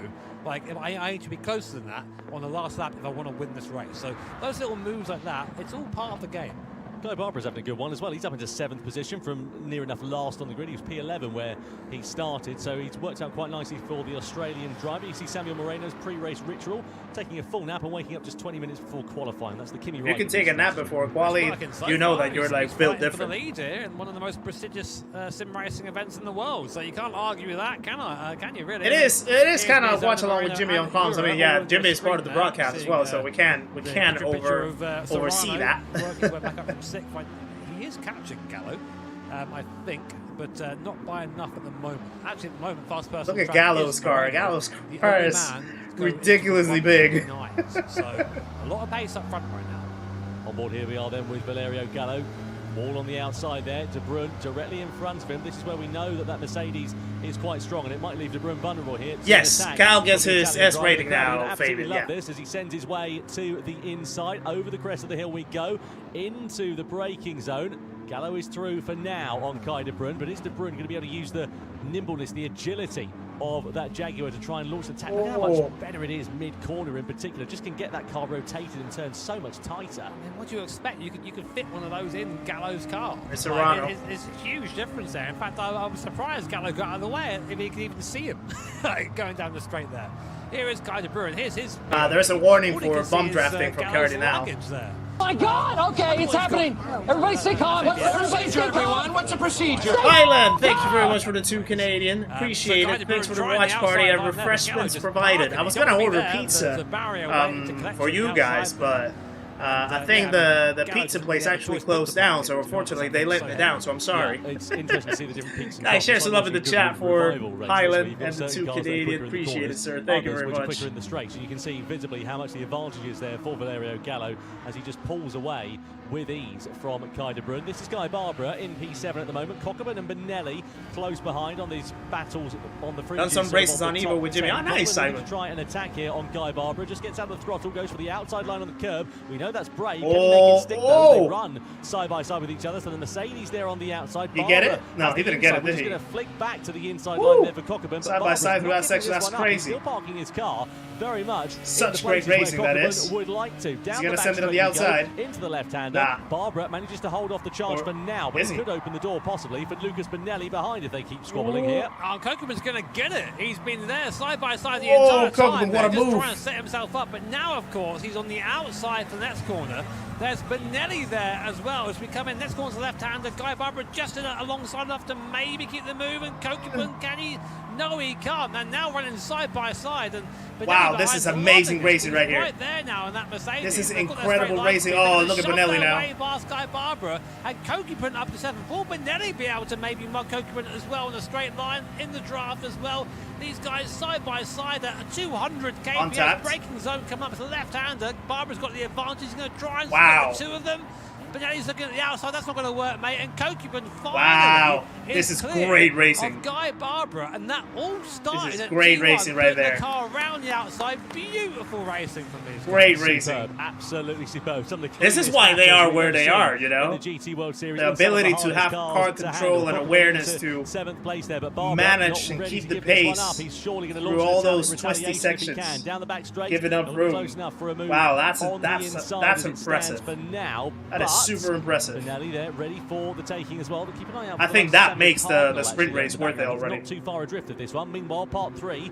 I can cook you some, but then I wouldn't be here. To get ahead then of the Mercedes driver. So the Jaguar now going to come under threat, and surely Gallo is going to just absolutely fire his way through as we come down into T1 with the straight line speed. Hawaiian pizza was invented 45 minutes away from me in Chatham, Ontario. Oh, nice. I didn't know that Hawaiian pizza was actually invented in Canada. Was it? Of the Italian driver. That's a discovery. D-time, looking in your mirror and seeing that behind you down the straight. Peraza's really away from his game. The size difference is very far away from Ramon down the last. Ramon definitely had that incident. It didn't help him. Is a sight to behold for sure. So Gallo there in the Mercedes in front of them, and Kai De Bruyne in the D-type with that little fin on the end there. Basically used to stabilize the car at high speed. Very cool to see that these cars being raced in this way. And this is where we see the Mercedes have its advantage. Oh, Fabian, they have asked it so many times. I bet you. Capacity of this nothing has been Mercedes-Benz just gives it a bit more oomph. And here we go then. It's good to see like these small clusters, you know, like you have the top 3 fighting, you have Gallo and De Bruyne, you have Kokeman, Barbara, Benelli. There's a good few fights in the middle of it. Gallo's really got no option but to just give it to him at this point. He hasn't got that cornering agility. Yeah, just can't get the car stopped. He's heavier on the brakes there, and obviously the brakes just clearly nowhere near as effective as Kai De Bruyne, but the punch and the power out of the corner there for Valerio Gallo just allows him to get greater speed. A lot of power just out of goes there. Through on Kai De Bruyne like the Dutchman. was standing still. Meanwhile, sharp end of this race, Miyazono, Moreno and Ura, we've not mentioned them for a few laps. They're still separated by a couple of tenths of a second. I'm sure we'll pick that up over the last couple, but Gallo into fourth Green place. bell pepper's an underrated topping on the pizza. Bit, though. Look at these two. You couldn't have two more. I might have had it in the past, but I can't remember each other, and that is just what it tastes for me, like. the joy of Gran Turismo. You see both of them have a bit of I really could give it a good, a good flavor. Nothing I can do here. I'd much rather have green bell pepper than pineapple. I'll tell you that. In these Nations Cup event, this race is good. Session matters. This race is good. Pick these cars matters. This session matters. Of course, the grand final. The difference in cars really makes it for a good race if you have good control. Gallo again, and on board there, about 5.5 meters of bonnet or hood in front of you there, and a nice big aiming reticle with the Mercedes AMG 3 stars there. Yeah, you got him quite the three-way battle. Meanwhile, sharp end of this one. Moreno now in front from Miyazono, so it's two Spaniards with a Japanese driver in the middle of that sandwich. Canada has given much to the world. We're sorry about the pineapple and pizza. It's a lovely laps of these drivers, and you would imagine yeah, definitely it is. Kick off before too long. It's a thing that can divide communities. Outside of Miyazono, can definitely polarize society. Inside line down the back straight, but then ducks over to the more traditional racing line. This race just what's the better? I don't think there is a better here. Final doesn't seem to be. Which will be along the way in the not too distant future. Under the bridge we go though. Is Jura going to think about launching an attack here on Takuma Miyazono? I'm going to be last from across alongside the Porsche driver. Just backs down to the throttle, gets out of the slipstream. Of course, Miyazono has got that hole in the air being punched in front of him by Moreno's Ferrari as well. And it's as you were as we come into the break. Oh, Ura. Is it? Because Ura I think there was contact on the inside. Miyazono pushed to the curb on the outside there, and Ura tried to launch something on the it's going to help Moreno now. Circuit there, as you can see, just jinx right. And he but runs Moreno doesn't have the top speed though. Miyazono does. That Alpha there in third place giving me solid Mr. Burns vibes. It's so cool to watch, but I have to think pizza, double cheese, pineapple, and garlic oil with chili flakes if you like. Honestly, so nice and summer. Miyazono knows that if he's close enough here, the thing is, the pineapple doesn't. Just by hitting the gas. I don't know. Doesn't call me. That Ferrari doesn't call me, Fabian. They've given themselves an 8-10. Prawns of pizza are diabolical. They've got to be careful with it. They can't fight too hard. I could not imagine anyone doing that. Away with it. And we know that Ferrari in front is good for the twisties. Here is Miyazono. Here is Paul Ura. Let's see how close they get down towards T1. And whether Moreno can build a gap. One of my favorite pizzas, actually, it's pepperoni. Tactical gamesmanship here from these drivers as Miyazono then goes for the outside line here on Samuel Moreno. You're there on the inside. Gap has appeared for the Spaniard. Moreno off nearly to the curb on the outside. It's as you were between these top three. But of course, we're going into Monza, let's not forget. It's a slipstream race. And I wonder if the option might actually be to start from second position, so you've got the run this going battle's out looking of the good. First chicane. Not that these drivers are going to be worrying too much about that. I think they're having too much fun at the moment. Moreno still leads as we come through to the right-hander. Well, what's happening now is that basically, you see Moreno's parents there watching on quite nervously. Yeah, Duja sausage. And are both fighting for really the right tasty. to have a really go gives a good Moreno kick on that last corner. To the pizza, so doesn't it, they Farky? both want to be ahead of each other, but they've got to be careful here because if they end up knocking each other off the circuit, that gives this win and pole in the final to Moreno. So we got on board with Paul Ura now. Here's really his last chance to get ahead of Miyazono before the final corner. That's a spicy one, Bill. Starts pulling, and here's spicy Ferrari one. starts lacking. You see Miyazono opting to actually slow down there. Moreno goes defensive. Will Ura go around the outside of all of them? He's going to try and do it, but I don't think he's going to make it. Miyazono and Ura side by side. Paul Ura, he does make it around. He's got the ideal line here, but they're 2 by 2. Oh my word, Tom! And Ura is through up into P2. Phenomenal bit of driving there from Paul Ura as he goes into second position. That's a little bit his compatriot Samuel contact Moreno, heavy, I feel, but so we flick it through racing is racing, they say. One more big braking zone now remaining as we're right on board here with Miyazono, who fancies another attack against Paul Ura. Don't know if they're going to be close enough to lunge up the inside of Moreno. Ura has a half look, but Moreno's got the line covered off. It's now going to be a run to the line here in the sprint race to determine the grid for the grand final. Moreno, Ura and Miyazono is your order as they exit through the final corner. Out of the right-handed kick, we're about to go, and we're going to blast to the timing line here. Will it be Moreno? Like Moreno's got it. Or will it be Miyazono who takes the checkered flag? Got it. It's out Ura of waving, P2. and which of these drivers will come across the line? It's Samuel Moreno. Yeah, Moreno who got takes it. his first ever win in the Gran Turismo World Series on his debut, ahead of his compatriot Paul Ura. Gallo Takuma P4. Miyazono rounds off the podium in Royan third. P5, Serrano P6. So this order really shakes things. In P4 on the grid for the grand final. Yeah, Gallo narrowly beating Kizzi Broadside in the background there. It's 3 wide for 8th position. Guy Barbara just taking it there from Benelli and Drummond. So amazing battles Jamal, up and down the field, but what that was a good sprint race. Mature race there. Well, not yet, Andy. Not yet, because that's the sprint race. The actual race is about to happen now. At the right time. So now Moreno starts pole on the main race, the feature race. But that still doesn't give you a million credits. Hold on to that. Parents there, the audience cheering him on. There is Takuma Miyazono. Yeah, this is the starting order to the main race. Yeah. To be honest, he's where he should be. You know, he one of those first 4 places is pretty much where he was going to be anyway. And because of the nature of the race, as you say, at Monza, you're not a fan of hot honey. Maybe starting that was like a you problem, mate. Thing, but I guess the big loser of that race, Jose Serrano. I'm playing. Not playing at all there for Jose Serrano. Caught up in all of that melee at the sort of beginning echelons of the race. He started, though, on pole position with Kylian Drumont very close behind. Both of those drivers having a bit of a shocker here in the sprint race. So this is how it all went down towards the I want to see that replay of the battle between Barbara, Kokubin, and Bonelli. That battle was good. That battle was good. There as well. And it became a 3-way scrap up the sharp end of it between Moreno, Miyazono, and Yura. And you couldn't separate them at all out on track. The X2019 is disgusting to drive. It's such a tough car to drive. 3 drivers. Miyazono at this particular point was back through it in front. We saw a fantastic swabble for 4th place between Valerio Gallo and Kai de Bruyne, which Valerio Gallo eventually would win. Coming into the last couple of laps of the race, though, a move here for Moreno on the inside against Takuma Miyazono. Sort of set the stall out, really, as we headed towards the checkered flag. They didn't put the replay of the battle. That battle was good. With a brilliant end to that race. A great final lap. And Miyazono across the line to start P3 for the grand final. But what a race from this man here. His debut event in the GT World Series, just 18 years of age, and he takes his first win in the Nations Cup ahead of... this is going to shake things up quite a lot because P3 ahead of Gallo, De Bruyne, Serrano P6, Drummond P10. Those were like 2 of the favorites. Right towards the back of the and they're already like quite stuck at the back of the grid. So Drummond, who had a bit of a shocker. It's going to open up the race quite a lot, I think. And ended up 10th at the end of that one. It's going to open up the race quite a lot. And Adriano Carrazza. Yeah, I mean, very reserved celebration there from Sam Moreno as well. As someone who understands that the job is only half done. This, of course, setting the grid for the grand final coming up very shortly. Well then, let's go down. Yeah, Hoggy, the thing is, like, with the hot honey and the Induja, it's like a combination of, like, sweet and spicy that blends quite well with the pizza, at least in my opinion.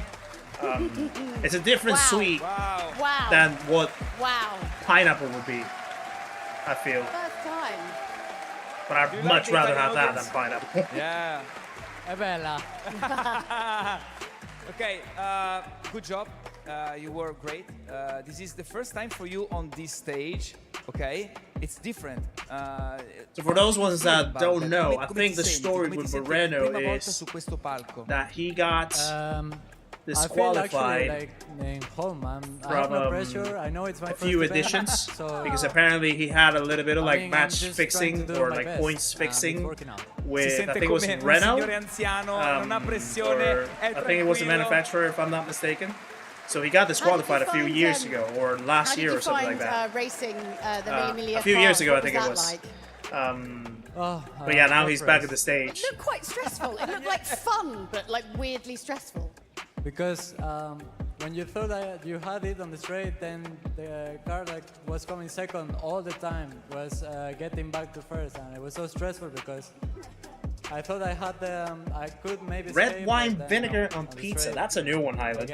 That's a new one. I haven't heard of that. Sentito con l'Emilia, ovviamente chili oil on pizza is great. Perché le macchine chiaramente ci mettono più tempo per recuperare. Too much. Oh my God, Catrix. Very well so. How was it to come to Gran Turismo World Series and kind of meet all of your competitors? Was it interesting and fun to like meet all the Gran Turismo drivers? Let my PlayStation turn off. It's a great opportunity to be here with such great people that have won a lot of championships, lots of races. I just try to improve. Bet Sparks has a mark on my first race, so I hope I can go even higher. Okay, so I do have one bit of feedback, which is the guys from Gran Turismo really love it when you shout when you win. Like you are too casual. You need to be like yeah, and then that will basically be used on every single video for the next year. But no, I'm just kidding. You don't really have to do that. Wanna do it? Crunchy. Wow, that's different. Let's go. Oh. That's different. 3, 2, 1. See,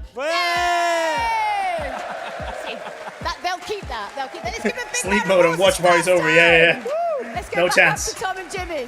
No chance. 18 years old, his debut event, and now a winner. What a job from San Marino. Well, more about him in a few moments' time, but let's have a closer look then, shall we, at the venue for the Grand Final. Now we're into the real deal. Of course, it's the Monza. one that we're counts. here in Milan. It had to be, didn't it, really? What a place for a race. I love this circuit. The fans love it. It's going to be an exciting one, this. Temple of Speed. You know, I mean, as you say, where else would you go? It's not too far away from where we are right now, and a circuit that I'm sure everyone is familiar with. And of course, we know around here that slipstreaming, a huge part of this race, of this circuit. So grid position, maybe not too important, but you know, we'll see, of course. A reminder of the grid positions, of course, for this race. And Moreno, after winning the races, he looks in good shape. He looks in good shape. He did a lot of work to get himself in shape for the Gallo heading out Road 2. Kind of Nurburgring. Serrano, 5th and 6th. Yeah, showing up. And Barbara, a good result. Trimmed his hair. From last in got engaged. Finelli, Drumont in 10th. Life is lifing for him. From the sprint That's race. good to see. Cardinal and Carazza heading up the rear of the grid. Yeah, those drivers who had a difficult time in the sprint race, they're going to have to really get their elbows out, I would imagine, in the first 27 laps here to make some ground. So you might see times one fuel, times 5 tire wear. Oh, that's hefty. And we change it completely from that's hefty. Those rear tires are going to be burning. Over to the Red Bull X2019, a high downforce machine. And you can see there what it's going to mean in terms of the tyre compounds and the strategies and so on and so forth. There's 3 tyres, soft, medium, and hard, and they must use each of them at least once over the course of the race. This is what our gurus at Polyphony Digital think is going to happen. However, yeah, these cars are not my favorite either. Don't listen to that at all. Yeah, I mean, the guys at Dunlop tend to give us a decent prediction, but as you say, our competitors do tend to ignore that. Here is our car. You're familiar with this by now. So hard to Red Bull drive. X2019. We're talking too much 650 torque. kilograms. We're talking over 800 brake horsepower. We're talking all the aero that our competitors can handle. And aside from GT7, what are some other games I play? I play iRacing. We did a few. We did the Nurburgring 24 hour on iRacing a few weeks ago. The complete opposite end of the spectrum. But aside from that, here are winning predictions. Jose Serrano again getting the majority of your vote. I mean, you guys were right last time. GT7, iRacing, tried to LMU a few times. Getting some love, not yet in online racing, just like figuring out the physics. That's pretty much it. That's pretty much it. Campaign. You can claim it up to 2 weeks post the end. 56% of the votes to Serrano. So even if you're not able to easy choice you can still for a lot of people. But yeah, starting from P6 is going to be a tough Serrano one. there, as you said, the man who is on top form at the moment. But here are the 3 drivers providing your own really refreshments. Of course, including Jose Serrano, including Takuma Miyazono. And let's be honest, we selected Kylian Drumont prior to the start of this evening. Give Evo a go, maybe. Yeah, maybe. Lines up down the order. I could try getting it. Downloading, just testing it to see what it is. Through the field. Brutal, how it feels. Brutal Brooks, we're going to call you from now on. But yeah, I mean, Drumont is quick in these cars, but he's got a lot to do. I mean, I don't think there's really a driver out there who isn't fast since X2019s. They use them so often that these guys are all sort of specialise in them now. But someone else we know who's very fast in his car is, of course, Takuma Miyazono. So we really have an awesome lineup here. Absolutely. Well, then, let's get ready to get the grand final underway for the Nations Cup. Down to Brian and Jules. All right. Am I streaming Monday? Yes. Next week is a streamathon, JV. So I'm streaming every day of the week next week. Monday to Friday. Are you ready, Brian? Basically. I'm ready, Jules. Noi siamo probably Monday to Saturday. I haven't thought about it yet, but definitely Monday to Friday. This is going to be a crazy race. Are you ready? Yeah, I'm ready. Are you ready? Let's go and race! New intro for the Nations as well.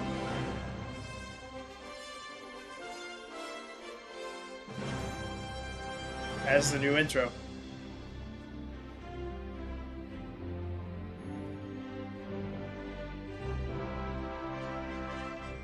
Nah, Dan. Just different things for every day. Different streams for every day.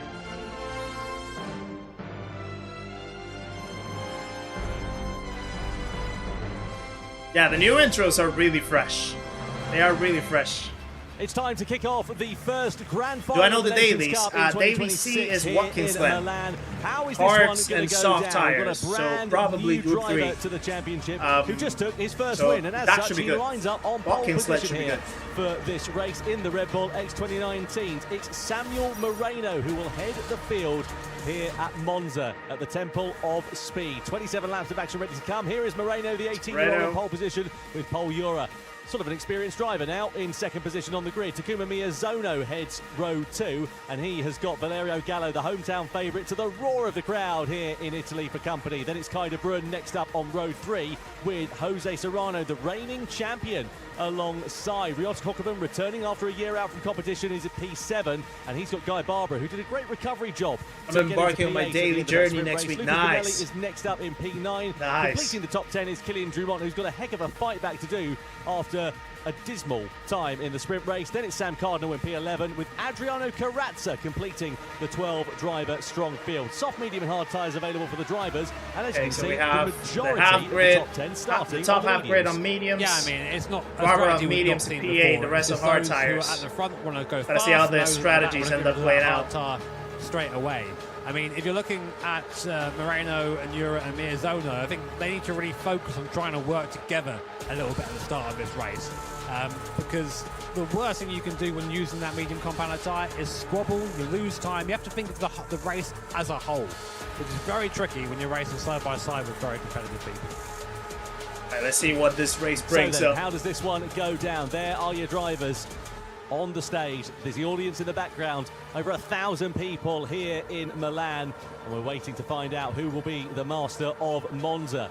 Tension is in the air as they will come around the final corner, come across the timing line, and we will get ready to get racing underway here as the grand final at Monza for the Nations Cup is go. And away we go. There we go. Over the timing line and head towards the first corner. So a rolling start then with Moreno, Ura and Miyazono. Will we see any Dandare moves on the brakes? Moreno looks like he's got the lead covered off for now. Miyazono has a look on Ura. Gallo there also looking a bit racy in 4th position. They exit the first chicane, which is a very tricky part of the lap because it seems. It does bottleneck up through there, but the upshot is the pole sitter of Samuel Moreno, the 18-year-old. Yeah, Serrano's going to have to overpole Ura for now. Walk up the nice grid. and neat and tidy start up front. Meanwhile, so he's going to have a tough gig.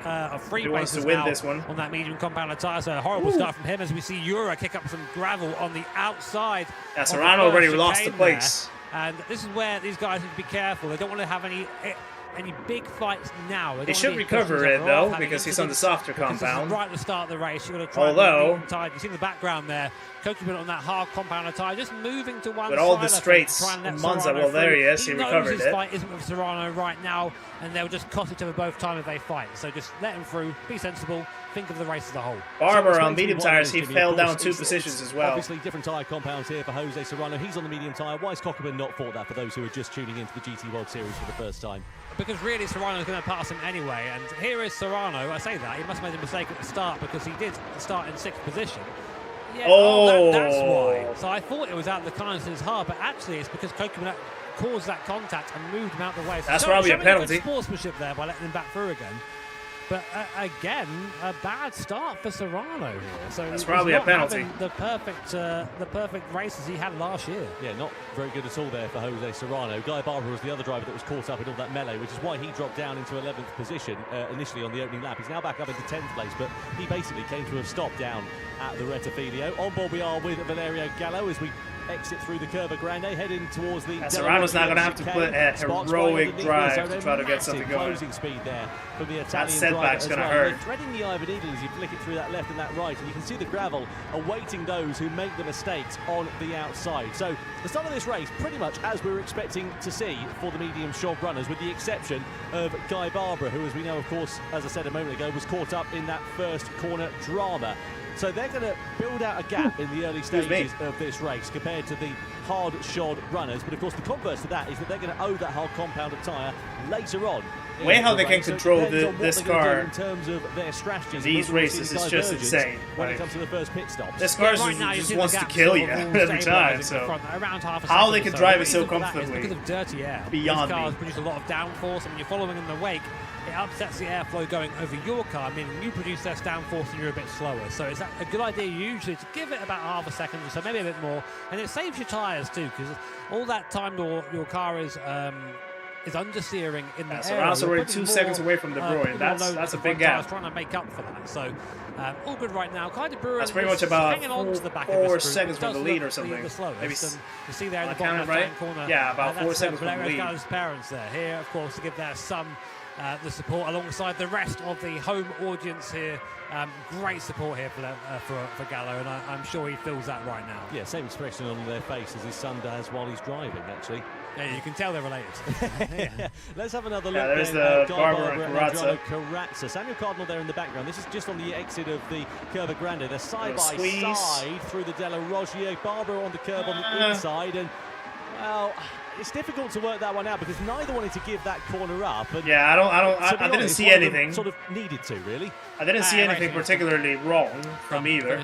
There we go. I think just Barber just I'm not sure ran if off. Agree, but I just think in those situations where they're fighting like that, as you say, they're both going in, they're both taking the risk. Yeah, they just squeezed each other, but not make it out of nothing illegal. Unfortunately, that time it was Corazza, so it just happened. Or beyond the limit, I would say, in my opinion. The top 4, top 5 cars very close together. Kyle de Bruin just, as I say, narrowly holding on to Valerio Gallo in the background there, but anyone's race at this point. We're only 3 laps in, or nearly 4 laps in now, to what is a 27-lap race. As we say, you must use every compound of the Dunlop tyre at least once. The medium, the hard, and the soft. So Miyazono was looking for a move. Maybe to the outside of Paul Euro there, and Euro feeling the need to defend a little bit. Oh, they're keeping it quite calm. Miyazono carried a lot of speed through that chicane. No moves being made at all, actually. But I think he had to slow down on the exit to not make contact. There's no way that Barber got a second for that.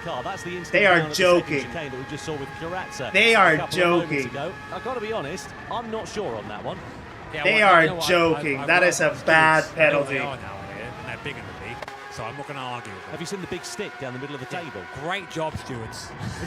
That is a bad penalty. That's an awful penalty. 1 second penalty. Wow. Difficult day continues at the office for the Australian justice for Twitchy. Valerio Gallo as he exits his way out of the second Lesmo. We're going to come under the old banking, under the old circuit, and head in towards Ascari. At least the live streams are as bad as the AI one. You see, trust me, that is ridiculous. Fuel intense track, this one here.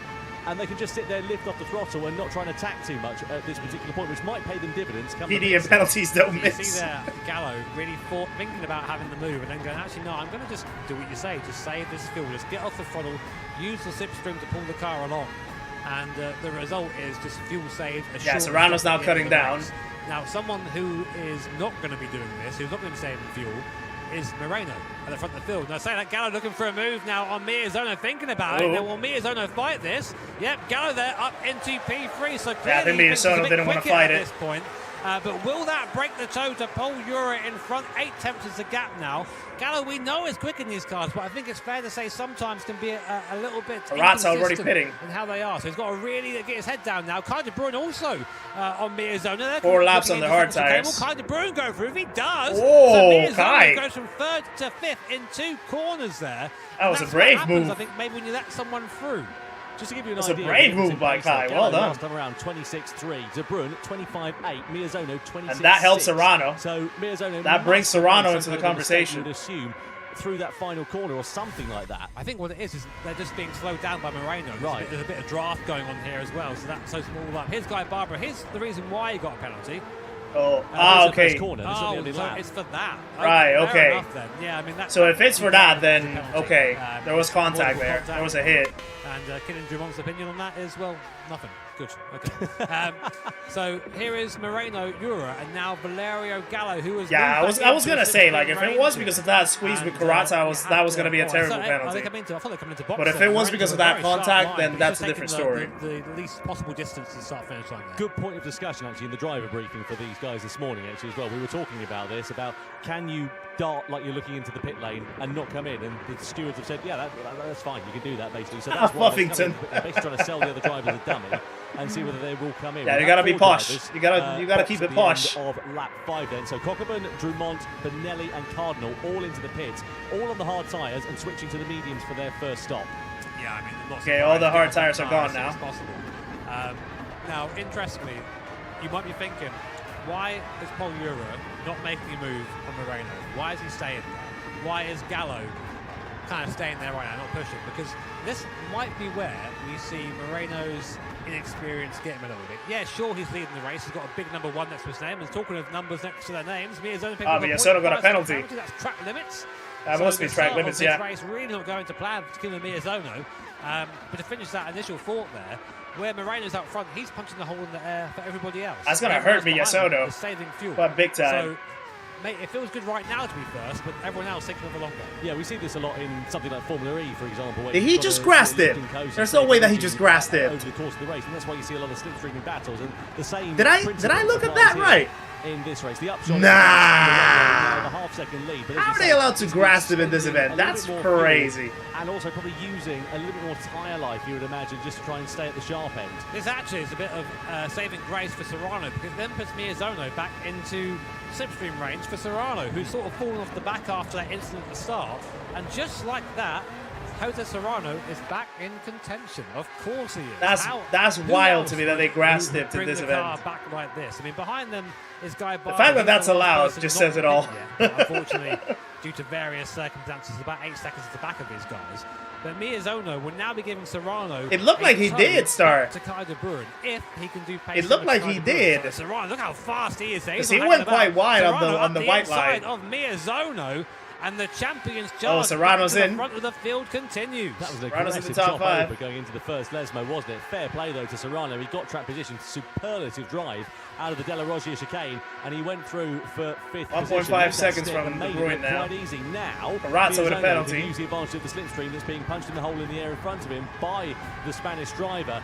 The question is though, Serrano, what's he got? 1.5 seconds to Kai de Bruin in front, so he needs to try and set basically a couple of qualifying laps to get himself onto the back of the Dutchman. Let's have another look and see how it all worked out there. So Miyazono through the Della Roggia. Oh, yeah. That much of a mistake, just a little bit wide in the second part of the corner. Serrano said, thanks very much.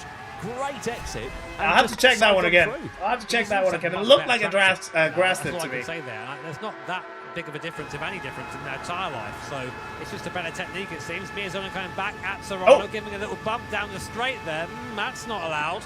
No bump drafting allowed in this series. That's going to be a warning. If I was Miyazono, I'd be like, well, I tried to pass him. I was trying to move that. I just misjudged it. Sorry, Your Honour. Yeah, sorry, mate. Don't look at it too. Gallo with a has a penalty. Track limits. This is what I'm talking about. Gallo has a penalty. Valero just makes these little mistakes that he can't be affording to make right now. Well, that one mistake there as well, what's that, half a second? It's going to drop him right into the clutches of the likes of Jose Serrano and Takuma Miyazono. So again, that's another beneficiary here for Serrano and Miyazono. So they bring him right back. And now they're fighting, so that's going to bring Serrano closer. Gallo, who was a little bit deep there into the first Lesmo. The Dutchman is now into the final podium place. Valerio Gallo, big wobble out of the second Lesmo for Jose Serrano. That's going to cost him time and cost him track position here. That was a save and a half, but wow. Blast under the old banking. So all of the hard work there that Jose Serrano did, he's now got to do all over again on Takuma Miyazono. That's a big save. Gallo, because now he's got a little bit of a rest, a little bit of a gap behind him to fall back into. We couldn't see. And hopefully we couldn't see if he tried it. He's not lost too much time there, so he'll still have a draft from big drop. Moreno's out. Down at Alboreto at the final corner. Moreno's out. Goodness me, what has happened there to Samuel Moreno? Huge drama at the end of lap 9. That's it for him. him. Leader, the rookie who has been so supreme in That's the it for Nations him. Cup thus far, is plummeted. There goes your chance for removing credits, Andy. Sorry. No idea there. Just saw him sideways. I have to either assume he caught the grass on braking or Kamif, so grass dipping is when you have to serve a penalty. Before we see it, but instead of serving the penalty on the tarmac, like the penalty will make you slow down, apply the brakes for a moment in time to serve the penalty. But with a grass dipping, you basically put the tires on the grass, and you basically pause the game in that moment, so that the control of the car gets restated. And because you're braking on the grass, you're not losing as much speed because you're not braking at a full grip. That makes sense. His Al is there. On that one, up until what's just happened, he was driving superbly well though. Indeed. So you can see that the top 6 previously, like before Moreno had the spin on the last corner, you were able to see that the top 6 were trying to dictate their own pace. Let's have a look then. So we're on board here with Samuel Moreno. So we're coming down into Alboreto. He just clips the grass on he the clipped the grass corner and spins all on his own. He clipped the grass. Oh, that's a shame. I mean, that's painful. These guys are playing with Nick. I mean, you've driven at this level before. Yeah. He can't, but he's completely baffled. Especially at the circuit, because you really want to use every single millimeter here it can be like the braking point or like the driving line, because that's unfortunate for him. That's unlucky. The full throttle all the time, so there's not really a lot of opportunities where you can gain a lot of time. So yeah, it's such an easy mistake anybody can do. Wow. Serrano through on Miyazono for 4th place at the start of lap 10 as well. So the recovery for the he's still not too far away, I think, to make a top 6. After all of that, and he has the pace, so maybe he can recover something, Moreno. But yeah, that's ticket though for Paul Ura, who's got 2.2. That's a painful mistake at the sharp end of this race. Yeah, there's the rear tires burning all the way through. You would imagine on fuel consumption there as well. So it's worked out very handsomely here for him. Yes, indeed. So in this race, you don't really need to save fuel with times on fuel consumption. But as for the tire wear, this is where the strategy will be really, really interesting here. So we were able to see like a prediction from the team, what the strategy might look like. But I was also talking to a few of the other drivers before what they intend to do here. So some of the other drivers, they want to extend the medium tires as long as possible in order to use the hard tire compound as little as possible. How should I say? Not as much as possible. Yeah, that's his out. That's his out, Doc. We might see some of the drivers going into the pits by the end of lap 15 or 16 potentially. So I'll tell you what, Mick, I'm going to put you on the spot. You're Paul Ura right now. You've not made a stop yet with the medium compound tyre. You're leading the race by 2.2 seconds. What are you thinking? What's your strategy here? So if I was Paul Ura, obviously I would be thinking, hey, this is perfect. Nobody's right behind of me using my slipstream. But this would also put more pressure onto yourself automatically, because you're not allowed to do like a single mistake even, which allows the competitors behind of you to close the gap down to you, and them also having the slipstream in the end, because if you have the slipstream here, you can easily follow the driver in front of you. You can also save your tires by doing so. So in Paul Ura's case, I think he's really trying to extend the gap even. So Paul Ura is such a smart 2.3 seconds the gap he has over Kaiderbrum. Guy, Moreno's picked up another penalty just to compound. He's a really smart brain. That's the sort of snowball. You can tell that. You can tell the experience that he's built through all these events. And they just sort of come along like London buses. And unfortunately for Moreno, presumably a track limits one, because we didn't see. Oh yeah, Moreno has a penalty as well. But that's going to cost him a bit more time and going from bad to worse. Headaches later on in the race. On board we are meanwhile here with Valerio Gallo. Or from worse to worser. In the slipstream still of Kaiderbrum. Do you think he's just going to be again biding his time, waiting and saving fuel at this stage? I think so. I mean, even at this stage here, they don't really Howdy, Captain. How's it going? Good to see you. Allow themselves to go into a fight, because if they would fight right now, Moreno, it would only allow Paul Ura to pull the gap even more, and you would just give Paul Ura the victory. Did they just misspell his Al's name? That's not how it's spelled, is it? But do you think maybe, because I get the impression that at the moment Paul Ura is a bit quicker than Kaiderbrum, just in this strength fight. And if you're, I mean, the lap time wise, it's about 2 tenths between the two. If you're Valerio Gallo, you think, come on. Serrano won Manu. He's getting away. Serrano won manufacturers. So I can lead instead. We'll catch him together. I mean, Pro, Iceman, P2 in Ferrari, you're stuck between Balding in the AMG P3, Calster got P10. Case, you would so he did a pretty solid race. He did a pretty good race. He started P11, gained 1 position. That's a good race already. And I think he's really pleased with the performance. Then obviously Valerio Gallo is probably going to try and overtake Kai as soon as possible. I have a small question. Obviously, you've been a competitor here in the past. Have you ever been tempted just to reach over and be like, "Oi, come on, get out of the way," or just tell someone to get out of the way? They're right next to you. Oh, they're right. There it is. Mistake in the second half of Scari there. That's allowed Valerio Gallo right on his rear wing. But you can see again, he's lifting out the throttle, just waiting here, isn't he? And it's brought Serrano into the picture. That's the problem though here, because that mistake again. One simple error. We've been talking about it the entirety of the race. Serrano's just slowly creeping up. Suddenly it's gone from a 2-way to a 3-way. So this is being too cautious now. What I think Gallo should have done is gone for the move. Kaiderbrum needs to go, okay, yep, I made a mistake there. I'm going to slot in behind. I think Serrano's not going to wait. Oh, there he goes. There's the move. He's got no choice. He's alongside Kaiderbrum. Then he's going to send it down in towards the Retafilio. Are we going to see a Spanish shake machine through on the inside as well? Not quite. Smooth. So De Bruyne loses out to Valerio Gallo, who's now going to try and pounce and power away from those two drivers. Lovely exit from Gallo there. That was important too, because Renault's spitting. He's going on the soft tires. He's going to try to do damage limitation now. Sort of the same thing. And damage limitation for Renault. Because now Gallo's leading this train, so it's up to him to try and match the pace of Paul Ura. The gap is 3 seconds, which isn't insurmountable, but it is enough to make a difference, of course. So Gallo now needs to get his head down and do the best he can to try and catch Paul Ura.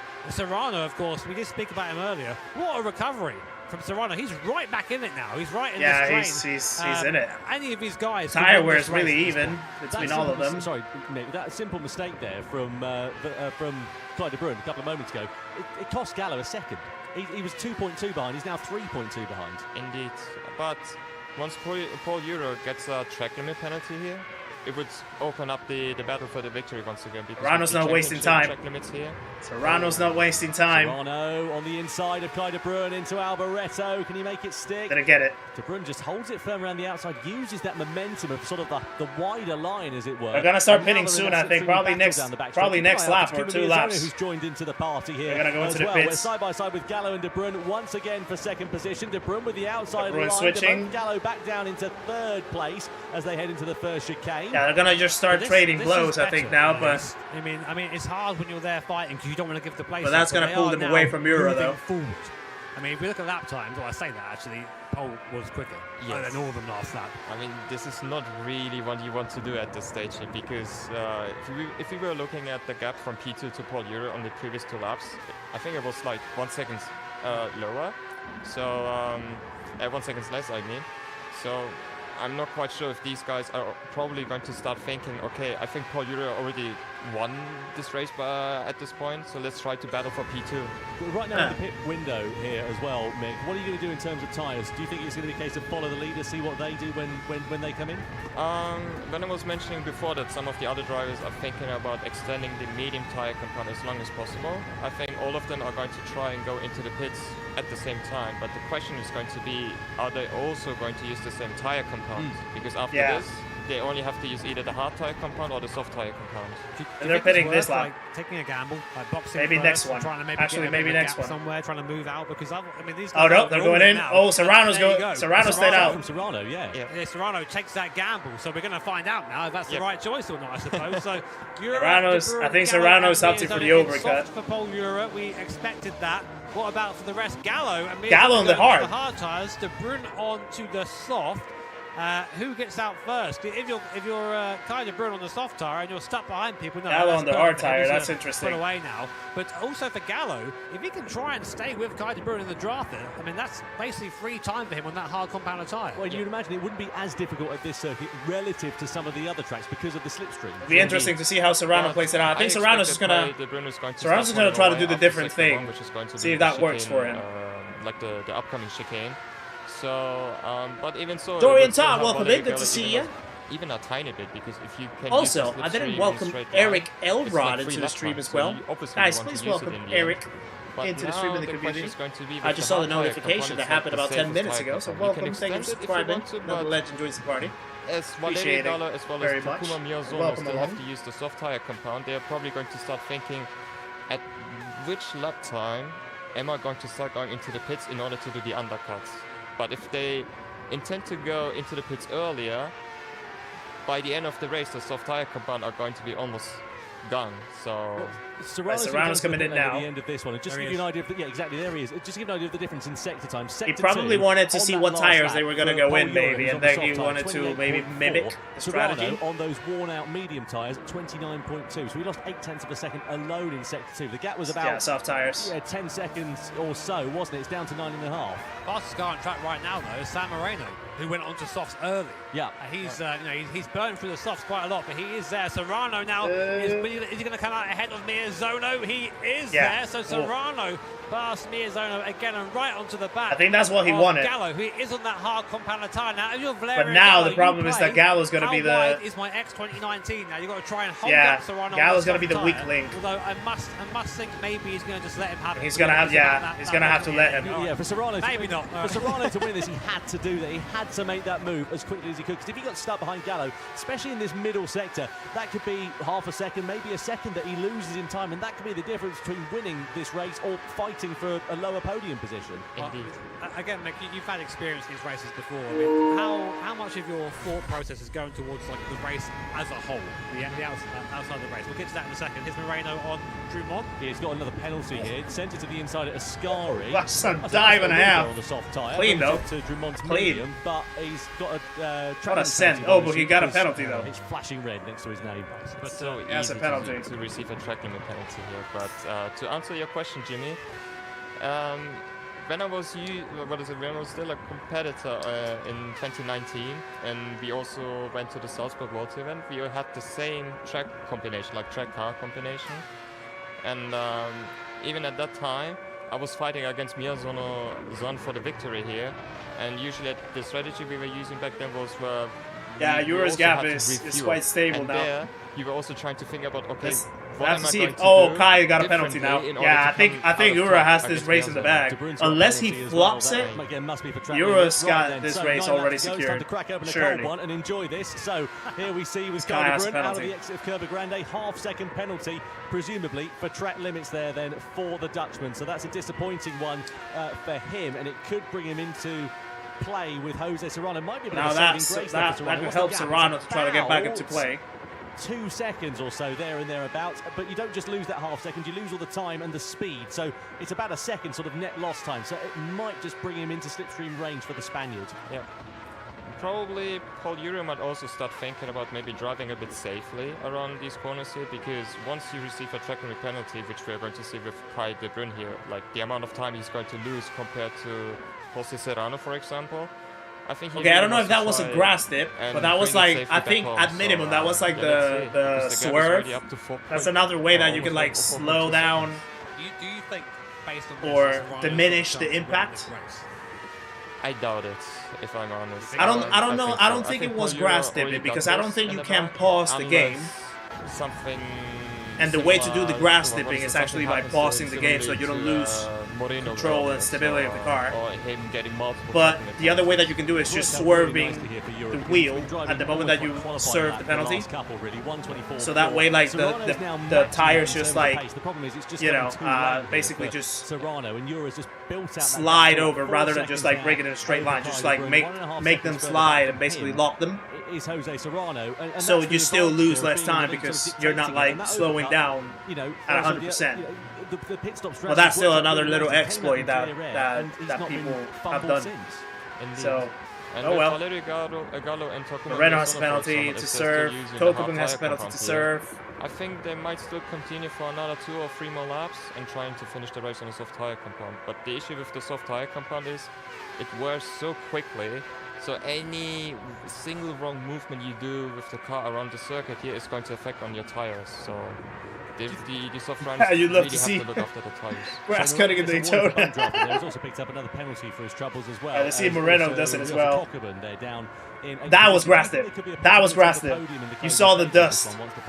You saw the dust coming up. That was grass dip. 100%. 5 seconds. I mean, it's a tall order. I don't condone it. Serrano's going to be on the hard tyres at the end. I'm not a fan of it, especially in an event like this. It doesn't seem. It doesn't seem ethical and Takuma Miyasona are going to be in the biggest stage to me. Soft tire compound. I don't know. The other competitors in front of them are going to be in worn soft tire compound. So they are already going to gain a lot of time compared to the drivers in front of them automatically.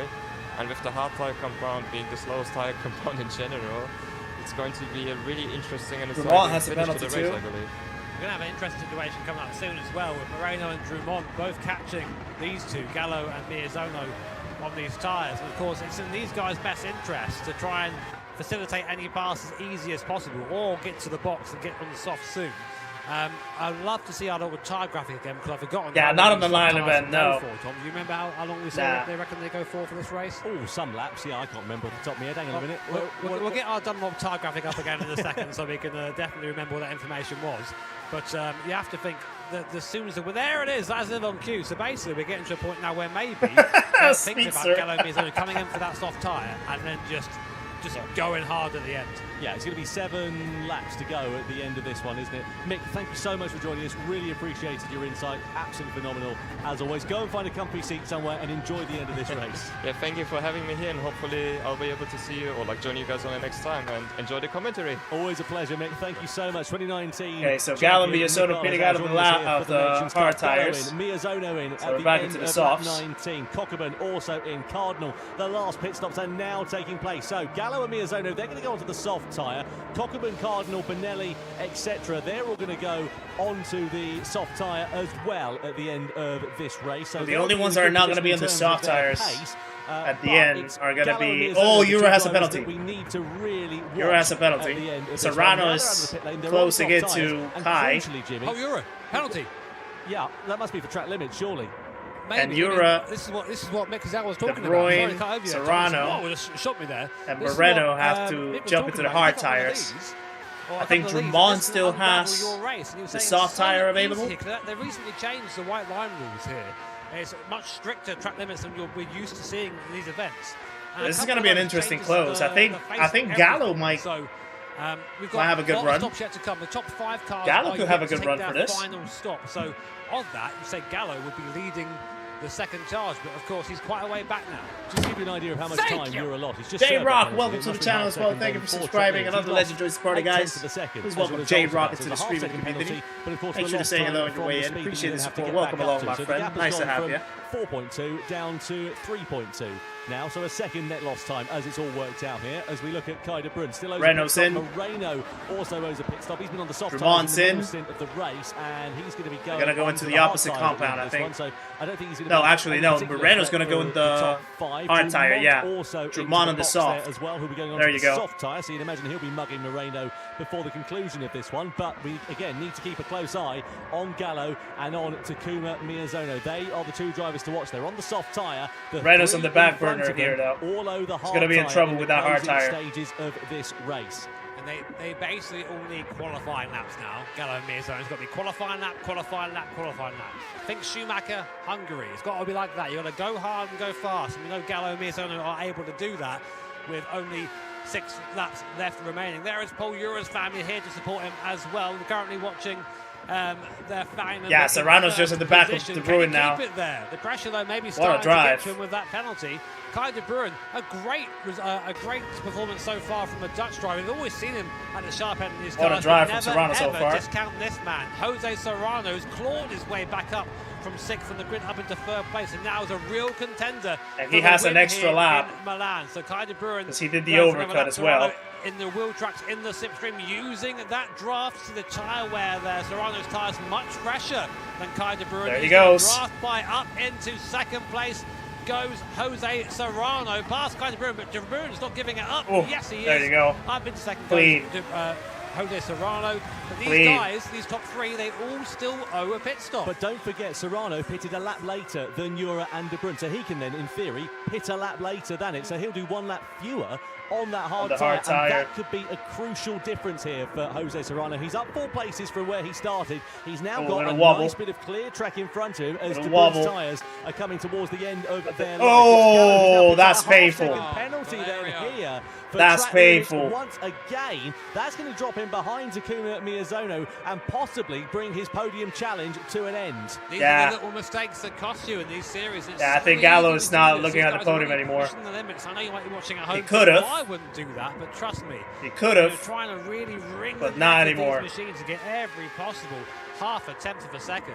It's just so easy just to put a wheel slightly the wrong side of the line and pick up that 0.5 second penalty. Now, Miyazono will bounce that straight away, but these guys, they're both old hands at this. They'll work together now and try and move themselves both forward. Gallo, I mean, a 0.5 second penalty is a click of the fingers, really, but it's enough so that... Right, so Ura's in. Paul Ura in the box now. Paul Ura boxing. Yes, Serrano's in, De Bruyne's in. Oh! Get another lap out of those I thought Serrano was going to try to get another lap. Yeah. To come into the pits at the end of lap 23, and exactly the same strategy as Miyazono does get through on Valerio Gallo. Now that's an interesting decision. Has served that penalty, so could it be Miyazono who's now trying to get into the final podium places? Ura. That's an interesting decision. The hard tyre. Likewise, Serrano. Likewise, Kai de Bruyne there as well. I have to say, I'm struggling to understand. But I'm guessing he wants to have the freshest tyre possible to try to run away from on the lap last time around was Miyazono and Gallo. Clear of Pol Ura, despite the fact that they were both on worn soft tyres. Meanwhile, Miyazono and Gallo bearing down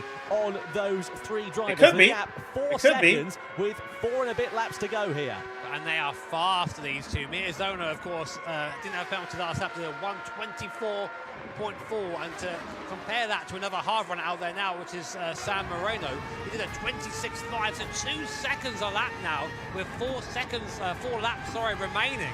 These guys are going to be charging hard. Right, so I think the podium is locked. So they need to be clean and consistent. I think the podium is locked. Worry about positions later. As it is. Ura, Serrano, De Bruyne. I think that's locked. Well, actually, no. Let me shut up, because actually, Miyazono with the soft tyre could catch De Bruyne. 3 seconds is easy to cut.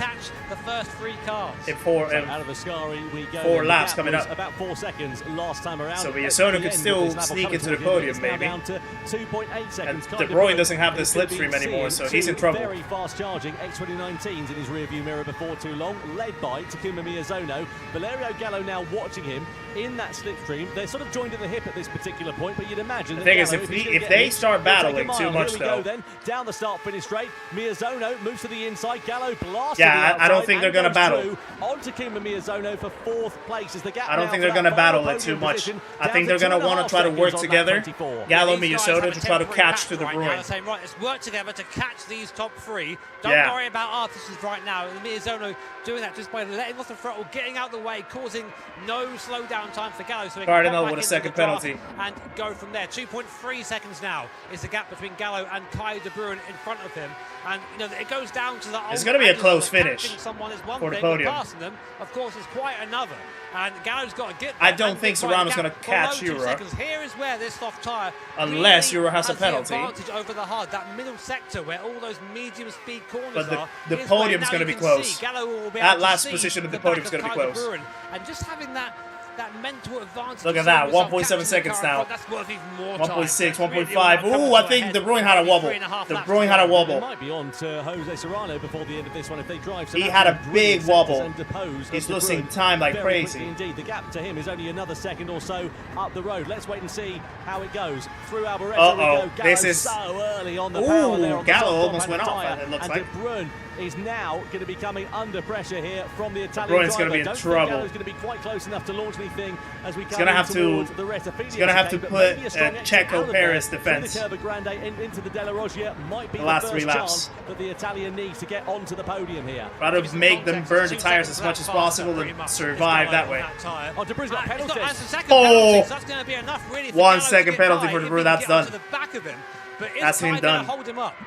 Would you do that if you were Kai de Bruyne? Probably. You're all fighting out there for competition's sake. But that's it done. A free 3rd place now for Gallo. Gallo. That's a big mistake. Look beyond Kai de Bruyne and look to Serrano and think right now the gap to him is, well, roughly 2 and a bit seconds. I can catch him, but look at this middle sector. Look how much faster Gallo is through here. And there's no doubt in my mind he'll be being held up slightly through Ascari. Will Kai de Bruyne fight it, or will he just let him go? Well, Gallo, surely he's just got to get through. Like Gallo hasn't got that penalty. He's got to depose him as soon as he possibly can. Can't afford to sit in his wheel tracks every moment, every corner. And the problem is, in Ascari, it's so much one line through there. We're going to come through the exit of it. De Bruyne's going to pull off the racing line, and Gallo is going to go siding on through for that final podium place. To the roar of the crowd here in Milan, Miyazono also Gallo in the following podium suit now. As well. Could these 2 drivers on the soft tyres of Gallo and Miyazono challenge for the final 2 podium places? One is already on, and there's going to be 2 that's laps to go painful for him. And he could still lose out. He could still lose out. P5 because now Drummond is in the charge. Roughly the deficit for the last 2 laps has over Ura in terms of tyres, so he can catch him on pace. He can catch him, but he's got to get by Jose Serrano and then get by Pol Ura. So we're going to have going to be an interesting close as well. Serrano and Gallo. Of course, these soft tyres, they're 2 champions at it. We're seeing some tyre wear now for Gallo and Miyazono on those rear tyres. So, but yeah, their tyres are cooked. This soft compound, whereas that hard compound just sort of goes forever. But watch on board now as we come through this 3rd chicane and going through. These right-handers coming up here, the Lesmos. Look how quick this car is. Oh, Gallo's picked up a 0.5 second penalty. Oh, again, brother. Well, much like the World Cup, it's going to come down to penalties here, I think, which is going to decide this one in the final podium places. Gallo can see Serrano in his sights, and he can such a pain to have those penalties in this moment. Penalty is going to cost him very dear, and it might open the door here for Takuma Miyazono to return to the rostrum. Through Ascari we go. Gallo's going to lose about a second or so net loss time, and Miyazono's going to say thank you very much. And surely the Japanese driver is going to blast on past Gallo as we head down into Alboreto. Gallo's going to try and defend it on the inside, but one last lap. Gallo can still get in the podium, but yeah, he's going to have to fight it like crazy. Second place will come to an end. 1 lap to go here at Monza. So here we go then. This is can't really have the run here. He could have the run here. Miyazono Serrano cut down the gap. Serrano's going to get away. Miyazono defending. Gallo going to the outside now. He's going to have to make him work hard. Miyazono squeezes him to the outside there. Gallo has no choice but to tuck back in again. And now it's the fight between the Italian driver and the Japanese driver. Two extremely experienced hands here. And in the Gran Turismo I don't World agree with that Series. either, Andy. This is a not a fan of it. And for Jose Serrano, that gap at the front, by the way, down to 1.5 seconds. But at least it doesn't take away from the racing. The racing is going good so far. Out of time. Likewise are these two on the soft compound tyre. Gallo's made the mistake. He's off. He's hit the grass and he's round. The pressure gets to Valerio Gallo, and he is off, to the dismay of the home crowd here, but to the elation of Serrano and Euro. Oh, what a shame for Valerio Gallo. Stunned silence turns to consolidating applause for Valerio Gallo as he drops down to 9th position following that mistake on the final lap, demoting him out of podium contention. Such a shame there for the Italian driver who was being superlative out there on the circuit. Great drive by Euro, though. Euro just drove a smooth hasn't actually won a race, of course, since 2024 in the World Finals. Easy win pretty much for him. What a drive. Serrano recovered extremely well for a P2. Serrano's just a beast. The fact that he started P6, got bumped down to P8 and recovered all the way up to P2. That's incredibly good driving by Serrano. Miyazono with the podium, P3. Tremont P4. Kai with a P5, that penalty definitely costed him end to that race. Drama a bunch. Right down to the final stages. Kokobin ended up with P6. Gallo, wow, what a flop from Gallo. For Valerio Gallo, the Italian driver, what a losing out of the flop from podium Gallo. right at the end stages of that race. That's frustrating. That must be so frustrating for him. What a conclusion. I mean, not the conclusion maybe the audience wanted, but great job by Euro. Great job by Euro. Serrano driver of the day, yeah. This one definitely. For him to start P6, go all the way up to P2 after that setback. He his way back up into second place after an awful qualifying race there, and yeah, I mean that's just championship damage limitation. Indeed, Fabian. Miyazono has such poise. He's a very poised, a very well-poised driver. Started to fall apart as that soft tire just started to wear, but still good enough for third position. Yeah, I think the pressure just got to Gallo, badly. So a good run from him too. He must be. Understandably looking quite upset. I think he looks definitely emotional. Here. One little mistake, it can cost you dearly.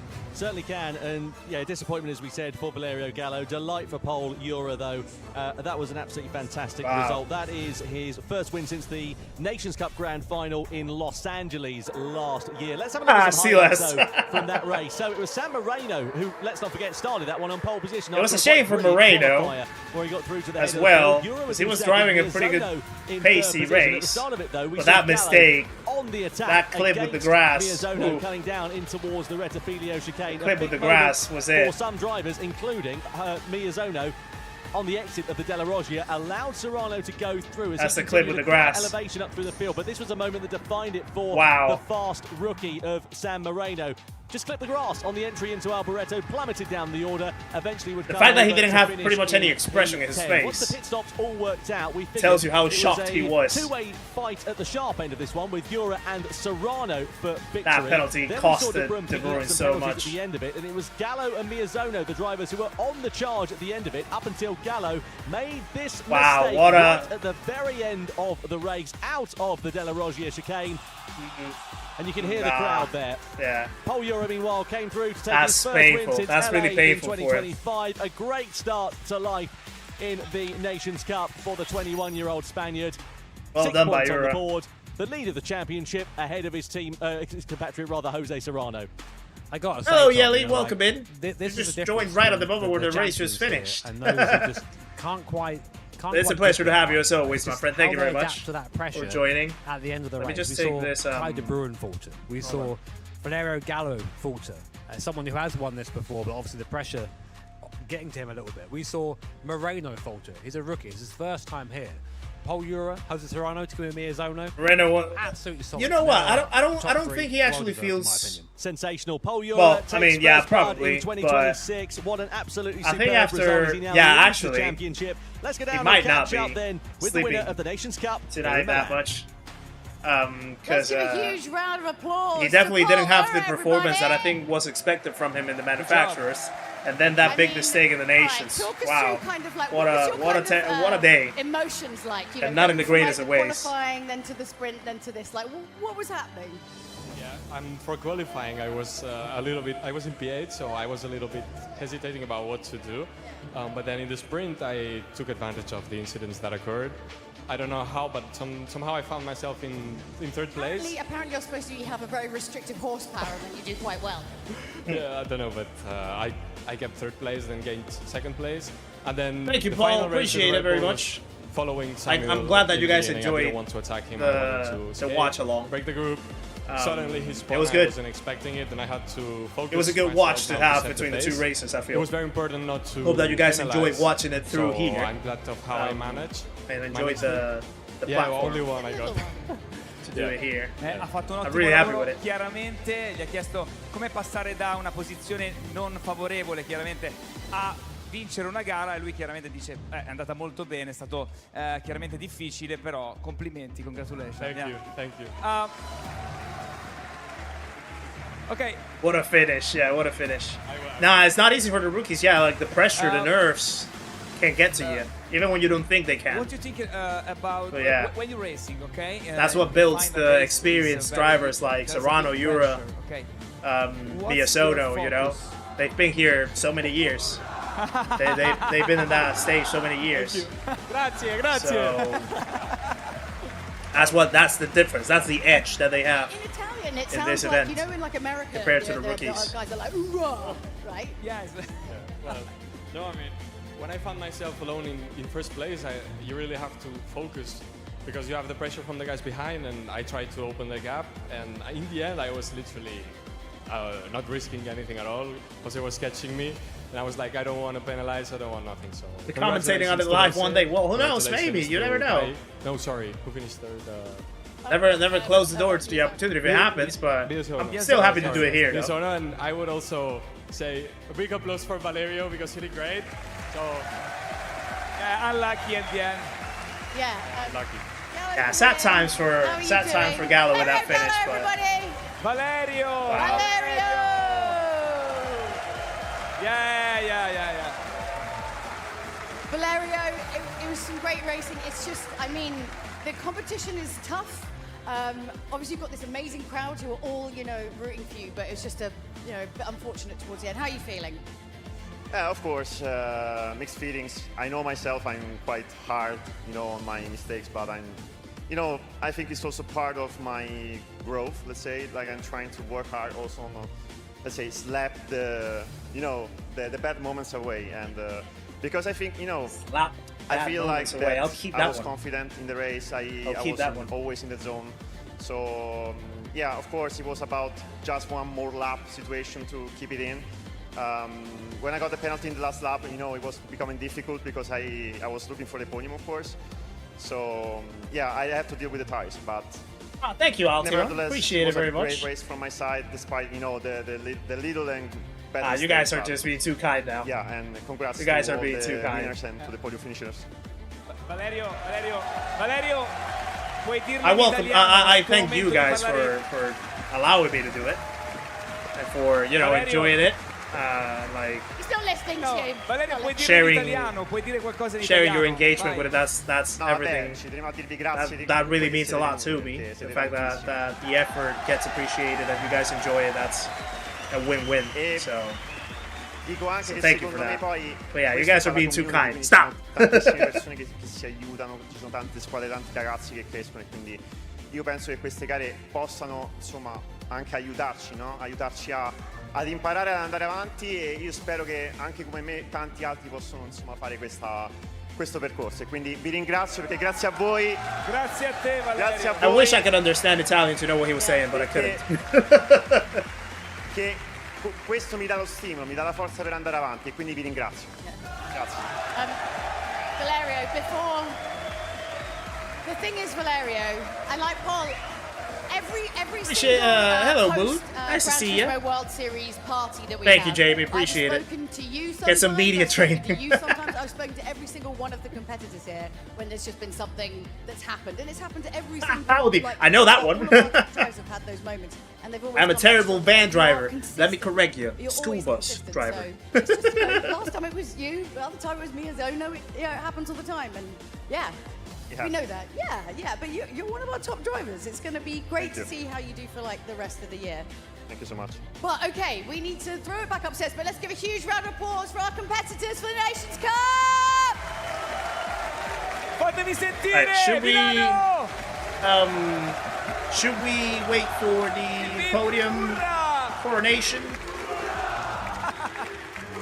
Well, it's not only You guys want to see the podium celebration? but also a great man. I don't think they're going to announce anything else. I wouldn't believe what a so. race that was. Paul Ura In terms taking of like, well, I mean, they already have the video about the updates with the Group 1 hypercars coming in. Miyazono I don't think they're there announcing in anything P3 else. from Kilian Drumont, and then Kai de Bruyne at P5. Happy to leave the podium though if you guys want to watch the Where did that come from? few fireworks and whatnot. Gallo had his problem there. Sorry, that was me missing that. But yeah, Kokeman. Yeah, absolutely, I mean, we absolutely. didn't think about him at all in that race, did we? But 1 more point for him. He'll be happy with that. His season's off to a start. At least it's something. Absolutely. Joe and it's Rogan returned of to the UFC. championship. Let's not forget. I don't know after about a that sabbatical, one. Gallo there, as we know, disappointed to I don't miss know out. about that but one. Great job from him. Likewise, San Marino. What could have been for the Spaniard who led so commandingly in the opening stages of that, but a mistake really started. That's a good shout, Mass. And from That's a that, good he shout. never really recovered. P8 at the checkered flag from Cardinal Benelli, Guy Barbara, and then Adriano Carrazza completing the finishes. That's really painful for Gallo though. Like he finished P7 in the end, but he could have had 4 points. Drivers over the If it wasn't for that remaining 3 mistake. events this season, right up to the World Finals when we head to Tokyo at the beginning of that was a December. painful one. I do feel for him. I do feel for him. Paul Ura? Is it Jose Serrano? Or is Serrano the has to be driver of the day for this going to have at one. least Like, something the to drive that smile he just about put after here was the end incredible. of that race? What do you get for driver of the day? Is it just like a hat? The good feeling inside your heart, I think. Oh, you can't sell that. No. If you could, it'd be worth $1 million, I reckon. Well, we'll wait and see how that all works out, shall we?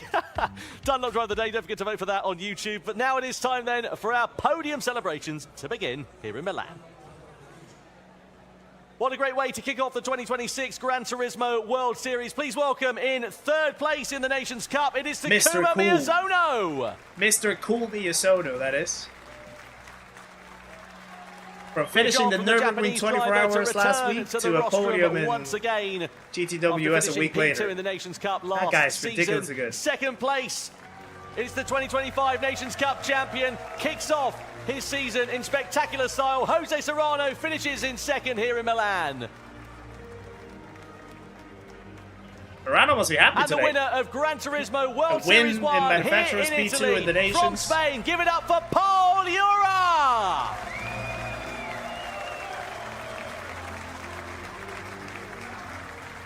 Maximum points after Paul Ura's victory here tonight. A sensational result in front of the crowd in Milan.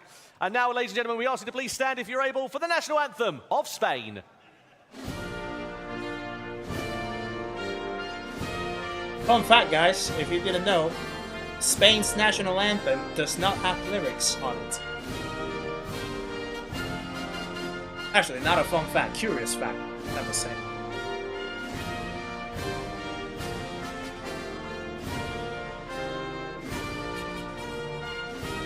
And Bones, thank you very much. Appreciate you, sir. Hope you're well.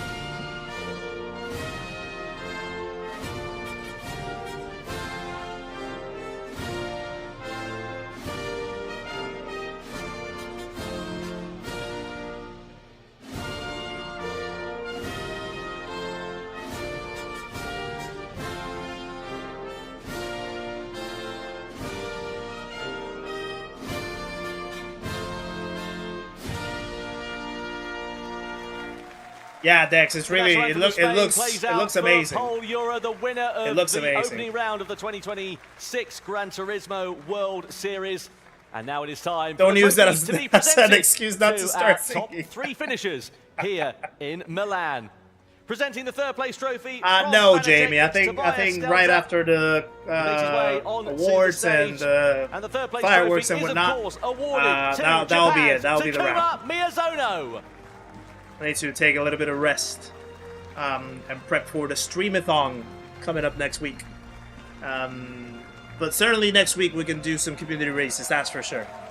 Points on the board and a first podium of the season for Miyazono-san then. Second place trophy presented by Hiroshi Hamada from Dunlop as he makes his way onto the stage once again to congratulate the competitors. And P2 here in Milan is awarded to the reigning champion, Spain's Jose Serrano.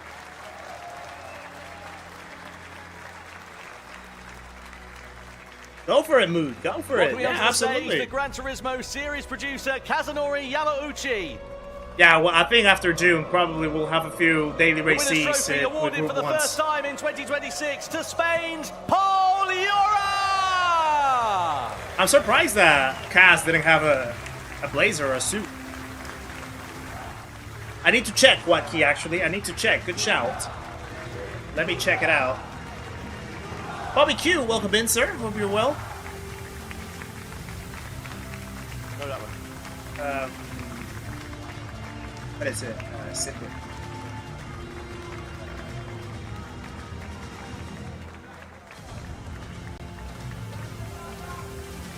We are at 30. We are at 30 sign-ups so far in the event.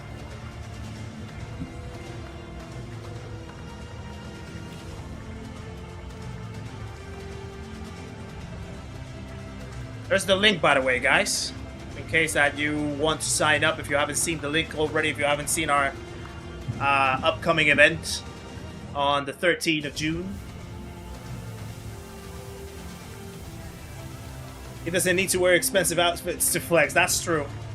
That is absolutely true. It's so busy in here. Normally we do the end of the show from in the middle, but we can't get there. That's how busy it is. Well, welcome to the front, guys. How was that racing for you? It's been nice. We've been in the basement for the entire time, but we can still hear these guys. They're so loud down there. So it's, yeah, it's nice to be involved in that way, at least. Yeah. Mega, and what a way to kick off. Kaz always looks good in the casual. I know this is our 9th year working together, believe it or not, but I feel that, Tom. I'm just kidding. It's true. It is true. Yeah, well, from like her choice of clothing, as Nikki said, the manufacturers it's really eclectic. for all involved. And eclectic. I have to say, hands down, the best crowd we've ever had. Definitely hands down. Brian, how was it for you? Our baby. Oh my God. Gran Turismo baby. Guys, really, I want to thank you because you are great team, great show. This was the first time for me. A lot of emotions and I want to thank you. E voglio ringraziare tutto il pubblico italiano, siete stati fantastici. Amazing audience. Did you like Italian audience? Could we not get buses? Oh my God, George, relax. I feel like this is incredible. It's gonna get expensive. I mean, yeah, but like, what? You don't put a price on a crowd like that. Yeah. I mean, it should be factored into the budget. But of course, this is only round 1 of many more. Well, Andy, but that was like come. part We of the obviously have, that was part of the round 2, props, which is weren't in it? Tokyo. We have round 3, which is in Singapore. and Oh, so of course, round the 2 is going to be grand final recorded, in not even live. Tokyo. I just had that moment of like, Oh, am I wow. supposed to tell anyone? And the 15th of August, my mom's birthday as well. I'm gonna be back at home those days. Exactly. No, but honestly, I cannot wait round for the 2 season to continue. It's going to be such a thriller. And also, how crazy She is got it when dressed you in have, the like, dark. 2 brand new drivers come in and literally challenge our best right off the bat. That just goes to show, like, the levels are getting kind of higher and higher. I think. Yeah, it's not easy for these guys. You can't just turn up and win it. And I think it goes to show that at every point. Gonna move over They're to just this nipping your side. heels, waiting to take your place. That's the beauty of these events. I've never seen Serrano so shaken. He looked a bit worried there for a minute, like a little on the brow. Well, it has been an absolute pleasure to host the show here in Milan. To just leave it set up for the future streams. And that should be the wrap up, guys. So that is gonna be me for the stream. Hope you guys enjoyed the watch along for this round. I hope it was fun for you. I hope it was a good experience. Hope you guys enjoyed it, even though we had a few little setbacks, little buffering issues with the Manufacturers Cup, but at least the Nations was like super fluent, super smooth to watch. They gave us some pretty good races right there, I think, in both rounds. Obviously, the Nordschleife is kind of tough to see good tight battling throughout the whole race, but like at least the fight between Serrano and Kroll at the top was really good to see how they kept up with the pace. Balding finishing the podium as well. Kalster with the P10, absolutely incredible, absolutely incredible presentation for Kalster in his first round. It was great to support him. It was great to see him taking the biggest stage. Nations delivered, I think, some interesting racing. Very, very, lows and highs for everyone right there in the grid. Pretty much, quite an intense moment for a lot of people. So it was a great watch. Hope you guys enjoyed it. Hope this was a good experience. And definitely, if you guys want me to keep hosting things like these for future events, probably not this one because this was going to be recorded and I'm not going to even be working at that time. I'm going to take a break during that month. But maybe for the Singapore one, depending on the time, we could do another one. And yeah, if you want me to keep hosting these types of things, absolutely happy to do it. So yeah, I hope you guys have a great rest of your morning, afternoon, or evening, wherever you are. Thank you very much for showing up today. Thank you for engaging. Thank you for the support as well. Very much at the start of the stream. You guys went ballistic at the start, so I appreciate that very much. And thank you for keeping in touch, keeping engaged with the chat, and moving the chat around. Absolutely amazing to see the engagement. Thank you for the 243 likes. To be honest, I did not expect that to happen. I thought it was going to be way lower, but absolutely blew my mind the way how well this went. And I hope that you guys felt the same too. So yeah, next time that you're going to see me is going to be on Monday, and you're going to see me for the whole week next week because we're going to have our streamathon happening next week. We're going to start on Monday. I think on Monday I'm going to start quite early. I think it's going to be probably maybe like a noon start, perhaps 11:30 noon start to tackle the new dailies. And then you'll see me every single day of the week, Monday to Friday next week for the streamathon. We're going to have different things happening in every stream. So hopefully it becomes something fun for you guys to watch, and it's going to be exciting to have the streamathon going. I'm really excited for it. Hope you guys are looking forward to it as well. So have a great rest of your weekend, guys. Enjoy with your loved ones. Enjoy with your families, your friends, and everyone else close to you. Remember, the world's a crazy place out there. So always stay kind, true, genuine, and keep being the absolute legends that you guys are. And without further ado, without anything else to add, thank you very much. Much love to y'all. And I'll see you in the next one, guys. Take care. Much love and see you later. Bye-bye.